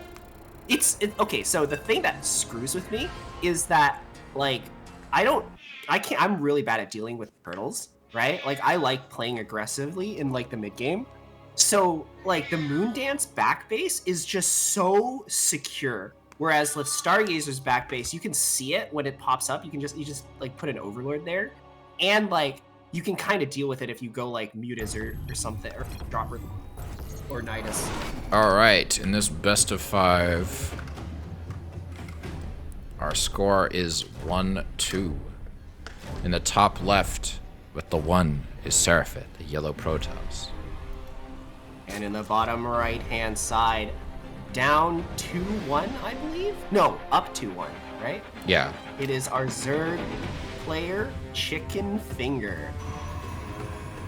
I am interested to see how this will go, because it's a lot harder, in my opinion, it's a lot harder for Zerg to harass and deny expansions on this map because you have a dedicated back base, but at the same time, the same can be said for your opponent. That is true, although I do think it is scarier that the Protoss get the back base Zerg. But maybe that's just me, because I'm a Zerg player. Fair. We have a little bit of Zerg bias in the cast. Listen, Zerg deserve it sometimes, as a treat. Zerg's the hardest. I wouldn't go that far. I feel like a lot of that, a lot of the idea of what is easy or hard comes down to your what you're naturally drawn to in this game. Like for me, I like how fast Zerg feel. Yeah. And I don't feel that speed with Toss. And with Terran, it requires so much micromanagement that it doesn't really feel easy to me. But I've seen I met plenty of people that are like, yo, I have to inject how often? How the fuck do I do that? It's like definitely all 3 races have their like from that perspective, you could argue Zerg might be harder. It's like, and some people are like, oh, it's easy, and it's like, well, then why don't you play Zerg? It's like, and if the idea is like, oh, I'd be like GM if you're a person out there who literally believes if I switch to X race I'd be GM, then you're and you genuinely believe that deep down, and you don't switch to GM, and you think that it makes you like honorable or something, then you're just a dumbass. No, you gotta give them that copium though. They need that. They need that. Why is he copium wasting his time with this? Like, go get your third, silly. He's a Protoss player, my dude. No, the probe, not the probe, the Zerg. Why is he wasting his time trying to fight the probe instead of just going to take his third? That is true. The third is gonna be late this game, but it might be because he's going for all in. Look at this. Look at this Evo chamber timing. This is really early Evo chamber. Why is his Evo chamber in his main? Yeah, something weird's going on with the Zerg. Like maybe he just wanted it and he didn't put the tumor down in time, so he's like, fuck it, I'll play my main. Like I'm pretty like. Yeah, he immediately gets +1. So that was intentional. He didn't put the tumor down in time, so he just wanted the upgrade, not have to wait for it. So this is gonna be. He's gonna go for some. Well, yeah, he didn't build a third base, so no, he is building a third base. Excuse me, I didn't even see that. Really, why is he building it there? I mean, I guess that's not a bad spot to do it. It is only kind of. It also makes it less suspicious. Well, yeah, but I would say like most people probably assume you're taking the back base. I don't think that's a fair assumption because the back base kind of sucks. It does, like, it only but has like it's 6 mineral patches. But it's guaranteed. It's guaranteed minerals and guaranteed gas for the most part, minus like drops but when and we're stuff. talking about the third base, I think it's almost always you take the front third bases, sir. I started taking the back, and all I'll say is I started to deal with harassment a lot easier on this map. Maybe. Although at the same time, I could see maybe taking it later because it's guaranteed income later in the match. Easier to defend. Roach Warren going down. Now wait, what? Why would he get +1 so early if he's going for roaches? He's also not getting a lair. Well, he may just be waiting until the queen finishes, and then he'll go for lair. I am thoroughly confused. Yeah, I don't know what he's doing. He's not getting a lair. He's not getting more gas. His third... He's getting spores, which is probably good. Maybe he's distracted right now because of the Oracle. But yeah, I don't know what his plan is. Kind of expecting a Bane this. I mean, Banes are good in every matchup. Yeah, but I thought he was going to go for a Bane bust.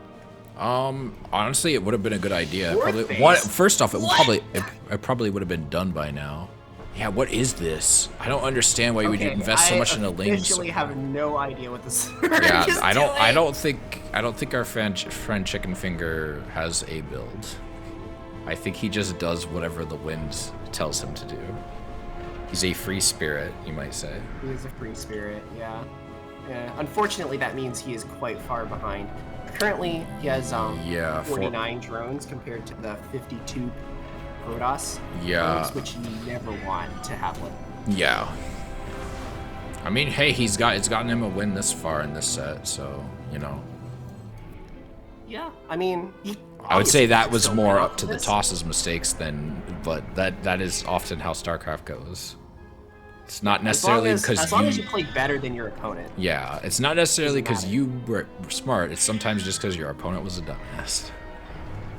Yeah, but I still really thought there was some logic behind the +1 attack. Although, the other possibility is that he originally wanted to do like a +1 melee timing, but maybe he saw that there were like, no, the Protoss didn't actually invest.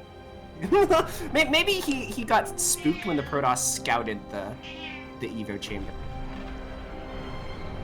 and then he was just like, oh, I'll just macro time. Yeah, I have no idea. No clue. My cat is being annoying and constantly meowing and wanting my attention while I'm in the middle of a stream. Man, these Zerglings are not doing shit to this base. I don't know why he keeps trying. Like, if he went for a Bane bust, he would have won by now, but he doesn't scout. Like, I don't understand. Like, imagine if he just had an Overlord there so he could see that nothing was built.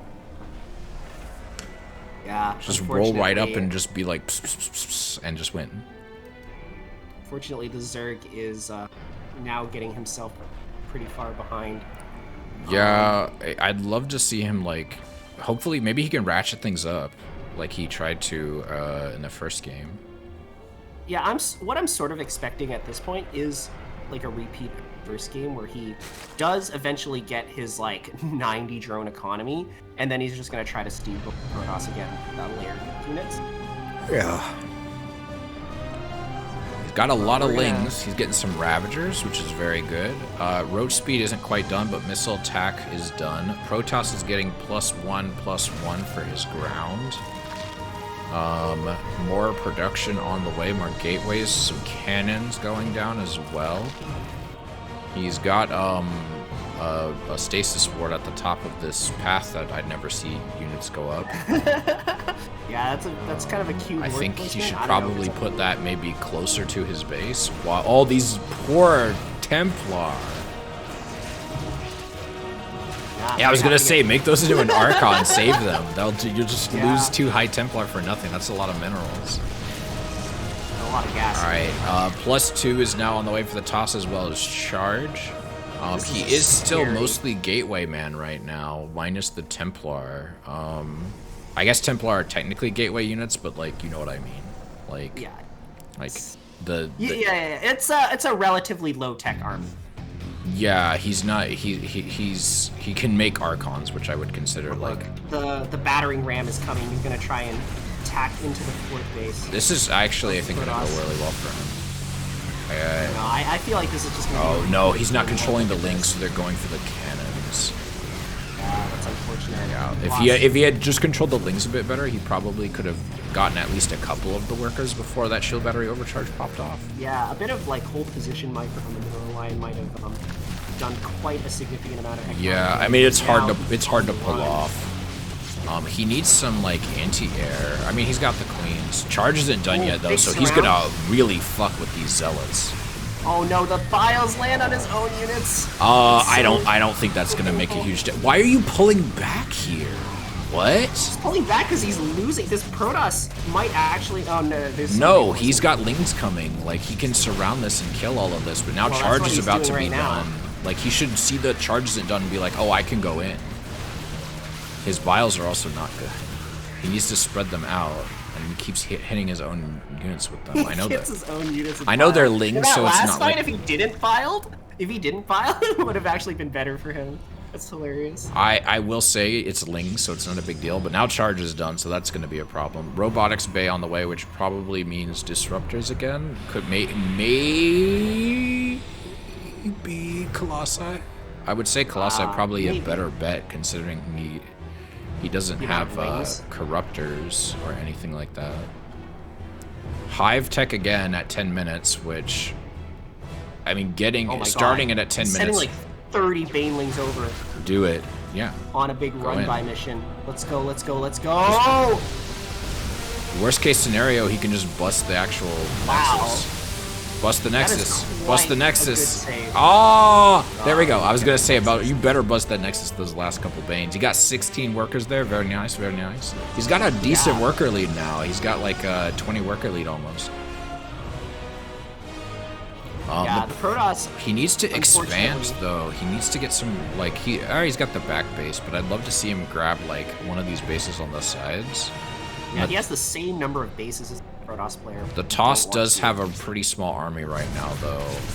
Like it can do a lot of damage, but he doesn't have much. And now he's gonna reinforce right in front of his front door. This is what happens when you don't spread creep. Yeah, you won't see shit like this coming. Oh, he is gonna get all of this. Oh, huge surround. The lings get so much surface area. Why did he not bile the warp prism? The warp prism should just fly into the main. Look at this. He cleans up this army, and now I think the Zerg is actually. The Tosh Zerg has a pretty good chance of winning. Tosh should have targeted that hatch. Although the Zerg is now behind in economy.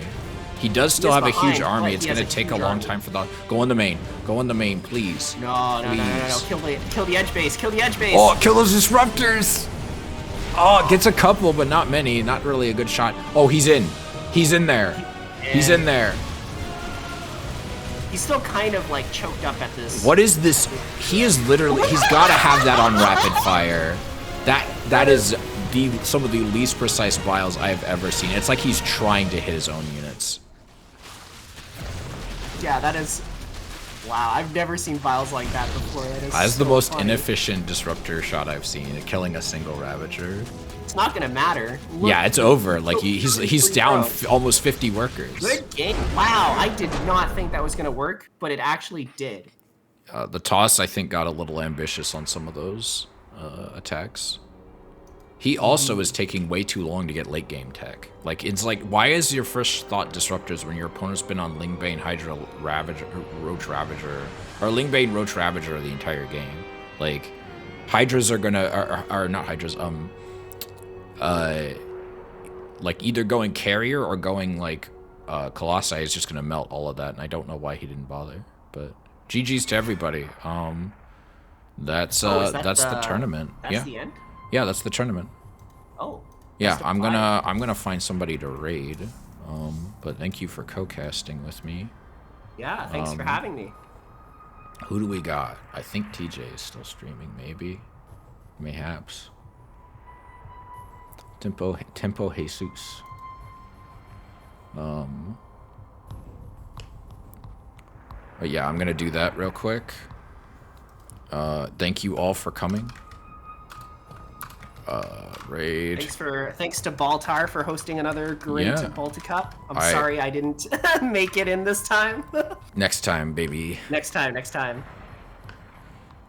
All right, we're gonna go raid Mr. M1 Gamer Zerg man, multi-time GM, Tempo Jesus. His real name's Tempo Jesus. I just like saying that because I think it's funny. It doesn't it's a joke. It's a joke. Not actually Jesus. No, I don't actually know what his real name is. Everyone just calls him TJ. But he's a M1 Zerg, very good. But yeah, I will see y'all next time. Thank you and have a good rest of your week. I'll try to stream if I can. If not, oh well. See you on Friday and Saturday if not. Bye bye.